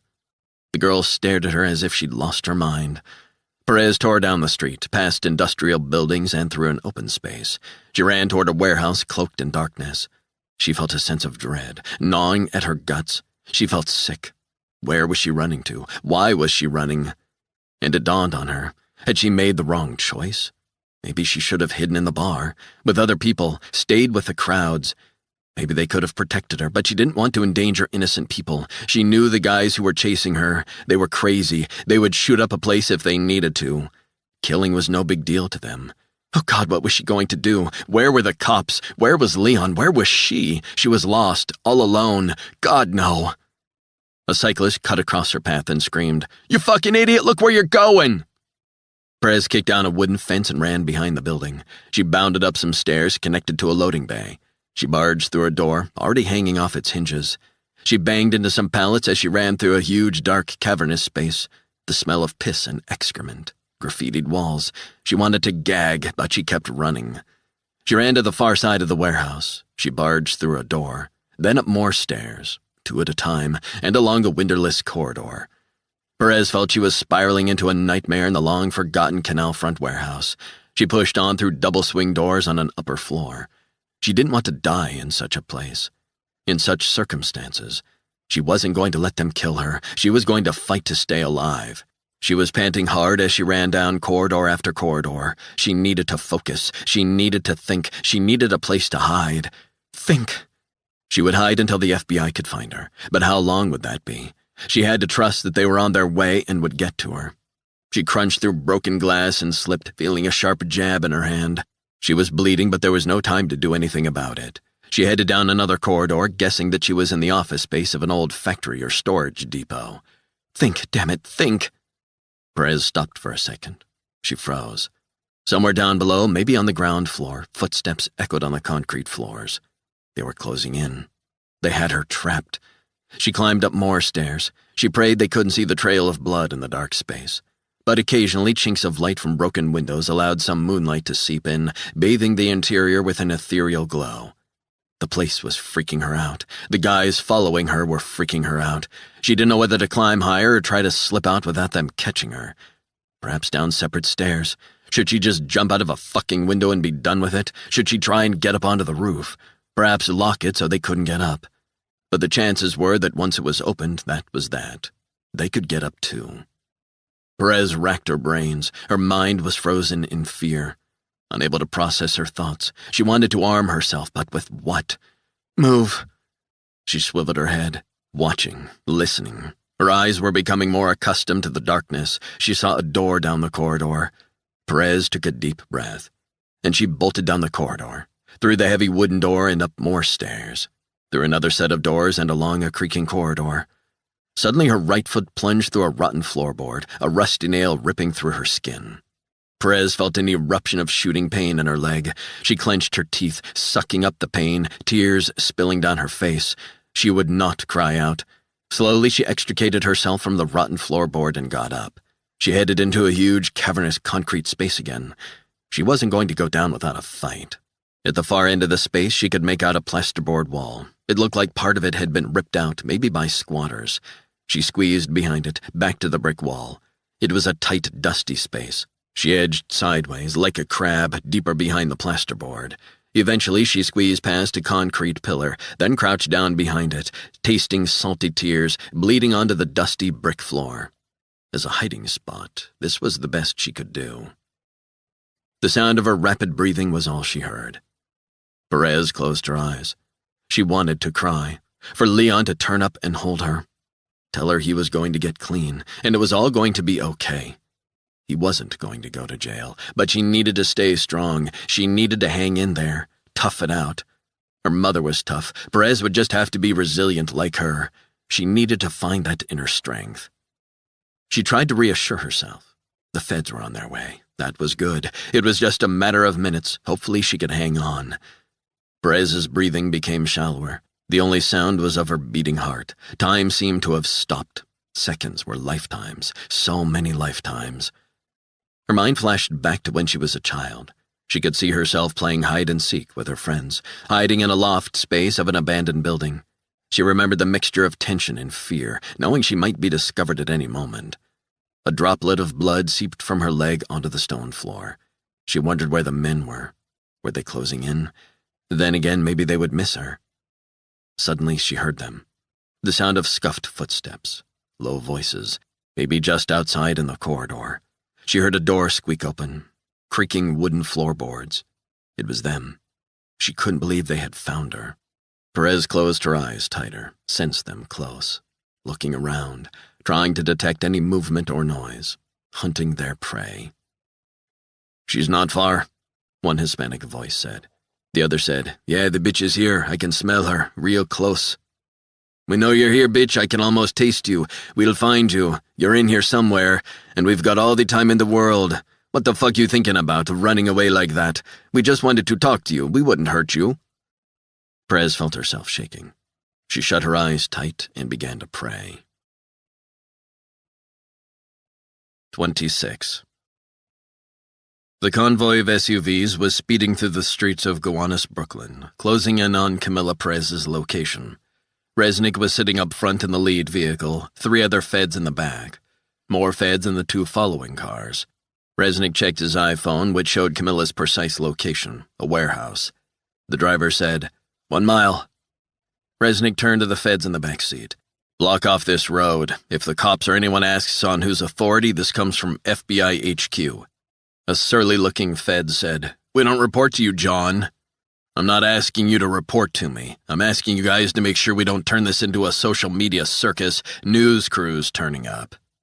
The guy averted his gaze. He was clearly not happy with having Resnick with them. Resnick looked at the rest of the agents. "Just so we're clear, I'm not giving orders, but I've been given specific instructions by Assistant Director Meyerstein. She wants me in first. You got a problem, you speak to her. Which one of you guys wants to volunteer to get their head blown off by being the first in?" A deafening silence. "So I'm leading on this. You got a problem, speak to her." The fed said nothing but was clearly seething that the usual rules of engagement and protocol weren't being observed. "My advice," Resnick said, "send in 2 teams of 3 through separate entrances in 2 minutes. I'll get in first and see if I can find these bastards. I'll report if I get a visual." The fed said, "I've never met you. I had no idea that we operated like this. I think we need to establish clear authority." "You need to pay attention. Assistant Director Meyerstein gave me authority. Take it up with her." The feds said, "This little outing is going to follow FBI standard operating procedure." "You need to get out more, pal." "Fuck you, I'm going in with you. We all are."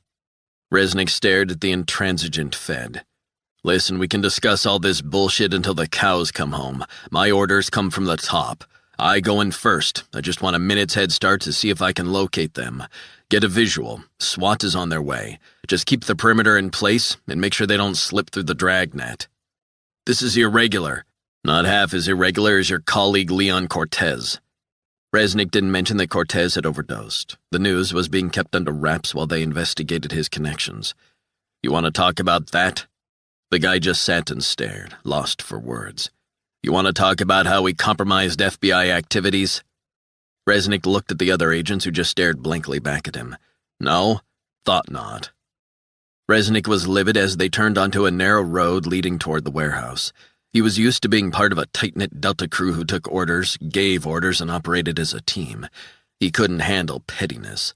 He wanted to get the job done, and then get out of there. In the distance, he saw the vehicle Perez had identified as following her. "This looks like it," he said. The SUV pulled up and Resnick turned around to face the feds in the back seat. I'm going in there. You gonna cover me? They all nodded. You got it, the youngest Fed said. This is just outside our usual methods. We want the same thing. We want that young woman in the warehouse found safe, right? More nods. Good, let's get to it. Resnick got out of the vehicle and quickly headed down a path adjacent to the canal as the Feds from the back seat fanned out, setting up the cordon. He jogged down the path for a couple 100 yards. He crunched over some broken glass. He wanted to approach the warehouse out of sight. The streetlights beside the building were getting brighter. He reached up and pulled himself to the top of the brick wall, peering over the other side. No sign of the gangbangers. He clambered over and lowered himself down. Resnick felt his heart rate begin to rise. He moved toward the loading dock of the abandoned warehouse. He bounded up the steps and pulled open the door. He allowed the streetlights to bathe some of the dark space. Then he spotted a door diagonally across. He wedged open the door with half a brick. Northwest door in the canal side open. He whispered via his headset to the Feds who would be following him in. Proceed with caution. Resnick moved quietly across the floor. He pushed open a door that led to a stairwell. He bounded up 2 flights of stairs and crouched down. He heard voices, farther up. He moved to the next level. He ran up 1 more flight and through a door. Gun drawn, he headed down a long corridor. A few yards in front of him, something glistened on the wooden floor. He edged forward and crouched down, trying to get his bearings. Resnick touched the substance. It was warm blood, congealing. He saw another spot of blood a yard away. He wondered if Camilla Perez had injured herself fleeing for her life. He moved along the narrow space gingerly, testing the rotten floorboards and trying not to make them creak. His senses were switched on. Resnick stopped. He listened for any sounds. He detected voices, talking low in Spanish. Then the sound of footsteps way down below on the ground level. The sound of a handgun slide being racked. Those had to be the other Feds, perhaps the SWAT backup who'd been on their way. A guy cleared his throat on the other side of the door. Hey, Camilla, he said in English. I know you're in here. It was the mocking voice of one of the gangbangers. You're gonna come out, you little bitch. No one runs from us. Resnick lay down on his stomach and leaned forward. He cracked the door with his handgun. 2 spectral figures prowled through the darkened space. One was wearing a white t-shirt, the other a slightly luminous lime green top, easy to see in the darkness. I know you're in here, the voice said. I don't know why you're scared. Resnick sensed they had her cornered in the room. Down below, maybe directly underneath, heavy footsteps. Movement.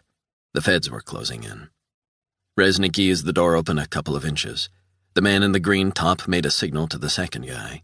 He swiped his hand in a curved motion, indicating that the girl was hiding behind what looked like a partition wall. The guy in the white t-shirt nodded, crouched down, and turned on his cell phone light. I see some blood. The thug moved closer and stared behind the portioned wall. Ah, there you are, you little bitch. Come out. Resnick aimed at the guy in the white t-shirt. He fired 2 shots to his head. The thug collapsed to the ground. The deafening noise echoed around the brick walls and dark space. The guy in green spun around. Resnick didn't wait. He fired 2 more shots into the center of the guy's chest. The guy collapsed in a heap, moaning and writhing on the ground as his gun dropped to the stone floor. Resnick got up, barged through the door, gun trained on the moaning thug. The sound of weeping came from behind the partition wall. Resnick approached the prostrate gangbanger and kicked the thug's gun out of reach. What the fuck, man? The guy wailed. Please, I ain't got no problem with you, man. Resnick stood over the thug, gun trained on his head. Please don't kill me, the guy screamed. I surrender, man, you win. Resnick stared down at him and smiled. You don't seem so tough now, Mr. MS-13. You like intimidating innocent people. You like threatening a nice young lady. That make you feel tough, does it?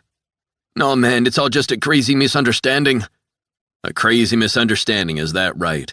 I swear, it was mistaken identity. We thought this woman threatened my family. I love my family. You really are a lying piece of shit, aren't you? Do you think anyone will miss you when you're gone? The guy gritted his teeth as if in acute pain.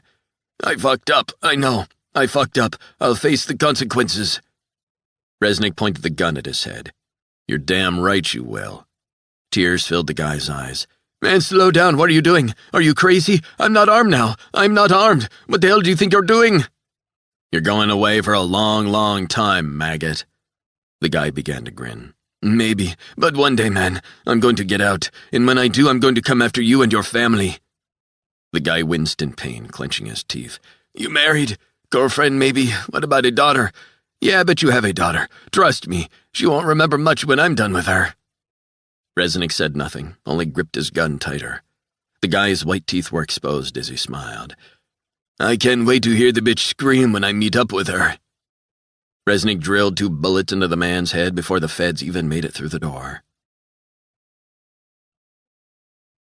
27. The lights from the FBI SWAT team's weapons bathed the huge industrial space, illuminating the 2 thugs' bodies lying in pools of their own blood. A SWAT guy shouted, "You okay, John?" "I'm fine." Resnick heard the soft sobs behind the plasterboard wall. He walked over, crouched down on his hands and knees, and stared into the dark space. He could just make out a shivering young woman, clearly in shock, staring back at him. "Camila Perez?" "Please don't hurt me." "FBI, ma'am, it's okay, you're safe now." "Is it over?" she whispered. "I don't know if I can trust you." "It's over, you're safe, and yes, you can trust me. Don't be afraid." Resnick reached in, grabbed her hand, and hauled her out of the cramped space. She flung her arms around his neck and began wailing. "I thought they were going to kill me," she said. Resnick extricated himself from her tight embrace. "It's over. I swear to God it's over." "I thought I was going to die." Perez turned around and caught sight of the dead bodies on the ground. She screamed, an animalistic scream echoing around the brick walls of the warehouse.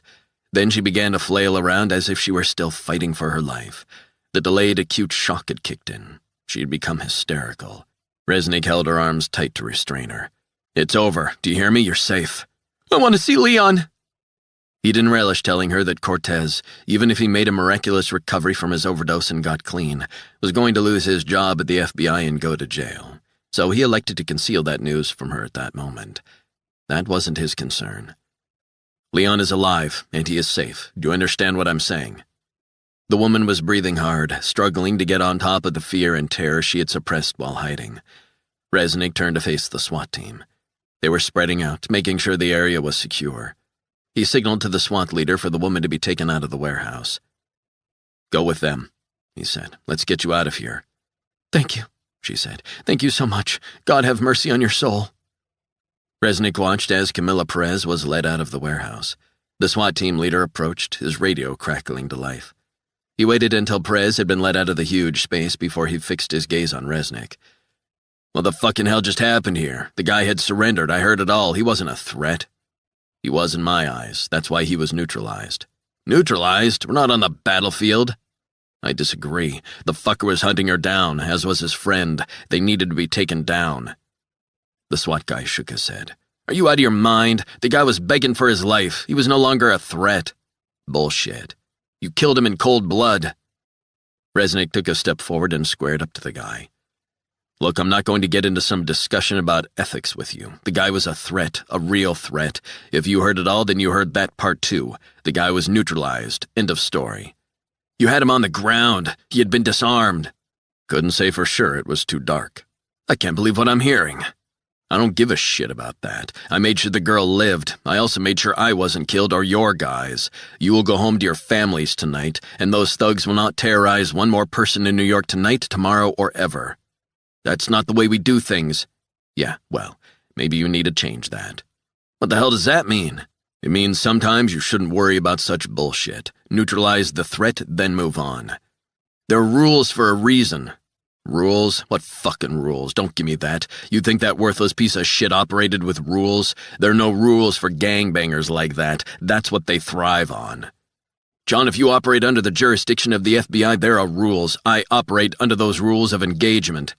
"Good for you. We could have arrested him, taken him in. It's called due process.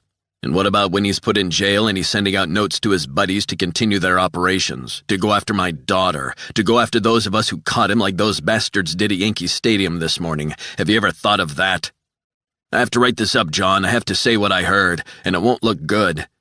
You must have me confused with someone who gives a fuck. You worry about things looking good if you have to. Meanwhile, I'll just be the crazy fucker who took out those 2 Aryan Brotherhood psychopaths up in the Bronx, and one of their pals on Long Island this afternoon. Now these bastards. I'm having a real shitty day. Don't give me lectures about what I should or shouldn't have done.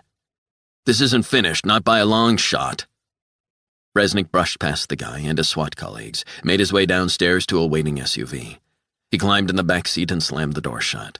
His adrenaline was still pumping after the chase through the warehouse. He was content that the first MS-13 thug had been taken down after he discovered Perez's hiding place. But the second guy, it was true he could have spared. He could have waited for SWAT to cuff him and lead him away. He knew he had crossed a line. He should have held back. He should have shown restraint. But he hadn't. Why? Maybe he wanted to play judge, jury, and executioner. Then again, maybe he was just so sick of homicidal dirtbags that he had decided to give them a taste of their own medicine. The assassinations today had been planned from inside prison. It was naive to think that locking up guys like that was enough to stop them. Was he at the end of his rope? Was he not thinking straight? Was he just running on empty? Or was it perhaps the threats to harm his daughter? Was that it? Was that what had pushed him over the edge? He didn't know if the guy was bluffing. Maybe he was. But in that split second, Resnick felt something, a force inside him, deep down in his soul, ignite. The mocking eyes of the gangbanger lying on the ground seemed to touch a nerve, a raw nerve. He didn't even think. He had become a machine, a killing machine. Resnick knew he needed to take a closer, harder look at himself. His own motivations. Was something in him coming apart? Was he losing control? The more he thought about it, the more he wondered if Cortez's story might serve as a warning. A good guy who'd gone bad. And the reason? Drug dependency. Was that it? Maybe it was part of the reason. Resnick was no opiate user like Cortez, but he thought about the Dexedrine. He couldn't remember a day when he wasn't speeding. He had long forgotten why he popped them when he wasn't working. Day in, day out. Stimulated, energized, alert. The feelings of euphoria, confidence. The feeling he could do anything, that he was invincible. It was like being on a knife edge all the time. The need for speed, the adrenaline coursing through his veins. Was he more like Cortez than he cared to imagine? Had the amphetamines and rage numbed his senses? And had it culminated in him losing control? Cortez had lost control. Of his life, his job, everything, and all because of an addiction that had gotten out of hand. Cortez had crossed a line. But the reality was, so had Resnick. He didn't need to kill the gangbanger in cold blood. But he did it. He knew the importance of restraint. He'd had time to wait for the FBI SWAT team, but he had deliberately taken the law into his own hands. It was like a scene he'd witnessed in Iraq countless times. Iraqis in flex cuffs shot in the head, cold blood, eye for an eye. It was biblical justice. But he wasn't in a war. He was home, on American soil. The war was over, but somewhere deep inside Resnick a war raged on, threatening to engulf not only him but anyone whose path he crossed. Maybe he didn't care whether he lived or died, was that it? Did he have a death wish? He didn't seem to mind the grief he was giving Meyerstein.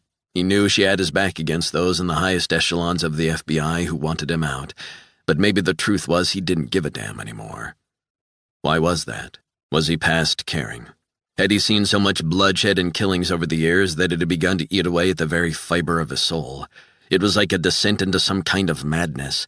He felt as if he were on a runaway train, and nothing and no one could stop it. Only death. Except death was his game. His cell phone rang, snapping him out of his contemplative mood. Resnick pulled it from his jeans pocket. "Good job," Meyerstein said when he answered. "I don't think your SWAT guy thought so." "What do you mean?" Resnick explained how he had taken out the second of the two gangbangers. "It's not pretty, I know." "Jesus, John. Look, I understand there are protocols, but these guys were hunting that girl. He threatened Lauren." "You killed him in cold blood?" "Yes, I did. It is what it is." Meyerstein was quiet for a few moments. "What the hell is wrong with you? Don't you get it? That's not how it works. Not now, not ever. God damn you, John, why the hell would you do that?" "Things happen. It was dark." "Do you understand what will happen now? The SWAT guy will file a report, and they'll throw the book at you. You'll be investigated, you'll face charges. The government and the FBI will have to carry out separate investigations into your actions. This will not end well for you, John." "I'm well aware of that, but I'll deal with it when the time comes." "John, this is not fucking Delta Force. We're not behind enemy lines, God damn it." "Sometimes it feels like it. Not sure who the enemy really is." "What the hell are you talking about? Do you think I'm the enemy? Do you, John?" Resnick said nothing. "I'm not the enemy, John. Not now, not ever." "I know that. You know you'll have to answer questions about this later." "Later is fine with me."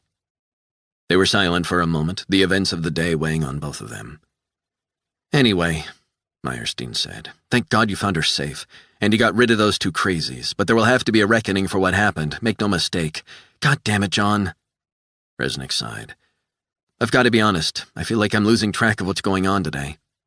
I thought you had everything figured out, Martha. Super organized, spreadsheets orderly, etc. That goes out the window on days like this, let me tell you. Resnick got quiet. John, I hope you don't mind. I tried to contact Lauren. I don't mind at all. I know you were worried about her, so I texted her. What'd she say? Meyerstein sighed. She told me she's in Times Square. She's a smart girl, John. I know she is. She can handle herself. I know she can. The problem is Todd O'Keefe is in the city tonight, I guarantee it. You think he's going to resurface in Times Square? Like I said before, this isn't over. This isn't anywhere close to over. 28. Darkness had fallen over Lower Manhattan. Meyerstein was alone in the conference room, staring out the windows of the 26th floor, contemplating the horrific events of the day. She gazed at the lights on in the offices and apartments that occupied the skyscrapers all around. She could just make out what looked like a young woman sitting at her kitchen table, tapping away on her laptop in an adjacent residential tower. She wondered what the woman did for a living. Was she working on the 4th of July? Was she emailing friends and family with news of her whereabouts on such a terrible day for New York City? The sound of fireworks exploding in the distance temporarily snapped her out of her thoughts, like a gunfire, and again. Then the Manhattan sky lit up, bathed in dark purples and bright reds as the pyrotechnics illuminated the night. She thought of the millions of people watching on TV, and the hundreds of thousands watching in and around New York City after a dark, dark day for the city. She checked her watch. It was 9:26 p.m. Her thoughts turned to her family back in D.C. She hadn't spoken to them since that morning, shortly after the attacks had begun outside Yankee Stadium. She had messaged her teenage children and her saint of a mother who was looking after her kids while she was away. And she told them not to worry. But she knew that, like most people, having seen the images and footage on the news, worry they would. She even thought of her former husband, a professor. He was still shacked up with a student of his, the young woman he had dumped Meyerstein for. It hurt, deeply. The shock had been almost too much to bear. The deception had cut deep, and the wounds hadn't healed yet. She wondered what they were doing at this moment. Were they enjoying a vacation in the Hamptons? She knew he borrowed a small beach house, owned by two old friends of his, in Montauk. She wondered if he was there, with her, enjoying a romantic meal for two, walking on the moonlit beach, bottle of wine in hand, bathed in the beam of the Montauk lighthouse. Meanwhile, she was alone, staring out into the night. She pushed her personal thoughts to one side. The more she tried to piece together the chain of that day's events, the angrier she got, thinking about the deeply compromised Leon Cortez, who was now dead. It was unfathomable that he had put lives at risk, including his fiancées, and threatened highly sensitive investigations, perhaps irreparably. She had known of only one agent in all her time who had succumbed to drug addiction, and he was a rookie, a high-flying Penn State graduate who had joined the FBI at the same time as her. Her cell phone rang, the sudden noise startling her. Meyerstein speaking, she said. Martha, sorry to bother you on a day like this. It's Steve Conti, counsel for the Office of Professional Responsibility. Steve, thanks for calling back. Did you look over my notes on the meeting with Leon Cortez? Just finished. I see Special Agent Cortez signed off on the notes, too. Meyerstein sighed. Now he's dead. I just heard. What a fucking mess. Indeed, he didn't try and hide anything, completely upfront when asked to explain. How the hell did this all come out today? Meyerstein sighed. Purely by chance. A guy who works for us, a consultant, was out in Southampton, speaking to the eldest O'Keefe brother. The brother mentioned that he passed on his concerns directly to Special Agent Cortez. This is explosive stuff. You don't have to tell me.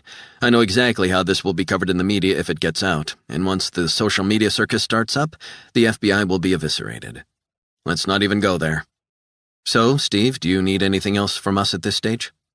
The fiancée is being interviewed by two special agents as we speak. We got to her just in time. And she doesn't know he's dead. Not yet. Might be best if we get her down to D.C. I don't want her doing anything crazy. I have no objection to that, at least once we have her statement. There's another thing. I'm reading that she works at JFK, is that right? Yes, I believe so. Customs. Shit. We'll have to dig into whether she facilitated any smuggling operations. Thanks, Martha. I'll be in touch if I need anything else. Meyerstein ended the call. She stared out at the lights piercing the gathering gloom. She could only imagine the despair in the homes of the families of the 10 slain NYPD officers. Down on those New York streets, they'd drawn their last breath as they served the city, mown down by 3 maniacs. There were so many questions still to be answered about these killings, and the questions just seemed to be mounting, including what the FBI's part was in the whole terrible chain of events. Meyerstein was struggling to come to terms with the bad decisions and poor choices of one corrupt special agent, but it was all linked to poor oversight within the New York field office. She could barely believe that the FBI had received a special tip-off from Robert O'Keefe, a tip-off that could have exposed the whole conspiracy, a chance to arrest the O'Keefes. The decision by Cortez to bury Robert O'Keefe's call was unforgivable and would almost certainly lead to House and Senate Intelligence Committee inquiries. She would be called to testify. It wouldn't be pretty. It would be brutal, and all captured on live national TV. Meyerstein considered her earlier telephone conversation with Resnick. He had said that Greer, before he was gunned down, had specifically mentioned Campbell as being a powerful player in the Aryan Brotherhood, a conduit between them and MS-13, but also perhaps a U.S. intelligence asset with links to the Mexican drug cartels. Was the late Charlie Campbell being protected as a DEA asset? Were they pulling the strings? She could well imagine that if Campbell had had knowledge of drugs traveling from Mexico on certain routes up to New York, the DEA would have wanted to protect such a vital source. Was Campbell informing on the cartels, bringing back intel to the DEA, but also the CIA? Had the agency or the DEA, or maybe both, pressured the NYPD to drop any investigation into Campbell or the O'Keefes to protect operations going on in Mexico? Had they been keeping the NYPD out of the loop? But some NYPD narcs had taken things into their own hands, finally busting Charlie Campbell. She knew it was possible, perhaps even likely. Meyerstein could see Cortez was just a small piece of the puzzle. It would take months to untangle the whole sorry mess, maybe years. Maybe they'd never get to the bottom of it. It felt as if they were firefighting, always on defense, reacting to events as they unfolded. She could only imagine how it would look if the story came out, but it would have to come out. Otherwise, that would be just another cover-up. What was also clear was that Resnick had killed one of the MS-13 guys in cold blood. She knew there would be ramifications. Meyerstein was loath to admit it, but she was in awe of Resnick. She played by the rules, and while she might have disapproved of Resnick's killer instincts, she couldn't avoid the fact that his methods cut through a lot of niceties, a lot of bureaucracy.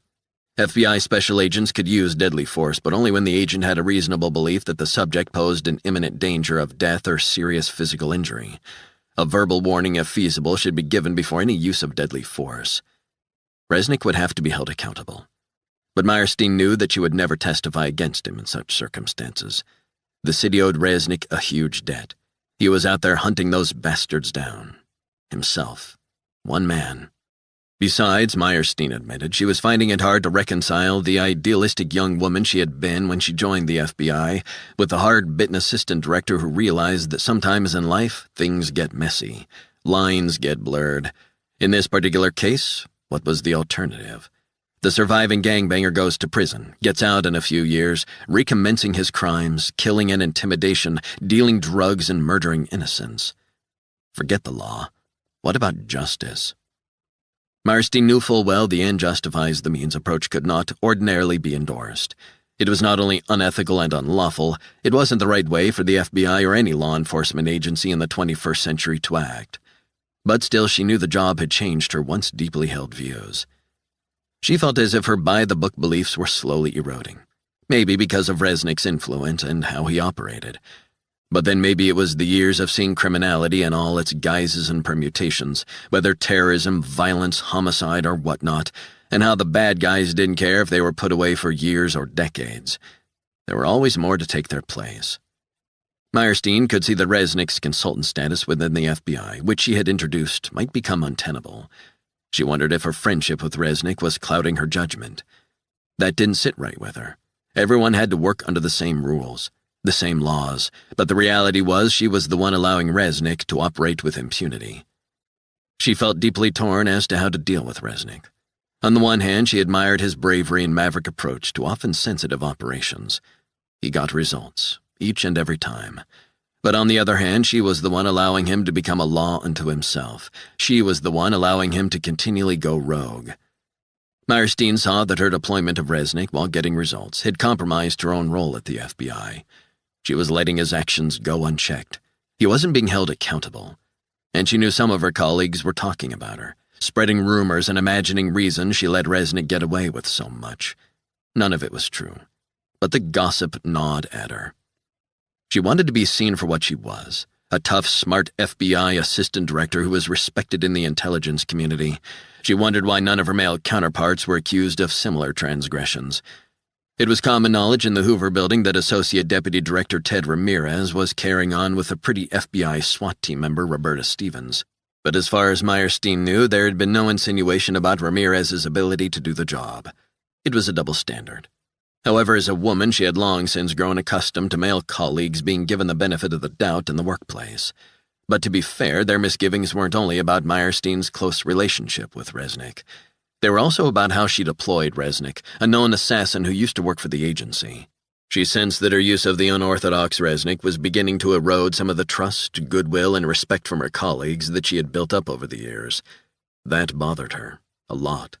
So what was she going to do about it? Was it time to pull the plug on John Resnick?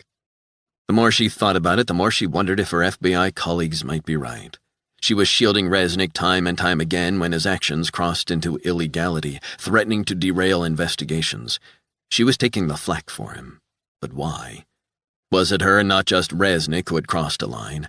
Maybe it was more personal for her than she had imagined. All of a sudden, it dawned on her. She did care about him. Far more than she'd probably care to admit. Sometimes, at the end of a hard day at the office, the children in bed, she would think of Resnick as she relaxed with a glass of wine. She invariably wondered where he was. What was he up to? The relationship appeared on the surface to be purely business, but she had begun to wonder if her high-powered job at the FBI was compatible with a character like John Resnick. Was she jeopardizing her career by remaining so close to him? The fact was, to her, John Resnick was indispensable. Not only in the classified investigations she worked on, but in her life. He didn't walk away when the going got tough. He didn't bullshit. He was strong, and he wasn't interested in the machinations of power. She liked that about him. He was a lone wolf, a hunter, and it was that single-mindedness and focus, not to mention his self-deprecation, she found so appealing. Meyerstein had read his file. She knew his psychological profile. She sensed he wasn't a guy that sent flowers, unlike her ex-husband.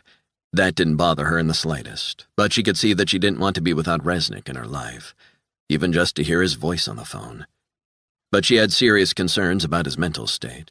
She worried that he was more damaged than she realized. He had issues, serious issues.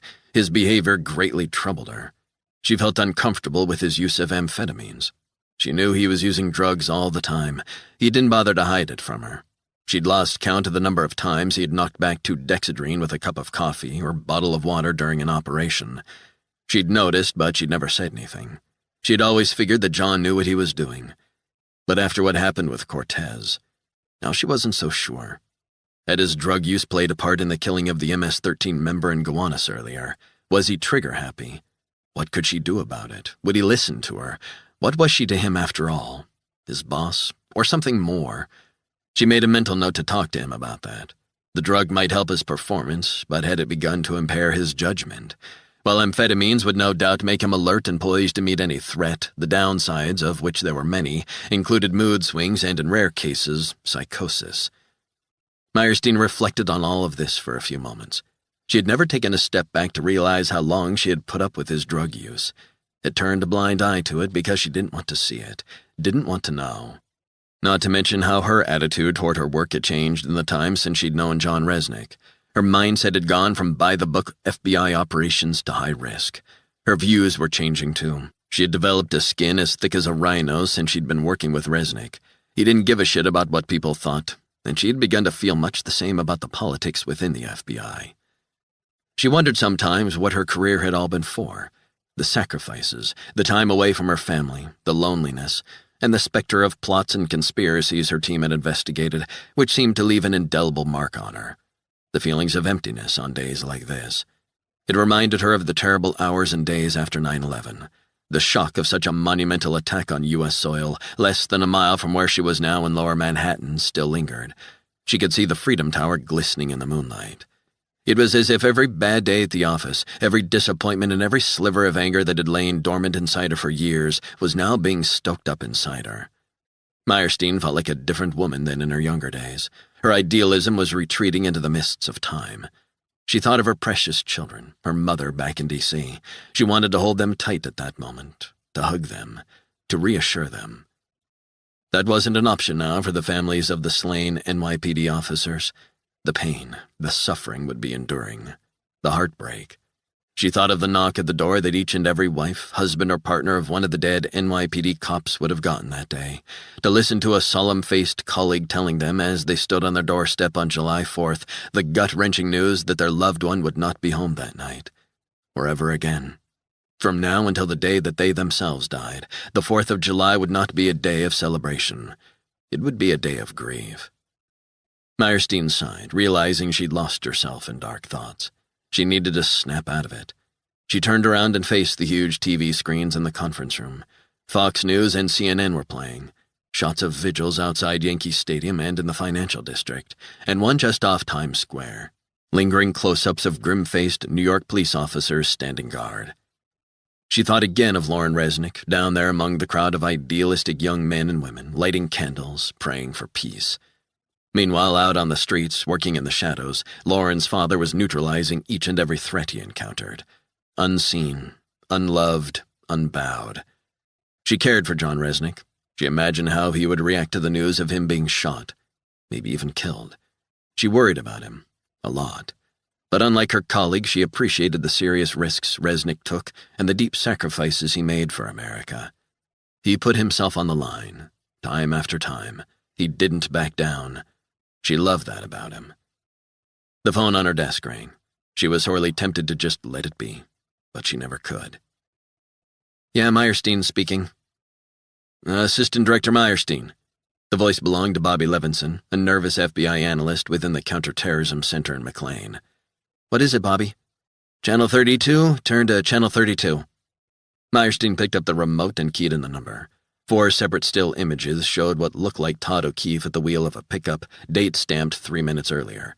Is that him? 100% sure. Where? South of the theater district. He was picked up by 4 different NYPD cameras.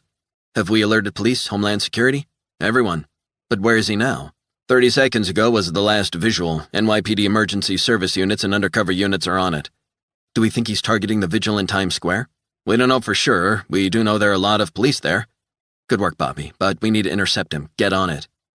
Meyerstein ended the call and updated the director, who would then inform the president's national security advisor. She switched channels and looked at news coverage of the vigil in Times Square. She wondered if they shouldn't just try and clear Times Square, but she knew that was almost logistically impossible. The number of people, the size of the area, it would cause mass panic. She picked up her cell phone and called Resnick and updated him. We need to clear the area, he said. I considered that, she said. Would take hours at best. There would be panic, people getting crushed, and in the mayhem, you could guarantee that O'Keefe would carry out another attack and also manage to escape. My daughter is there. Meyerstein rubbed her temple. I know, John. If I wasn't working here, I'd head straight there and get her out immediately myself. Can't the NYPD, plainclothes, whoever just get down there and gradually start easing people away from the area? I think they're doing that, but you know what people are like. They're stubborn, and I've just seen surveillance footage in and around Times Square, and it's rarely looked busier. It's impossible without just driving them off the streets, but doing so also might result in panic, a stampede, God knows what. Makes sense, I get that. Heart attacks, anxiety, all that. Precisely. John, I know you don't want to hear this, but you've earned a serious rest. You need to call it a day and we'll handle it. There was silence on the other end of the line. John, are you still there? Yeah, I'm still here. Did you hear what I said? I heard. Resnick paused. Martha, he's still on the loose and my daughter is down there. I'm not leaving until this is over. Meyerstein sighed. John, you're running on empty. I'm fine, trust me. Listen, can you do me a favor? What kind of favor? Get me embedded with an NYPD emergency service unit. I don't think I'm the flavor of the month with FBI SWAT. Well, at least with their leader. We've got Times Square covered. I need to be there. I need to do something. This is irregular, John. I've been hearing a lot of that today, Martha, trust me. She wondered if it was wise to put Resnick in the middle of it all, especially after the day he'd had. My concern is you're flat out exhausted. Let me worry about that. Meyerstein sighed. Okay, leave it to me. Appreciate that. One more thing. What? I need someone to find Lauren. I've tried calling her, she's not answering. Meyerstein stared at the screen where CNN was covering the vigil close to the middle of Times Square. I'll do my best, but John? What? Be careful, this guy is not going to go down without a fight. That's fine, neither am I. 29. Resnick was dropped off with an NYPD emergency service unit, 3 blocks from Times Square. Then he was given a bulletproof vest and a headset that hooked him up with all the other members of the group. But he was also able to receive direct messages from the FBI Tactical Command HQ. He climbed into the back seat of the Lenco Bearcat armored personnel carrier, eating a slice of pizza, washed down with a bottle of cold water. The day's exertions had taken a lot out of him.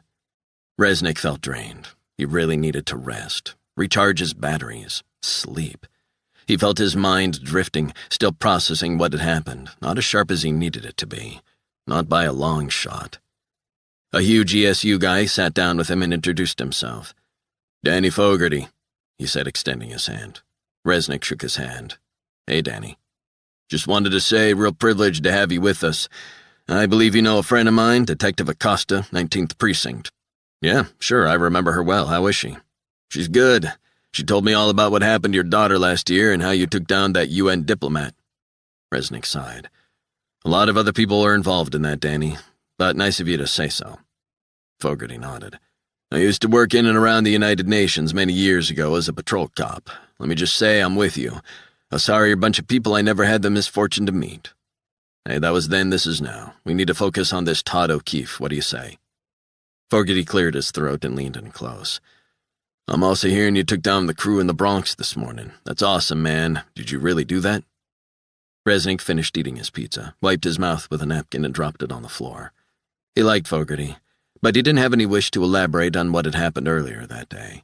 Besides, he always felt slightly uncomfortable getting a pat on the back for the things he did.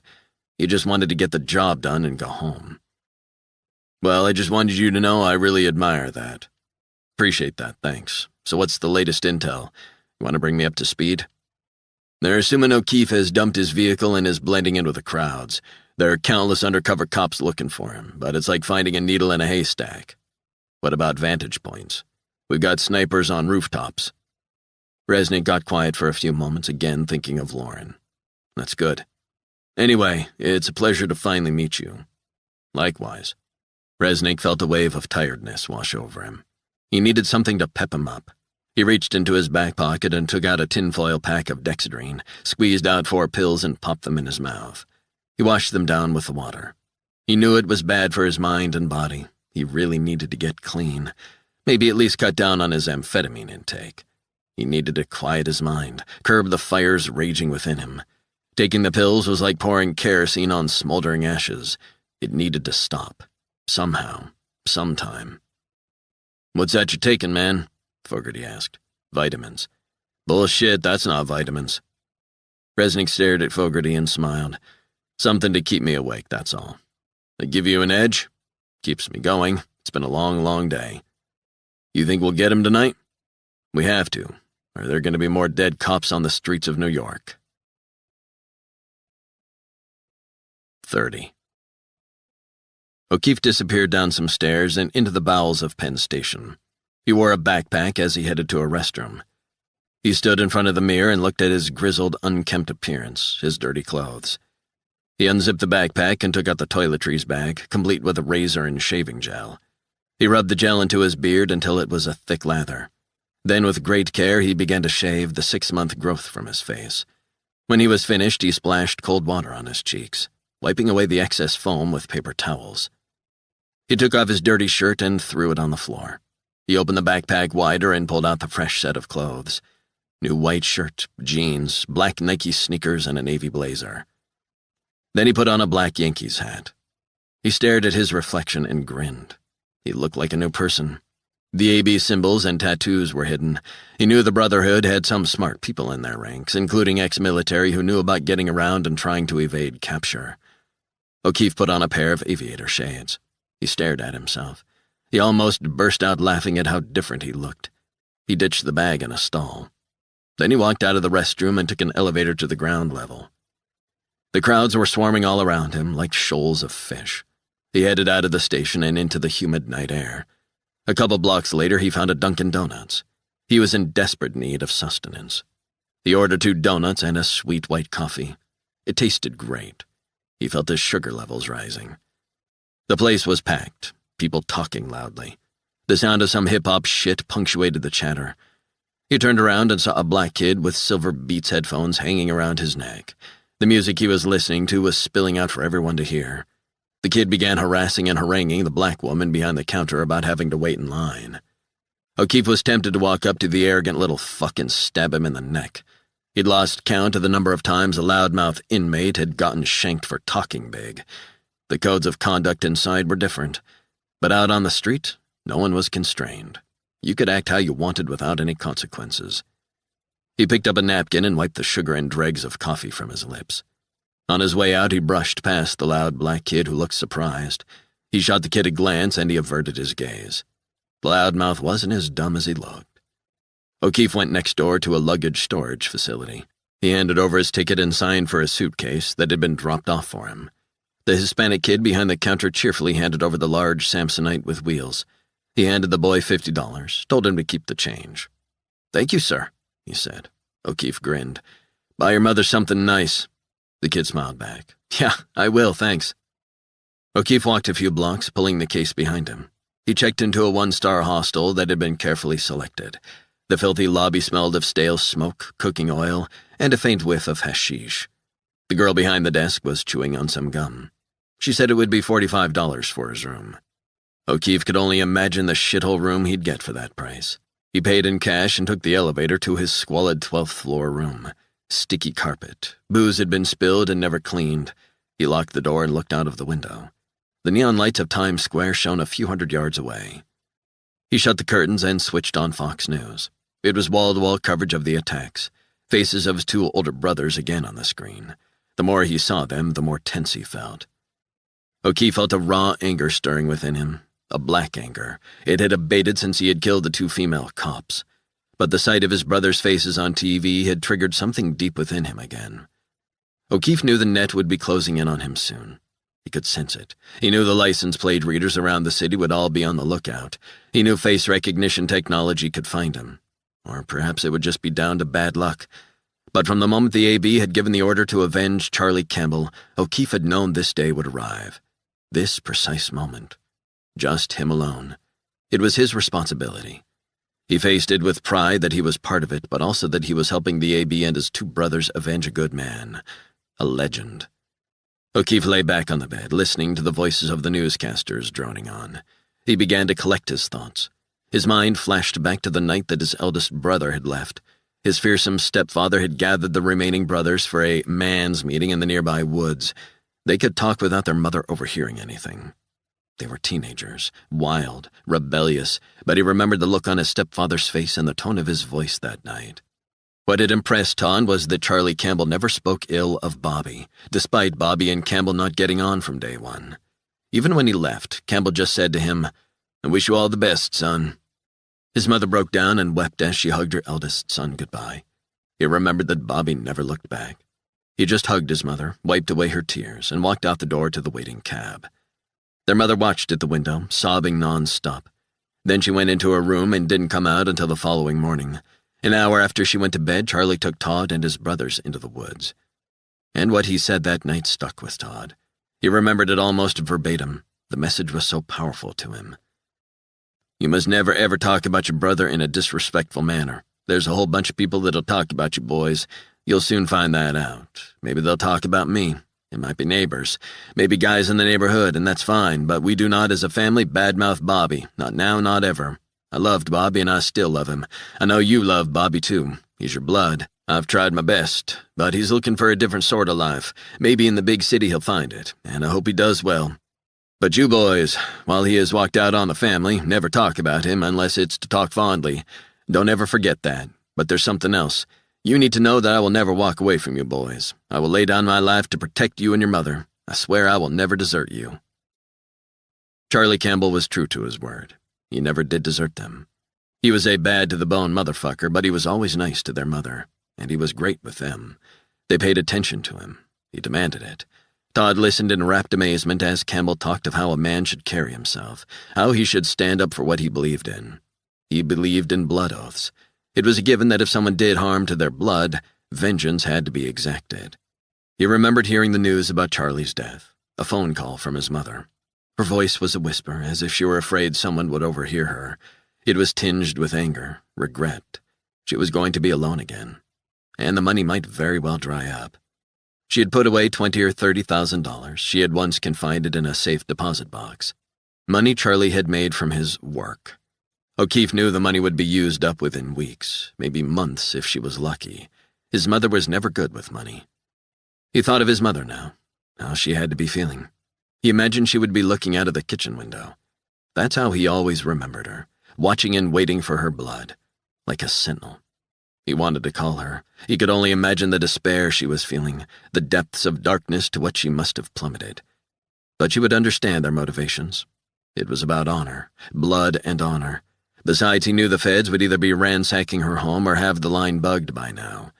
She would have seen the news, and she would be praying to God, asking how her boys could have been the snipers. It wouldn't make sense to her. She knew they were no angels. They'd all been to prison. But she never did understand or want to understand the extent and ramifications of Charlie Campbell's involvement in white prison gang culture. By the end of the day, his mother would have lost 3 of her boys. Only Bobby, the smart one, the oldest brother, would be left. Todd had always liked Bobby. He remembered Bobby liked to read. Day-old copies of the New York Times, National Geographic magazines that Campbell bought, or library books, mostly biographies of long-dead economists. Todd sometimes sat down beside him and looked at the pictures in the paper, leaning over his shoulder. Bobby never minded. But Bobby did mind Charlie. It was as if everything Charlie did, the way he ate, the way he talked, the things he talked about, infuriated Bobby. The day Bobby moved out, Todd could see the look of emptiness in his mother's eyes. A little part of her died that day. The 3 remaining brothers just did as Charlie said. They never talked badly of Bobby. They didn't want to demean their brother's memory. They knew they were simply different from him. His cell phone rang, stirring Todd from his memories. "Mr. O'Keefe," drawled Mills. Todd sat up. "How you doing?" "I thought you'd like to hear some news that just came my way in the last 5 minutes." "I'm listening." "Just heard that the Attorney General from New York has had a change of plans. We'll be getting dropped off at the Theodore Building 3 blocks from you in the next few minutes. Emergency meeting with his advisors in a private meeting room within the law firm Strauss & Strauss, apparently." "Go on."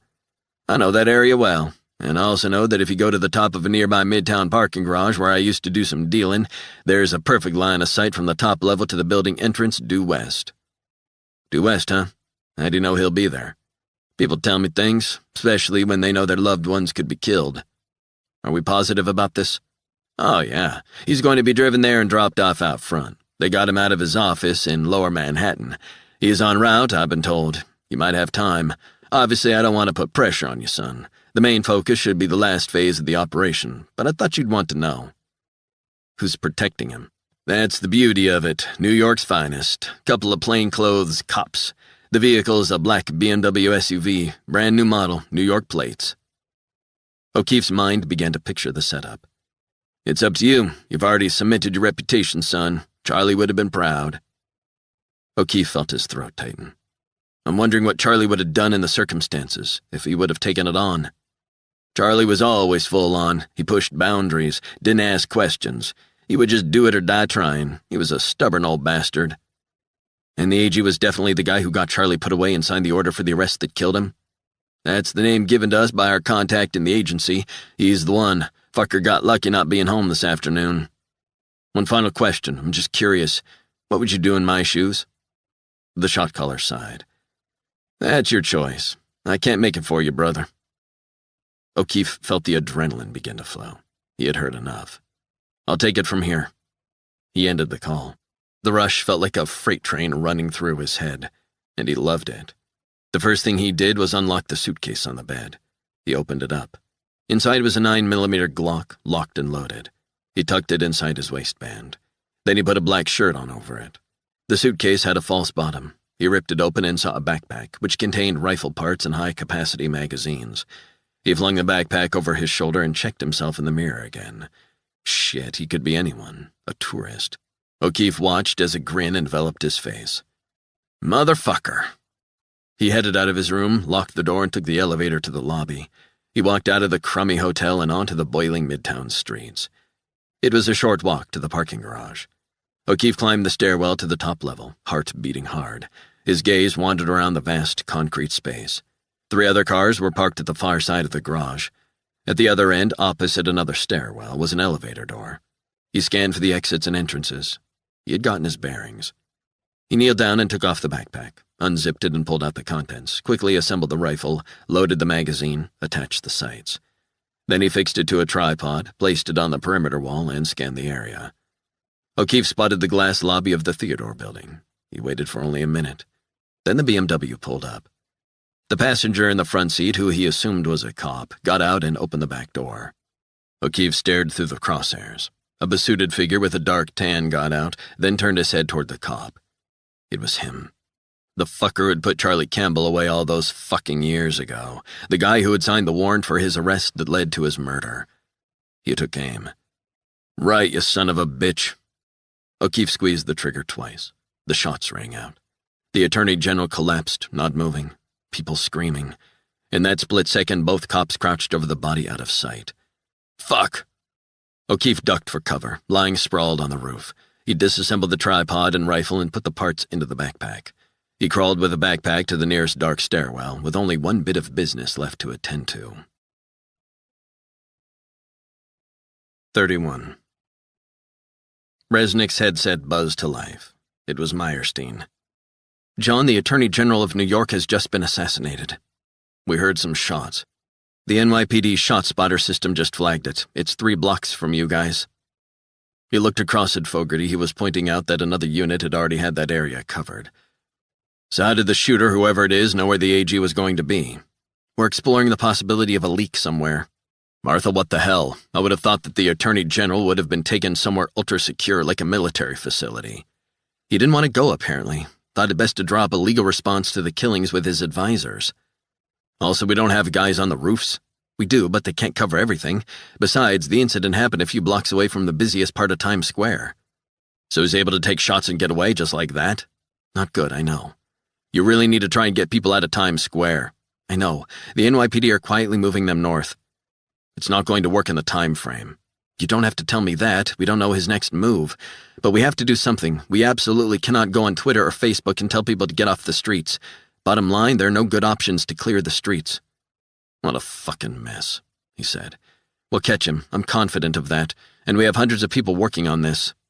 Martha, there are literally tens of thousands of people walking in and around the Times Square area. I'm no good where I am. I need to be mobile. John, the situation is very fluid. It would be best if there wasn't another undercover operative trying to find him. Besides, it's a long, long shot. Resnick's decision clicked into place. Here's what I want. I want a discreet earpiece, lapel mic badge, and I want to get right into the heart of Times Square myself and be guided by FBI surveillance operatives as to what is happening in real time. Here I'm just sitting, watching and waiting. Meyerstein sighed. I'd really prefer it if you just stayed with the ESU guys. It's too reactive. Besides, these guys have no use for me. Also, another ESU is taking care of the shooter 3 blocks away. I need to get seriously proactive if we're going to stand a chance. There was a silence on the other end, as if Meyerstein were weighing her options. Okay, she finally said. I can arrange that. We'll have one of our guys with you in the next 5 minutes. I'll be able to speak to you directly, too, but listen to me. While I understand what you did out in Brooklyn, ideally we only shoot to prevent loss of life. Can you remember that? That's assuming I can get near this guy. I'm guessing it must be Todd O'Keefe. That's what we think, Meyerstein said. He's like a goddamn ghost, drifting in and out of places unseen. We have to assume that he had insider information on the Attorney General's movements. Someone within the AB is clearly calling the shots. One more thing, Resnick said. I'm looking out the back of an emergency service unit armored truck, and I don't hear or see any choppers. There should be 2 choppers, at least that's what I've been told. Negative, and a chopper is crucial for checking rooftops, maybe high-floor windows. I'll get my team to check on that, John. Maybe they're up there, but I sure as hell haven't seen them or heard them. I'll take care of it. You take care of yourself. Resnick ripped off the headset and bulletproof vest. He apologized to the guys for wasting their time, but they just wished him luck. Fogarty said, If you find him first, don't spare the fucker. He and his crew left widows all over New York. Resnick smiled. "Take care, son. Be safe." A few minutes later, a Fed pulled up in a car. Resnick climbed in the front and they sped off toward Times Square. He fitted himself with a new earpiece and lapel mic. The Fed said, "You okay?" Resnick shook his head. "No, I'm not okay. My daughter's out there somewhere at this vigil." "Shit. I'm sorry, John." Resnick sighed. "Can I ask you a question? How is this guy able to evade electronic surveillance and physical detection in the middle of New York City? We only get a visual on him for a brief moment, then it all goes dark." "Do you know how many cameras the NYPD has across the city? It's literally thousands. And they're also able to call on private stakeholders, companies like Goldman Sachs, JP Morgan, and a host of others across the city. The NYPD Argus system is all over the city. They also have license plate readers for cars, cabs, trucks, you name it. If it moves, they should have it covered." "So then how is this guy able to move about so freely without popping up on facial recognition or being spotted?" "He could be staying indoors or taking certain steps to disguise his appearance. And a lot of these cameras use wireless technology to transmit these images and footage back in real time to downtown police HQ. So, if he had a jammer in his possession, that might help?" The Fed was quiet for a few moments. "Do we know if this guy has a jammer?" "Nope, but I imagine if you have a device that can jam radio signals or cell phones, it could potentially be useful." "Here's the thing. My wife is a cop, detective in New Jersey. She told me about a guy a few months back who bought a cell phone jammer online from China. When the guy was on the subway and someone was talking too loud, he would jam the cell phone, ending the conversation. Guy was a sociopath, but the little signal jamming trick he pulled was how he was caught." Jesus Christ. "So it might explain why we haven't gotten him so far. The sooner we neutralize this fucker, the better. Stay safe tonight, John, and best of luck. Think we're gonna need it."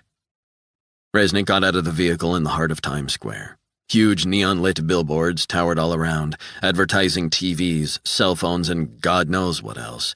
Tens of thousands of people thronged the sidewalks and streets. Car horns and police sirens and the hubbub of the crowd assaulted his senses.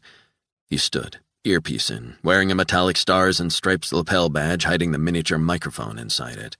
He knew that the sniper could have anyone within a square mile in his sights. The crowds jostled past, as if oblivious to the attacks earlier that day. Nothing was going to spoil their 4th of July night. Headed to shows, concerts, bars, restaurants. The reality hit home. To clear the Times Square area and vicinity would mean shutting down New York. It might have been possible, but it would be chaotic and would almost certainly not foil whatever Todd O'Keefe had in mind that night. As far as Resnick was concerned, Todd O'Keefe, wherever he was intent on taking down more cops before the night was over, or dying while he tried. Resnick surveyed the people all around. Men and women, black and white, all sizes and demeanors.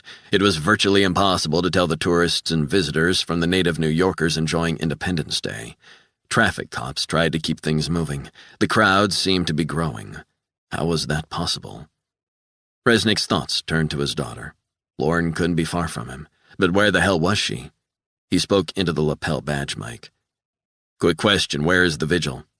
Meyerstein said, "Let me see. The vigil is currently 2 blocks south of you, at the intersection of 44th and Broadway." Resnick was sorely tempted to head straight there and be beside his daughter. He figured she must have been just around the corner from him when he was with the ESU. He wished he'd known, as he would definitely have headed straight there. But now he was torn whether to be with her or stay put, ready to take this fucker down. "How you feeling, John?" "I've felt better." The fact of the matter was Resnick felt agitated. O'Keefe could pop up anywhere at any moment. Every one of the thousands of people there right then was in danger. But mostly he was agitated thinking about his daughter, putting herself in harm's way when she didn't have to. "You're worrying about Lauren, aren't you? It's natural, John, but she's a smart kid." Resnick sighed. "I'd prefer if she was off the streets tonight, after what happened this morning. She wants to exert her independence. That's a good thing, isn't it?" "I guess. She'll be fine. Besides, this guy's MO seems to be cops." "You're forgetting the Attorney General." "True. What possessed him to kill the Attorney General? It's insane." "We believe this is directly related to Campbell's conviction a decade ago. The AG prosecuted, but he was also the one who recently gave the go-ahead for the NYPD to arrest Campbell on drug smuggling, intimidation, and violence under RICO.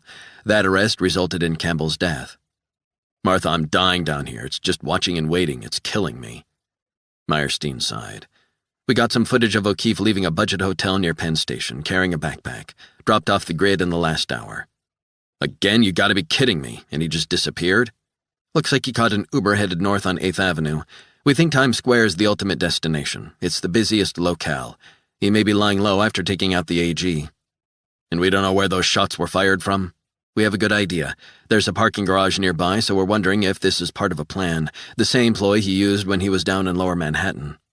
This guy is getting help. He's not acting alone. We know that. So where the fuck is he? Is he using a signal jammer? That's what I'm thinking. The FBI driver who dropped me off mentioned the same thing. Look, we're working the problem, John.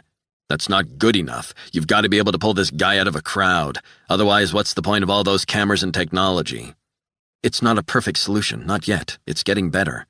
There are cops everywhere, and they are all sitting targets, as are those around them, and my daughter— Hang on. What? The silence was deafening on the other end of the line. Martha, what is it? Stand by, John. Resnick felt wired, a mixture of adrenaline and dexedrine coursing through his veins. Got an update. The guy brushed past and snapped. Why the fuck are you stopping in the middle of the sidewalk, dumbass? This is New York, asshole. Resnick ignored the idiot. Martha, what the hell is going on? One of our facial recognition guys found him, in the backseat of a car in Uber. So where is he? We believe he left a parking garage off 39th and Broadway. Where the fuck is he right now? 32. Todd O'Keefe was headed along West 43rd Street, backpack slung over his shoulder. He spotted a neon sign outside a shitty-looking hotel. No cameras, no surveillance. A rarity in New York. He was certainly becoming an aficionado of crap hotel rooms in the city. He paid cash and took the elevator to the 15th floor, suitcase in hand. Headed down a bleak corridor with cigarette burns on the carpet. He unlocked the door and went inside. His misgivings were well-founded. The smell of piss was overwhelming. He was careful to lock the door again behind him. O'Keefe looked around. The whiff of nicotine and piss reminded him of the penitentiary. He went over to the bed. Brown and yellow flowers adorned the nylon duvet cover. He pulled back the duvet and all the sheets to reveal the filthy mattress, dirty brown stains like blotches on the skin. Perhaps bedbugs, perhaps blood, perhaps someone had shit themselves in the bed. A flea-bag hotel. He had seen better conditions inside prison. No matter, this was where it was going to go down. O'Keefe unzipped a side pocket of the backpack. He pulled out the methamphetamine tablets. He popped 10 of them, crunched them, and washed them down with some warm water from the faucet. Within 15 minutes, he was wired, raging and ready for the endgame. Like a fire ablaze in his head, whipped up by hurricane-force winds. It was a good feeling, and what a great day to end it. Independence Day, right in the heart of Gotham. Those fuckers would pay. They would pay, all right. O'Keefe began to pace the tiny room. He felt an itch on his arm. He began to scratch feverishly, clawing at his forearms. He felt like he was entering a distorted, trippy nightmare from which he wouldn't emerge. Then again, maybe he would. He picked up the remote and switched on the TV. Fox News was still showing pictures of his brothers. He turned away. O'Keefe got down on the floor. He began doing push-ups, then sit-ups. He felt an insane energy within him, but he also felt a terrible, cheery malevolence begin to take hold. He looked up at the TV as he worked out. A photo of Charlie Campbell appeared. O'Keefe smiled. He stared at the TV and thought back to his childhood. He remembered as a boy watching Celebrity Deathmatch on MTV with Charlie. And the Madonna videos. George Michael. They both couldn't stop laughing. He picked up the remote and switched to MTV. Some dumbass hip-hop clown throwing gang signs, bass-heavy beats, interspersed with images of the goofball knocking back champagne, surrounded by silicone chicks in bikinis. The lame wannabe tough guy would be killed in prison, no question, probably by his own side. O'Keefe had seen big-mouth troublemakers sliced open within seconds of talking trash or talking big to some serious dudes. It never played out well. He remembered one white guy, big name, big tough guy reputation, New Jersey, blue-collar trash talker, walking around the yard, swaggering, covered in tattoos. But the tattoos meant nothing. They weren't AB tattoos or Nazi lowrider tattoos. It was Celtic crosses, iconography all over his neck and arms, crosses here, there, and everywhere, knuckles, forehead like it meant something. When O'Keefe casually looked across at him in the yard, the guy who was 6'6", towering over him, looked down at him and spat at his feet. "Fuck you looking at, asshole? You want some, huh? You want to come ahead and get some?" O'Keefe just stared at him, homemade shank already hidden behind his back. He was always prepared to fight. He had Charlie to thank for that. "What the fuck is the matter with you, you little fuck? Whose bitch are you?" A friend of the huge guy whispered in his ear. "My friend says you might be one of the brand," the big guy said. "You don't look like much to me. No way would the Brotherhood allow you in. You ain't got the balls." O'Keefe smiled at him, knowing that would infuriate the Hulk. The poor fucker took a few steps forward and reached out to grab O'Keefe by the neck. O'Keefe simply parried the huge arm and thrust forward, knifing the giant in the neck, again and again, then down into his face, and eyes, again and again. The guy bled out within seconds. No one did a fucking thing. No guard saw a thing. It was business. The hip-hop brain mush on the TV was relentless. O'Keefe felt a surge of excitement through his body, knowing what he was going to do. He hated the music, but he turned up the volume. The bass got louder. He felt seriously crazy. The methamphetamine was frying his brain and blood. He felt his blood pressure begin to rise. He found himself clenching his fist, grinding his teeth. He felt the veins and muscles in his neck tightening. Banging on the wall from upstairs as the noise vibrated through the bricks, through the pipework. O'Keefe ignored it for a few minutes. Once he felt hyped up, he decided to turn it down. The banging from upstairs stopped. The sound of a baby crying next door. Raised voices. Maybe a family holed up in one of the shitty rooms. He felt as if he was possessed. And he liked it. Actually loved it. Memories flooded back from where he was a teenager. Charlie walking him and his brothers through the woods to a makeshift firing range. He remembered the feeling when Charlie ruffled his hair. "Once you learn to fight, no one will fuck with you. Once you learn to shoot, no one will fuck with you." A knock at the door interrupted his train of thought. O'Keefe ignored it for a few moments. A series of sharp knocks followed. O'Keefe wondered who it was. He got up from the floor and looked through the peephole. A small woman, hair tied back. "Sir," she said, "we need to speak to you about the noise. Can you open up so we can talk?" O'Keefe picked up the remote, muted the TV, and opened the door, giving his best smile. The woman, who looked Eastern European, smiled back. "Sir, I'm sorry, but we've had a complaint about the noise. We don't allow too much noise as we have 700 guests within the hotel on any given night, and it's not fair to the other guests." O'Keefe forced a fake smile. "You're absolutely right, it isn't fair. Apologies, I just got into town. I think I need to lie down." O'Keefe shut the door, still smiling. He wanted to rip the door off its hinges and throw it headfirst through his window. His cell phone rang. "And so the time has come." The voice of Thomas Mad Dog Mills. "Let's do this. Fuck them up good, bro. Blood in, blood out." The line went dead. O'Keefe's heart was racing. He went over to the filthy bed, opened the backpack again, and pulled out the rifle, scope and magazine, and ammo. Reassembled it all. The cold steel against his warm skin was reassuring. Then he opened a side zip pocket and pulled out a bottle of Gatorade heavily spiked with methamphetamine. He rifled through the backpack and pulled out a travel garment bag. They had thought of everything. He laid it on the bed carefully, unzipped it, and pulled out the contents. O'Keefe smiled as he inspected a dark navy NYPD uniform, a badge, and shiny black shoes. 33. Lauren Resnick stood at the intersection of 7th Avenue and West 44th Street, being jostled by the huge Times Square crowds. Steam billowed out of subway grates into the air, still hot even after the sun had gone down. Her cell phone vibrated in her pocket. "Hey, Dad, how are you?" "I'm fine. More importantly, how are you? Are you still with your friends in Times Square?" "They went to a cafe. That's where I'm headed. We're going to have something to eat and then catch the subway home." "Where are you?" Lauren gave her location. "That's where the cafe is. Satisfied?" "First, get yourself into the cafe, inside away from the window at the very least." "I got it." "There was another shooting close to Penn Station." "I saw that on Twitter." "The perp is still on the loose, and he's in or around Times Square. You need to get inside or back to your apartment. Do not be out in the open, exposed." "I'm literally walking to the Europa Cafe. I'm about 100 yards from it." "I'm going to stay on the line until you confirm to me that you're out of sight and well away from the window." "Got it." Lauren passed a hotel and saw the lights of the cafe. She headed inside. "Are you finally inside?" "Yes, I'm inside. I'm shutting the door behind me as we speak." "Are your friends there?" "Yeah, I can see them now. They're not near the window, and they're drinking coffee and eating muffins and sandwiches." "Lucky them. Right, stay there for now, and then leave the Times Square area. Walk over to 9th Avenue, catch a cab, and get back to your apartment."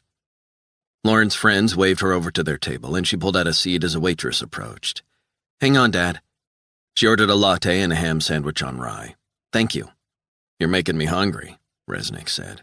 What happened today? Lauren asked. I can't tell you right now, but I will. When? I want to know. Her father sighed. Later, when this is over, there's one guy still on the loose. What does he look like? A pause.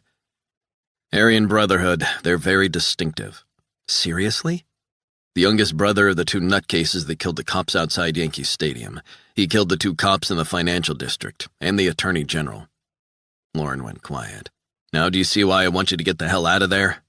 I understand that, Dad. This guy in the loose is hyper-violent. He has nothing to lose. Nothing. Dad, I'm out of sight, so stay where you are. Will do. We're fine. There are cops on every corner. Where are you? Not far. A couple 100 yards, maybe less. You want to join us for coffee and sandwiches? Maybe another time. 2 shots rang out on the street. Then the screaming began. What was that, Lauren? Lauren saw people running down the street. Shots fired. Did you hear that, Dad? Get down, hide. Do not make a move. I'm on my way. 34. Resnick could still hear the sound of semi-automatic gunfire coming through his cell phone. He was running down 7th Avenue, dodging cars and cabs as he sprinted across Broadway at 45th Street. Stay on the line, Lauren. I will, Dad. Do not make a run for it, Resnick said. Is there a basement or storeroom to hide out in? He was close enough to the Europa Cafe to hear more rifle shots, then high-pitched screaming. Man down, Dad, Lauren said. Her voice was surprisingly calm, authoritative. 1 cop down, outside Hard Rock Cafe. 2 cops. I repeat, 2 cops, maybe more, I think. Stay right where you are, do you understand? Do not move, keep down, out of sight, away from windows. People out on the street are pointing up at a building farther down West 43rd. I think he's really close to us. He's probably firing from a high floor close to you. Now listen. More shots. People were running in every direction. Daddy's hit another cop. He's bleeding out. He's been shot, crawling outside. Leave him be. Stay inside, do you hear me? Do not attend to him. Under no circumstances are you to make a move at this time. He's losing blood. Fleeing pedestrians were slamming into Resnick. It was like trying to run against the ocean's current. Lauren, listen to me. I can see him. I need to get him off the street. Resnick felt rising panic as he raced toward the location. Lauren, do not break cover. Stay put. Help is on the way. I'm nearly there. Suddenly, the line went dead. He put his phone back in his pocket. He was going out of his mind. His earpiece crackled to life. John, it's Martha. Gunshots on West 43rd Street. Repeat, gunshots on 43rd Street. Officers down. Repeat, 5 officers down. Resnick barged past a swarm of people. Copy that. I'm a block away. Lauren is in a cafe nearby. I just spoke to her. What? Are you sure? Affirmative. She's there right now. I'm closing in. The ESU is headed there on foot. But for Resnick, as he ran those last 100 yards, struggling to get past the huge, panicking crowds, his mind was in a freefall with worry for his daughter. 35. Lauren's friends grabbed her arms as she tried to leave the cafe. Customers huddled under tables and behind the counter. Don't be so stupid, Lauren. Stay here. That's what your dad said. Lauren pulled her arm away. She would not cower in fear. Her father had instilled that in her. Are you insane? Get down. What the hell is wrong with you all? A man hiding behind a table pointed at her. Do not fucking go out there, lady. Do you hear me? You'll put us all at risk. There's an injured man out there. What's wrong with you? Lauren looked out the cafe window at the people fleeing the scene. She could see 5 injured officers, one only yards from the cafe, blood pouring from his mouth. He was reaching out as if trying to crawl to safety. Sirens blared. A woman behind the counter reached over and gave Lauren a pile of hand towels. Lauren pushed open the door and ran to the officer. He looked up, eyes glassy. She could hear screaming coming from everywhere. He pressed the towels tight against his neck wound and turned around. Please, someone, she said. He's lost a lot of blood. Someone call 911. It was a surreal scene in which everything seemed to slow down. Dead and dying victims, lights, chaos. People ignored the dying officer as they ran past. She turned and looked down the street and saw people peering down from the windows and roofs of adjacent buildings, filming on their cell phones. Why won't anyone help this officer? We need to get him to a hospital. A police officer carrying a bottle of Gatorade kneeled down beside her. Quick, take his legs and I'll take his arms. Get him in my car over there. Thank you, officer. Are you hurt? I'm fine, just got here.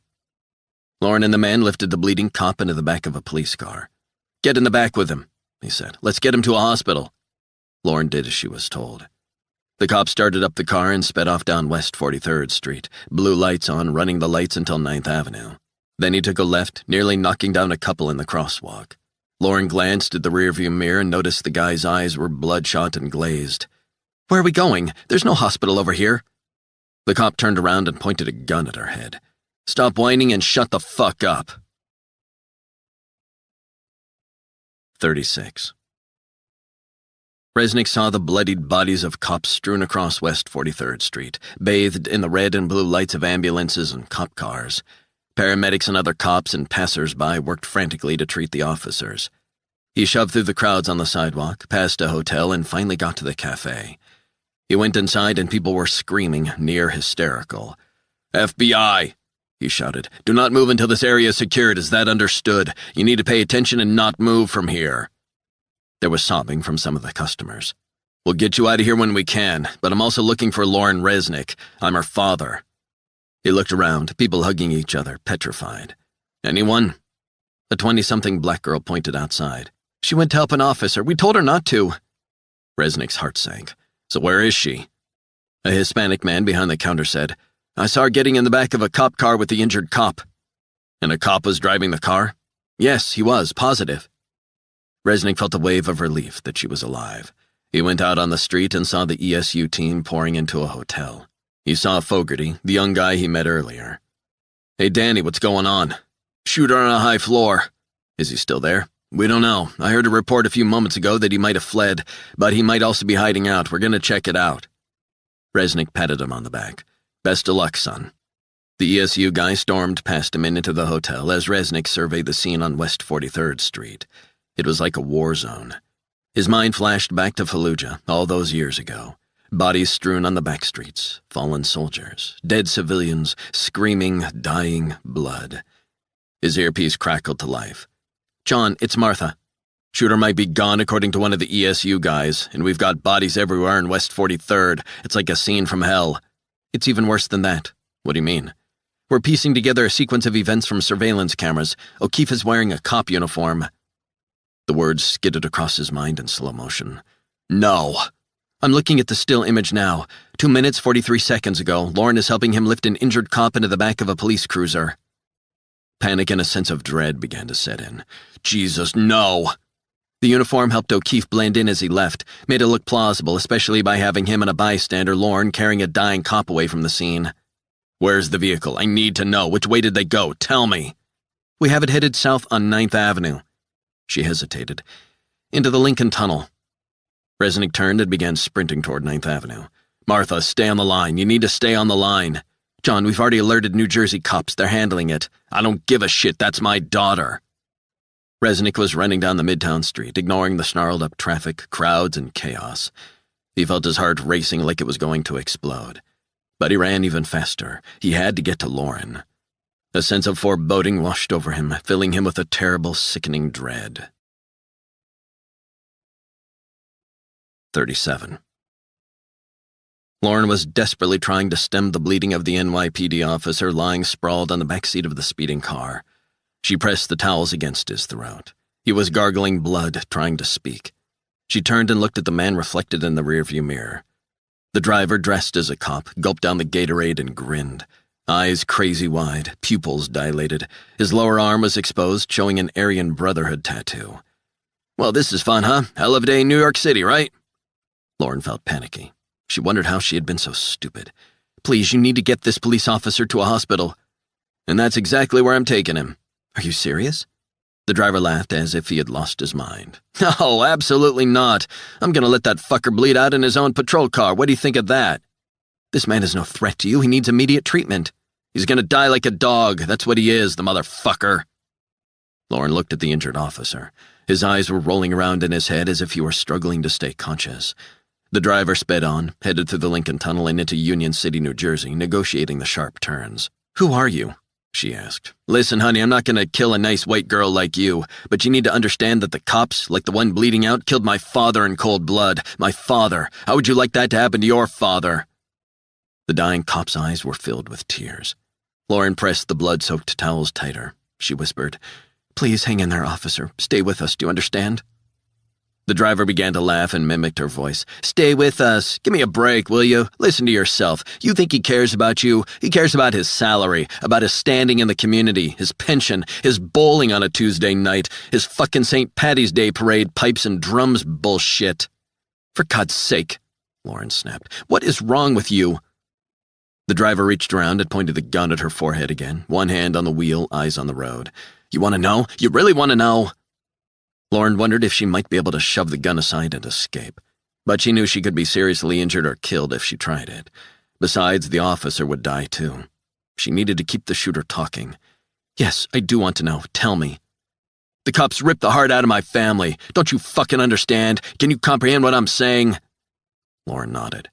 The driver glanced in the rearview mirror.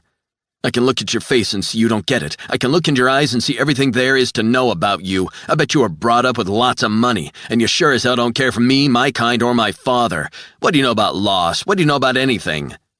"I lost my mother on 9/11. Happy?" "Well, I apologize. Maybe you do understand my anger, my hurt. Maybe I've misread you." "Please, you need to stop. What you're doing is wrong. It's disgusting." "Oh, listen, a little Miss Butter wouldn't melt in my fucking mouth. You think you've got a right to judge me? To sit in judgment of me or my family? Until you've walked in my shoes, you don't know shit." Lauren focused on the cop, trying to ignore the madman. Warm blood had seeped through the towels onto her hands. Her mind flashed to the images of the falling towers on 9/11, a cataclysmic mass terrorist attack. She began to think of her mother again, her final helpless moments. Had she been trapped high up in the tower in lower Manhattan? Had she said a silent prayer? Had she thought of her baby daughter at that moment? What was she thinking in those desperate last minutes? And now, all these years later, Lauren herself was staring into the abyss on the streets of New York, on the 4th of July of all days. She had to think.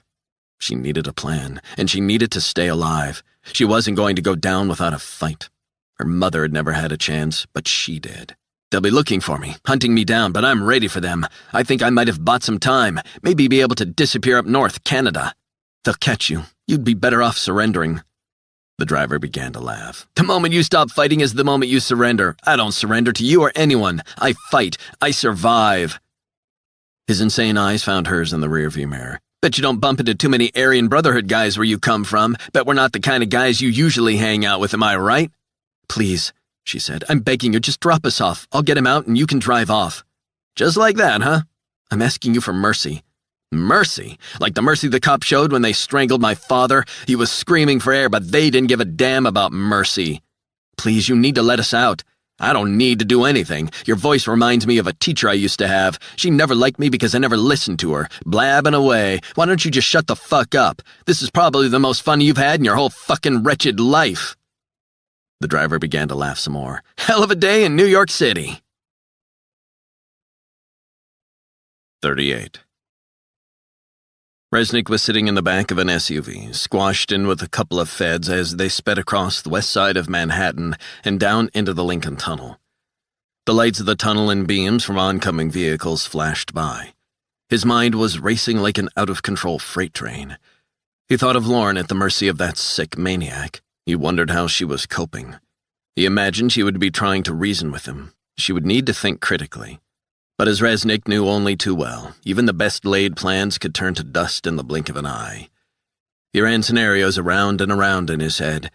She would be fighting to remain calm and trying not to freak out or do something rash. Hopefully she was keeping O'Keefe talking. What worried Resnick most was the state of mind of the killer holding her hostage. He would be crazed like a rabid dog, maybe drugged up, out of his fucking mind, maybe high on ice, meth, which would make him far, far more dangerous and unpredictable. Dark thoughts flashed through Resnick's mind, his deepest, blackest fears. The fear that he would lose Lauren. That dread was never far from the surface. It led him to a place he would rather not think of. The Fed beside him said, "We'll find her, I promise." Resnick nodded as his mood oscillated between his natural fears as a father and the logical, clinical, compartmentalized focus of an assassin. He wondered if Lauren would try to jump out of the car.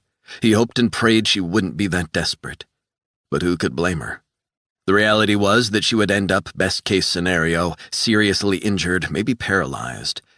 No, it was better for her to remain a hostage until he got there. Resnick looked at the car's dashboard. They were doing a leisurely 60 miles per hour. He was dying to take the wheel, take over. He was a control freak, he knew that, and he wasn't coping well knowing events were out of his control. He felt as if he were going out of his fucking mind. Nightmares stirred within the darkest recesses of his thoughts. He shifted in his seat, frustrated that they were trailing in the guy's wake. The lack of urgency was killing him. But so was the fact that they still had no precise fix on the guy's position, only knew that he made it through the Lincoln Tunnel. Resnick was nearly certain that O'Keefe was using a sophisticated military jammer in some sort of capacity, knocking out wireless surveillance cameras, GPS, and anything in its path. "Do you want to step on it?" he said to the driver. "We're doing nearly 70. Jesus Christ, move it. What's wrong with you? It feels like we're going backward. Get a fucking move on." "John, relax," the driver said. "We'll get him. Don't tell me to relax when my daughter is at stake. You do understand that she's in the back of the fucking cop car with that maniac? Floor it." The driver finally began to accelerate through the tunnel. "We're close, John. Not close enough." The Fed sitting beside Resnick in the back seat was now on his cell phone, deep in conversation. "Yeah, he's here." He handed the phone to Resnick. "It's for you. Who is it?" "The director." "O'Donohue?" The Fed nodded, grim-faced. "Yeah." Resnick took the cell phone. "Sir, what's the latest?" "John, I'm terribly sorry about what's happening, but I wanted you to know that we are doing everything in our power to locate O'Keefe's vehicle. New Jersey cops on it? Everyone is on this, and I mean everyone. We will find him, and your daughter. Every resource at our disposal, other agencies, we're calling on all of it." Resnick closed his eyes, struggling to contain the rage building up inside him. "It's been a terribly dark day for New York, John, for America, but you've done a hell of a job.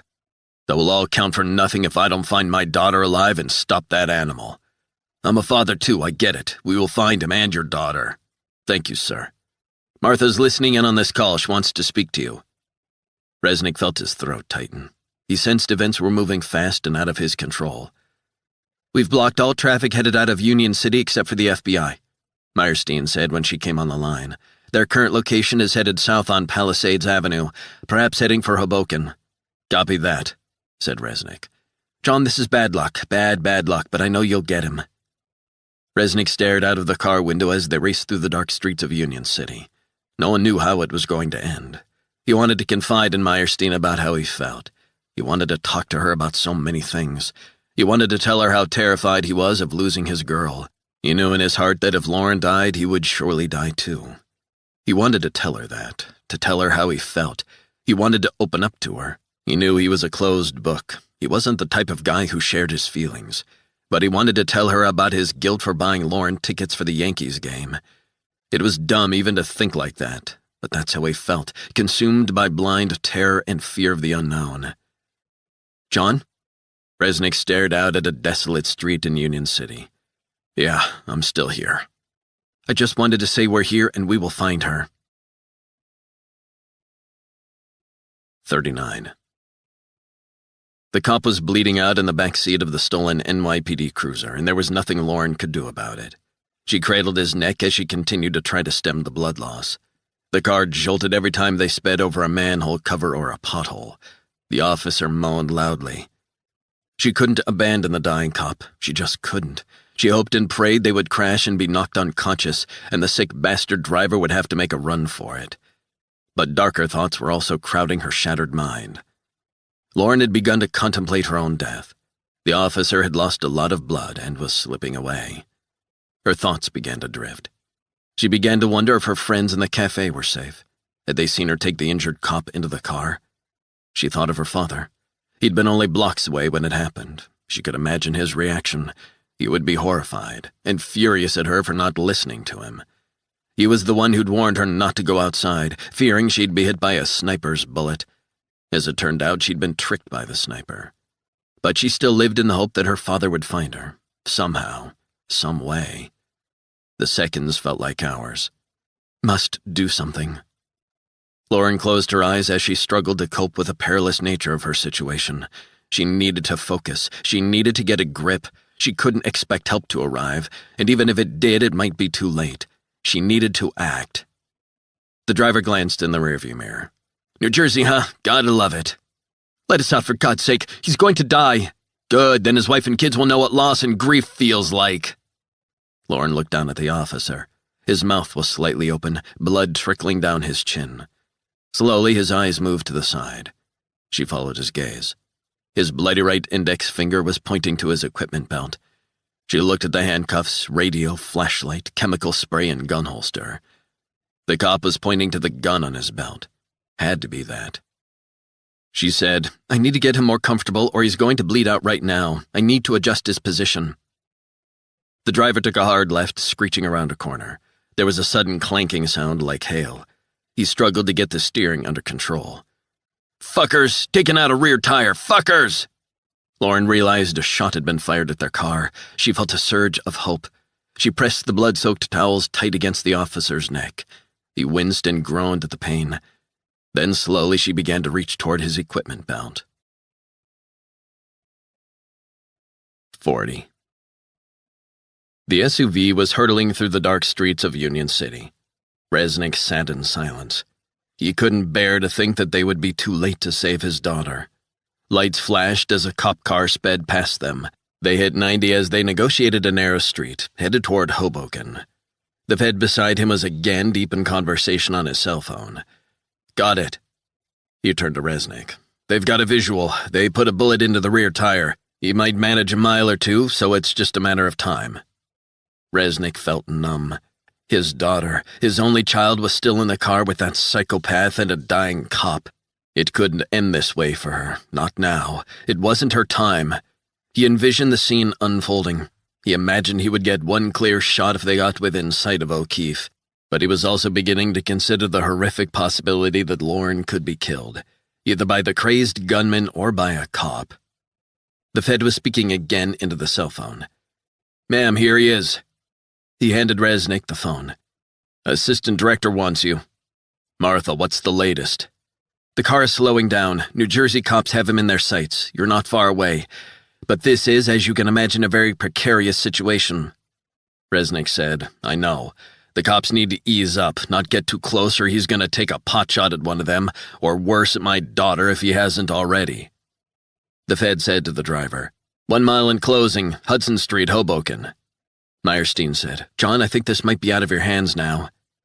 Resnick sensed his daughter's life was hanging in the balance, only God watching over her. He closed his eyes for a moment and said a silent prayer. I know. That's what worries me. 41. The crazy driver who had stolen the cop car was now laughing like a maniac, gritting his teeth. He was drugged, manic. He had gone Jekyll and Hyde on her. Not good. You kids all right back there? He taunted. Gone all quiet on me. Lauren's hand reached toward the dying cop's leather holster. A hard slap rocked her face. The driver had leaned over and hit her on the cheek. He had seen what she was doing. He reached back in anger now, one hand on the wheel, took the cop's gun from the holster and threw it on the floor of the front passenger seat. That what you were looking for? Lauren looked down into the cop's eyes. The officer was trying to open his bloody lips, trying to say something. The driver snapped, Think I'm fucking stupid, bitch! He wound down the window and fired at a cop car that was coming up on them in the adjacent lane.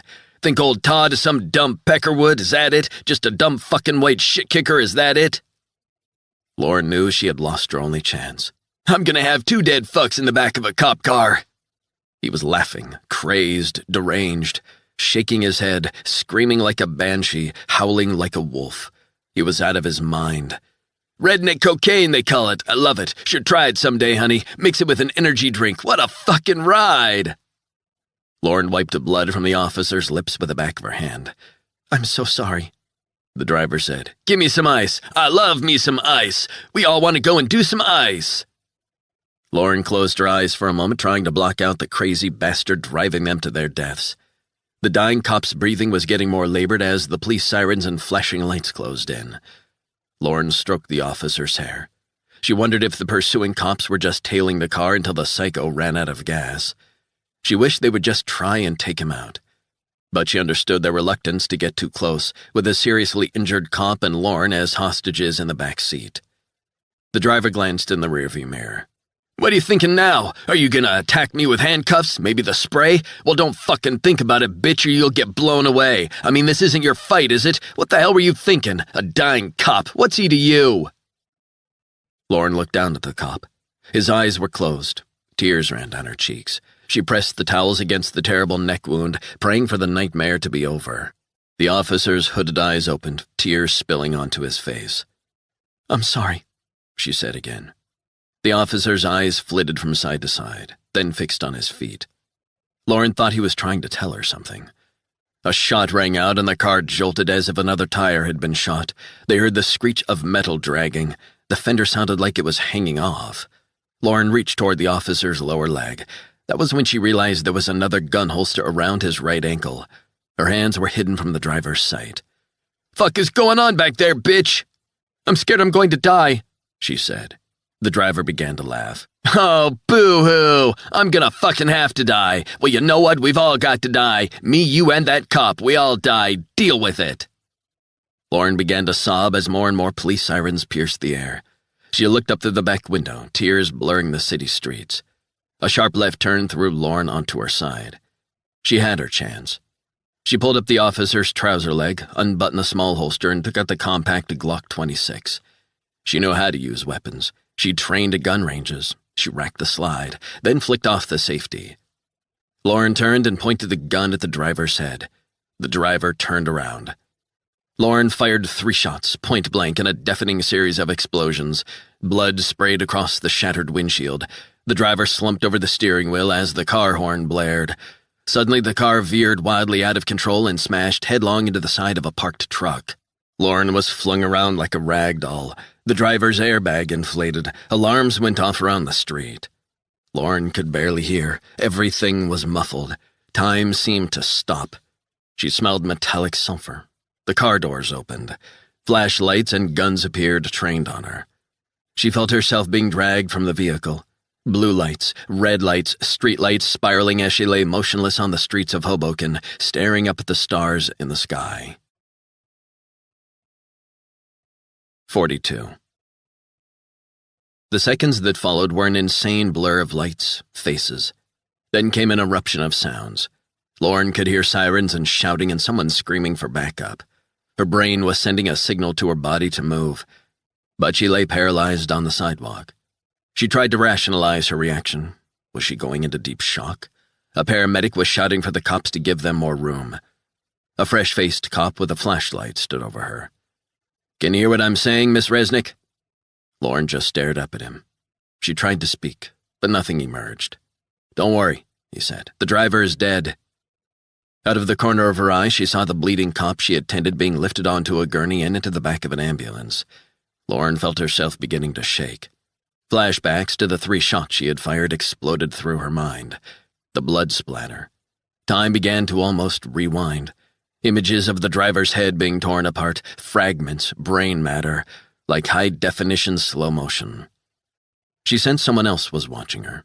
Someone was holding her hand. "Lauren," a familiar voice. She somehow managed to turn her head. Looking down on her, smiling, was her father. He kneeled down, head bowed. "Thank God, Lauren." He stroked her hair, like he had when she was a little girl. Lauren felt his hand on her forehead. His eyes were the bluest she had ever seen. "I got him, Dad," she whispered. "I got him. I got him." Her dad cradled her head and pulled her close, tears spilling down his face. "I knew you would, Lauren. I knew you would." Lauren felt herself being lifted up and onto a gurney. She turned and her father's face was touching hers. "Is it over, Dad?" "It's all over. You're safe now." Epilogue. 3 months later, John Resnick was sitting beside his daughter, patiently waiting in a private room on the 14th floor of one police plaza in Lower Manhattan, headquarters of the NYPD. The autumn sky outside was a pale blue. He wore a navy suit, white shirt, black Oxford shoes polished to a deep shine, black tie. He looked at his daughter, demure, wearing a navy dress and her late mother's pearl earrings.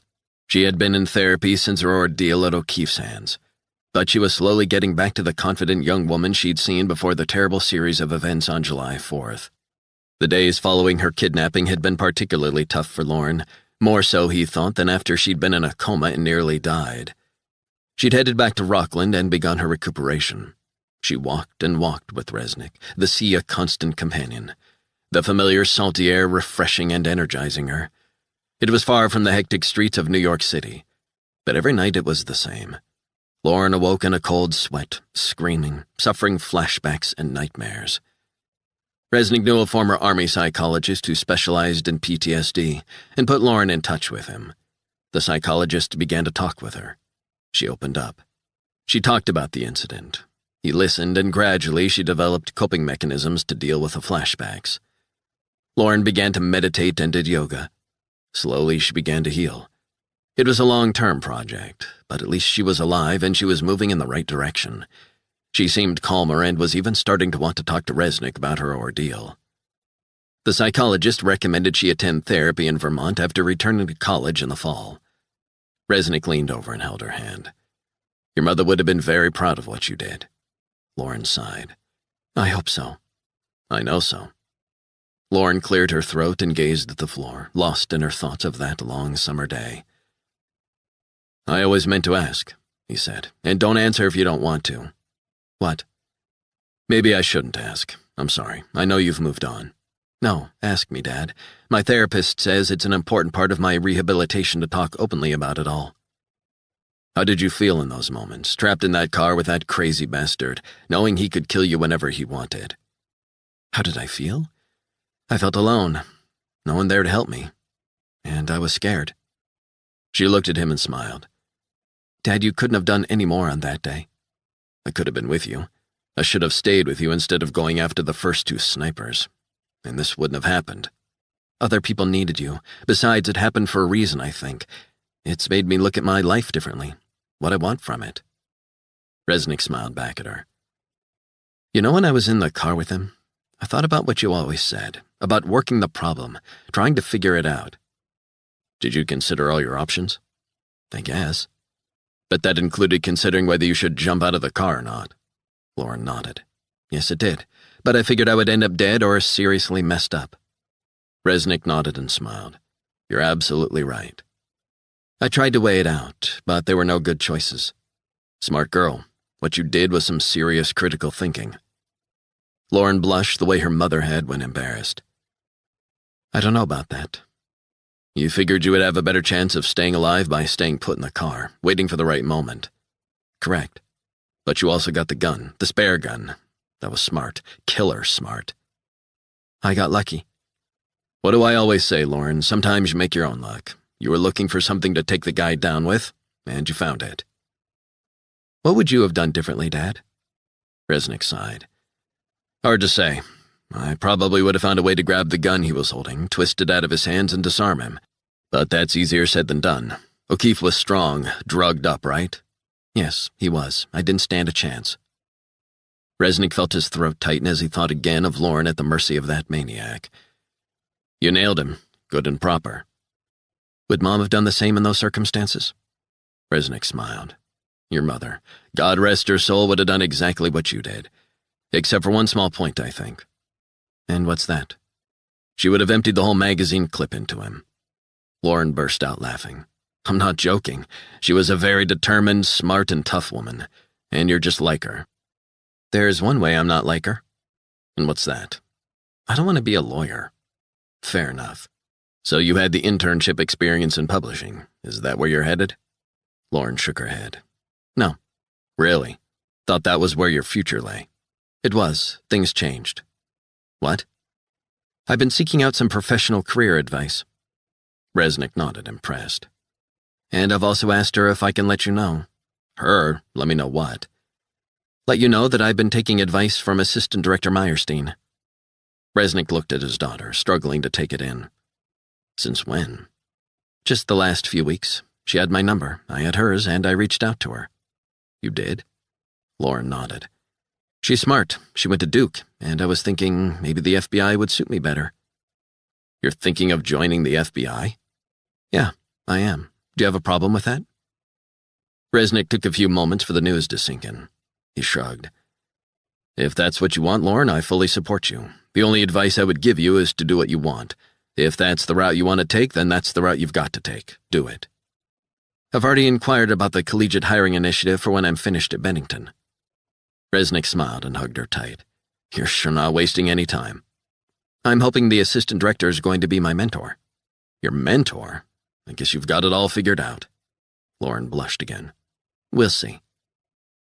A few moments later, Meyerstein herself entered the room. She wore a navy suit, a pale pink blouse, and pointed navy shoes. She smiled at them both. I think they're waiting for the Resnicks. Resnick turned to look at Lauren. You ready? I got this, Dad. Then let's do it. They followed Meyerstein out of the small waiting room, down a long corridor, and into the huge 14th floor office of NYPD Police Commissioner Jimmy Mulroy.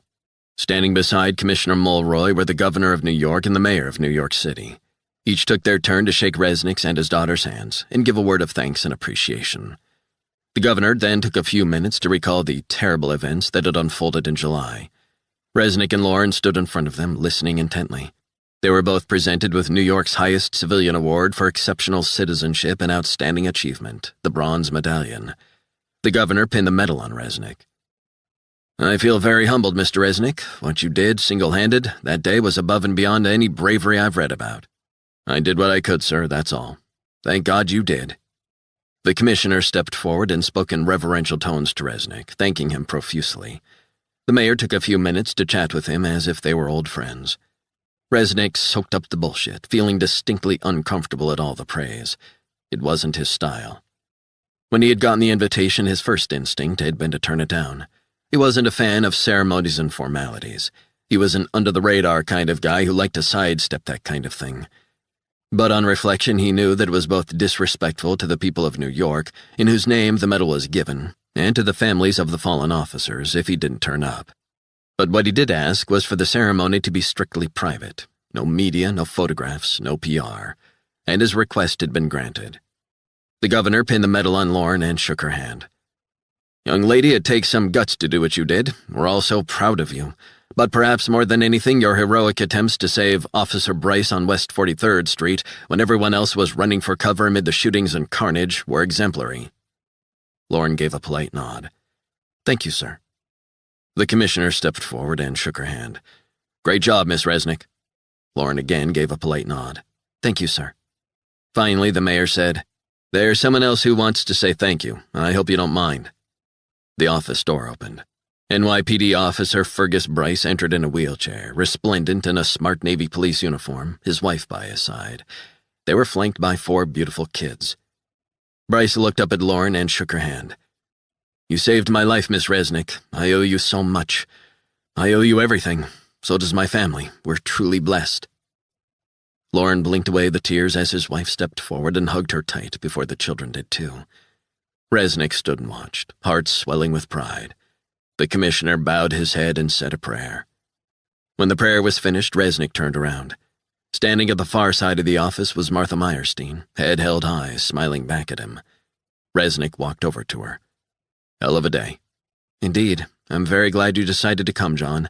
I had this idea that you would scrunch up the invite and throw it into Penobscot Bay, just like you did when you got the invite to the White House. This is different. You could have opted out. I would have understood. What? And miss meeting the governor, the commissioner, and the mayor at the same time? Are you kidding me? Meyerstein shook her head and rolled her eyes. I'm glad you got this recognition. I'm glad my daughter's alive, and I'm glad you're helping her. She told me all about it. That makes me happy. Meyerstein sighed and gave a nervous smile. She's very bright. Good shot, too. Yes, and a hell of a good shot, too. John, I've got some news for you. Resnick shrugged. What kind of news? About the report from our SWAT team leader in New York. It had crossed my mind. You can rest easy. The report didn't mention what you did in Gowanus. Not a word. Resnick nodded, relieved after having the threat of an FBI investigation hanging over him. How long have you known? A little while. Wanted to tell you face to face.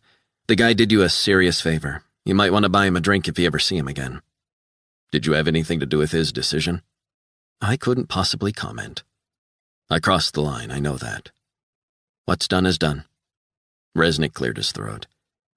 I was wondering about what? Wondering whether you want to go for a drink. That is, if you don't have to fly back down to D.C. You got anywhere in mind? Lauren mentioned a rooftop bar in the East Village. I was going to take her there for a treat. A rooftop bar? You don't strike me as a rooftop bar kind of guy. I'm not, but it's a beautiful autumn day in New York and the bar's got great views, apparently. What do you say? Would you like to join us? Meyerstein looked over at Lauren, then back at Resnick. Count me in, tough guy.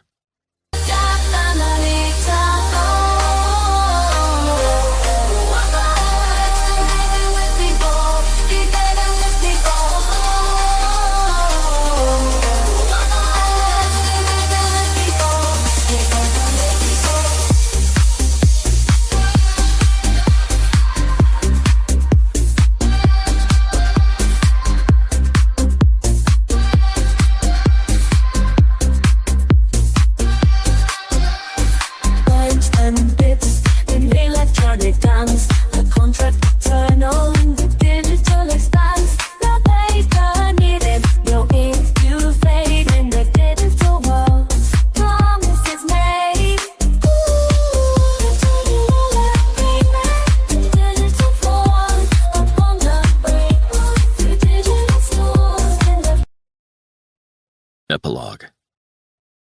3 months later, John Resnick was sitting beside his daughter, patiently waiting in a private room on the 14th floor of One Police Plaza in Lower Manhattan, headquarters of the NYPD. The autumn sky outside was a pale blue. He wore a navy suit, white shirt, black Oxford shoes polished to a deep shine, black tie. He looked at his daughter, demure, wearing a navy dress and her late mother's pearl earrings. She had been in therapy since her ordeal at O'Keefe's hands. But she was slowly getting back to the confident young woman she'd seen before the terrible series of events on July 4th. The days following her kidnapping had been particularly tough for Lauren, more so, he thought, than after she'd been in a coma and nearly died. She'd headed back to Rockland and begun her recuperation. She walked and walked with Resnick, the sea a constant companion, the familiar salty air refreshing and energizing her. It was far from the hectic streets of New York City, but every night it was the same. Lauren awoke in a cold sweat, screaming, suffering flashbacks and nightmares. Resnick knew a former Army psychologist who specialized in PTSD and put Lauren in touch with him. The psychologist began to talk with her. She opened up. She talked about the incident. He listened, and gradually she developed coping mechanisms to deal with the flashbacks. Lauren began to meditate and did yoga. Slowly she began to heal. It was a long-term project, but at least she was alive and she was moving in the right direction. She seemed calmer and was even starting to want to talk to Resnick about her ordeal. The psychologist recommended she attend therapy in Vermont after returning to college in the fall. Resnick leaned over and held her hand. Your mother would have been very proud of what you did. Lauren sighed. I hope so. I know so. Lauren cleared her throat and gazed at the floor, lost in her thoughts of that long summer day. I always meant to ask, he said, and don't answer if you don't want to. What? Maybe I shouldn't ask. I'm sorry. I know you've moved on. No, ask me, Dad. My therapist says it's an important part of my rehabilitation to talk openly about it all. How did you feel in those moments, trapped in that car with that crazy bastard, knowing he could kill you whenever he wanted? How did I feel? I felt alone. No one there to help me. And I was scared. She looked at him and smiled. Dad, you couldn't have done any more on that day. I could have been with you. I should have stayed with you instead of going after the first 2 snipers. And this wouldn't have happened. Other people needed you. Besides, it happened for a reason, I think. It's made me look at my life differently. What I want from it. Resnick smiled back at her. You know, when I was in the car with him, I thought about what you always said, about working the problem, trying to figure it out. Did you consider all your options? I guess. But that included considering whether you should jump out of the car or not. Lauren nodded. Yes, it did, but I figured I would end up dead or seriously messed up. Resnick nodded and smiled. You're absolutely right. I tried to weigh it out, but there were no good choices. Smart girl. What you did was some serious critical thinking. Lauren blushed the way her mother had when embarrassed. I don't know about that. You figured you would have a better chance of staying alive by staying put in the car, waiting for the right moment. Correct. But you also got the gun, the spare gun. That was smart. Killer smart. I got lucky. What do I always say, Lauren? Sometimes you make your own luck. You were looking for something to take the guy down with, and you found it. What would you have done differently, Dad? Resnick sighed. Hard to say. I probably would have found a way to grab the gun he was holding, twist it out of his hands, and disarm him. But that's easier said than done. O'Keefe was strong, drugged up, right? Yes, he was. I didn't stand a chance. Resnick felt his throat tighten as he thought again of Lauren at the mercy of that maniac. You nailed him, good and proper. Would Mom have done the same in those circumstances? Resnick smiled. Your mother, God rest her soul, would have done exactly what you did. Except for one small point, I think. And what's that?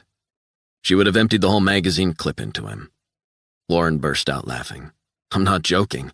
She was a very determined, smart, and tough woman. And you're just like her. There's one way I'm not like her. And what's that? I don't want to be a lawyer. Fair enough. So you had the internship experience in publishing. Is that where you're headed? Lauren shook her head. No. Really? Thought that was where your future lay. It was. Things changed. What? I've been seeking out some professional career advice. Resnick nodded, impressed. And I've also asked her if I can let you know. Her? Let me know what? Let you know that I've been taking advice from Assistant Director Meyerstein. Resnick looked at his daughter, struggling to take it in. Since when? Just the last few weeks. She had my number, I had hers, and I reached out to her. You did? Lauren nodded. She's smart. She went to Duke, and I was thinking maybe the FBI would suit me better. You're thinking of joining the FBI? Yeah, I am. Do you have a problem with that? Resnick took a few moments for the news to sink in. He shrugged. If that's what you want, Lauren, I fully support you. The only advice I would give you is to do what you want. If that's the route you want to take, then that's the route you've got to take. Do it. I've already inquired about the collegiate hiring initiative for when I'm finished at Bennington. Resnick smiled and hugged her tight. You're sure not wasting any time. I'm hoping the assistant director is going to be my mentor. Your mentor? I guess you've got it all figured out. Lauren blushed again. We'll see. A few moments later, Meyerstein herself entered the room. She wore a navy suit, a pale pink blouse, and pointed navy shoes. She smiled at them both. I think they're waiting for the Resnicks. Resnick turned to look at Lauren. You ready? I got this, Dad. Then let's do it. They followed Meyerstein out of the small waiting room, down a long corridor, and into the huge 14th floor office of NYPD Police Commissioner Jimmy Mulroy. Standing beside Commissioner Mulroy were the Governor of New York and the Mayor of New York City. Each took their turn to shake Resnick's and his daughter's hands and give a word of thanks and appreciation. The governor then took a few minutes to recall the terrible events that had unfolded in July. Resnick and Lauren stood in front of them, listening intently. They were both presented with New York's highest civilian award for exceptional citizenship and outstanding achievement, the Bronze Medallion. The governor pinned the medal on Resnick. I feel very humbled, Mr. Resnick. What you did, single-handed, that day was above and beyond any bravery I've read about. I did what I could, sir, that's all. Thank God you did. The commissioner stepped forward and spoke in reverential tones to Resnick, thanking him profusely. The mayor took a few minutes to chat with him as if they were old friends. Resnick soaked up the bullshit, feeling distinctly uncomfortable at all the praise. It wasn't his style. When he had gotten the invitation, his first instinct had been to turn it down. He wasn't a fan of ceremonies and formalities. He was an under-the-radar kind of guy who liked to sidestep that kind of thing. But on reflection, he knew that it was both disrespectful to the people of New York, in whose name the medal was given, and to the families of the fallen officers if he didn't turn up. But what he did ask was for the ceremony to be strictly private. No media, no photographs, no PR. And his request had been granted. The governor pinned the medal on Lauren and shook her hand. Young lady, it takes some guts to do what you did. We're all so proud of you. But perhaps more than anything, your heroic attempts to save Officer Bryce on West 43rd Street when everyone else was running for cover amid the shootings and carnage were exemplary. Lauren gave a polite nod. Thank you, sir. The commissioner stepped forward and shook her hand. Great job, Miss Resnick. Lauren again gave a polite nod. Thank you, sir. Finally, the mayor said, There's someone else who wants to say thank you. I hope you don't mind. The office door opened. NYPD officer Fergus Bryce entered in a wheelchair, resplendent in a smart Navy police uniform, his wife by his side. They were flanked by 4 beautiful kids. Bryce looked up at Lauren and shook her hand. You saved my life, Miss Resnick. I owe you so much. I owe you everything. So does my family. We're truly blessed. Lauren blinked away the tears as his wife stepped forward and hugged her tight before the children did too. Resnick stood and watched, heart swelling with pride. The commissioner bowed his head and said a prayer. When the prayer was finished, Resnick turned around. Standing at the far side of the office was Martha Meyerstein, head held high, smiling back at him. Resnick walked over to her. Hell of a day. Indeed. I'm very glad you decided to come, John. I had this idea that you would scrunch up the invite and throw it into Penobscot Bay, just like you did when you got the invite to the White House. This is different. You could have opted out. I would have understood. What? And miss meeting the governor, the commissioner, and the mayor at the same time? Are you kidding me? Meyerstein shook her head and rolled her eyes. I'm glad you got this recognition.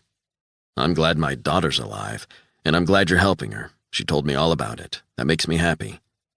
Meyerstein sighed and gave a nervous smile. She's very bright. Good shot, too. Yes, and a hell of a good shot, too. John, I've got some news for you. Resnick shrugged. What kind of news? About the report from our SWAT team leader in New York. It had crossed my mind. You can rest easy. The report didn't mention what you did in Gowanus, not a word. Resnick nodded, relieved after having the threat of an FBI investigation hanging over him. How long have you known? A little while. Wanted to tell you face to face. The guy did you a serious favor. You might want to buy him a drink if you ever see him again. Did you have anything to do with his decision? I couldn't possibly comment.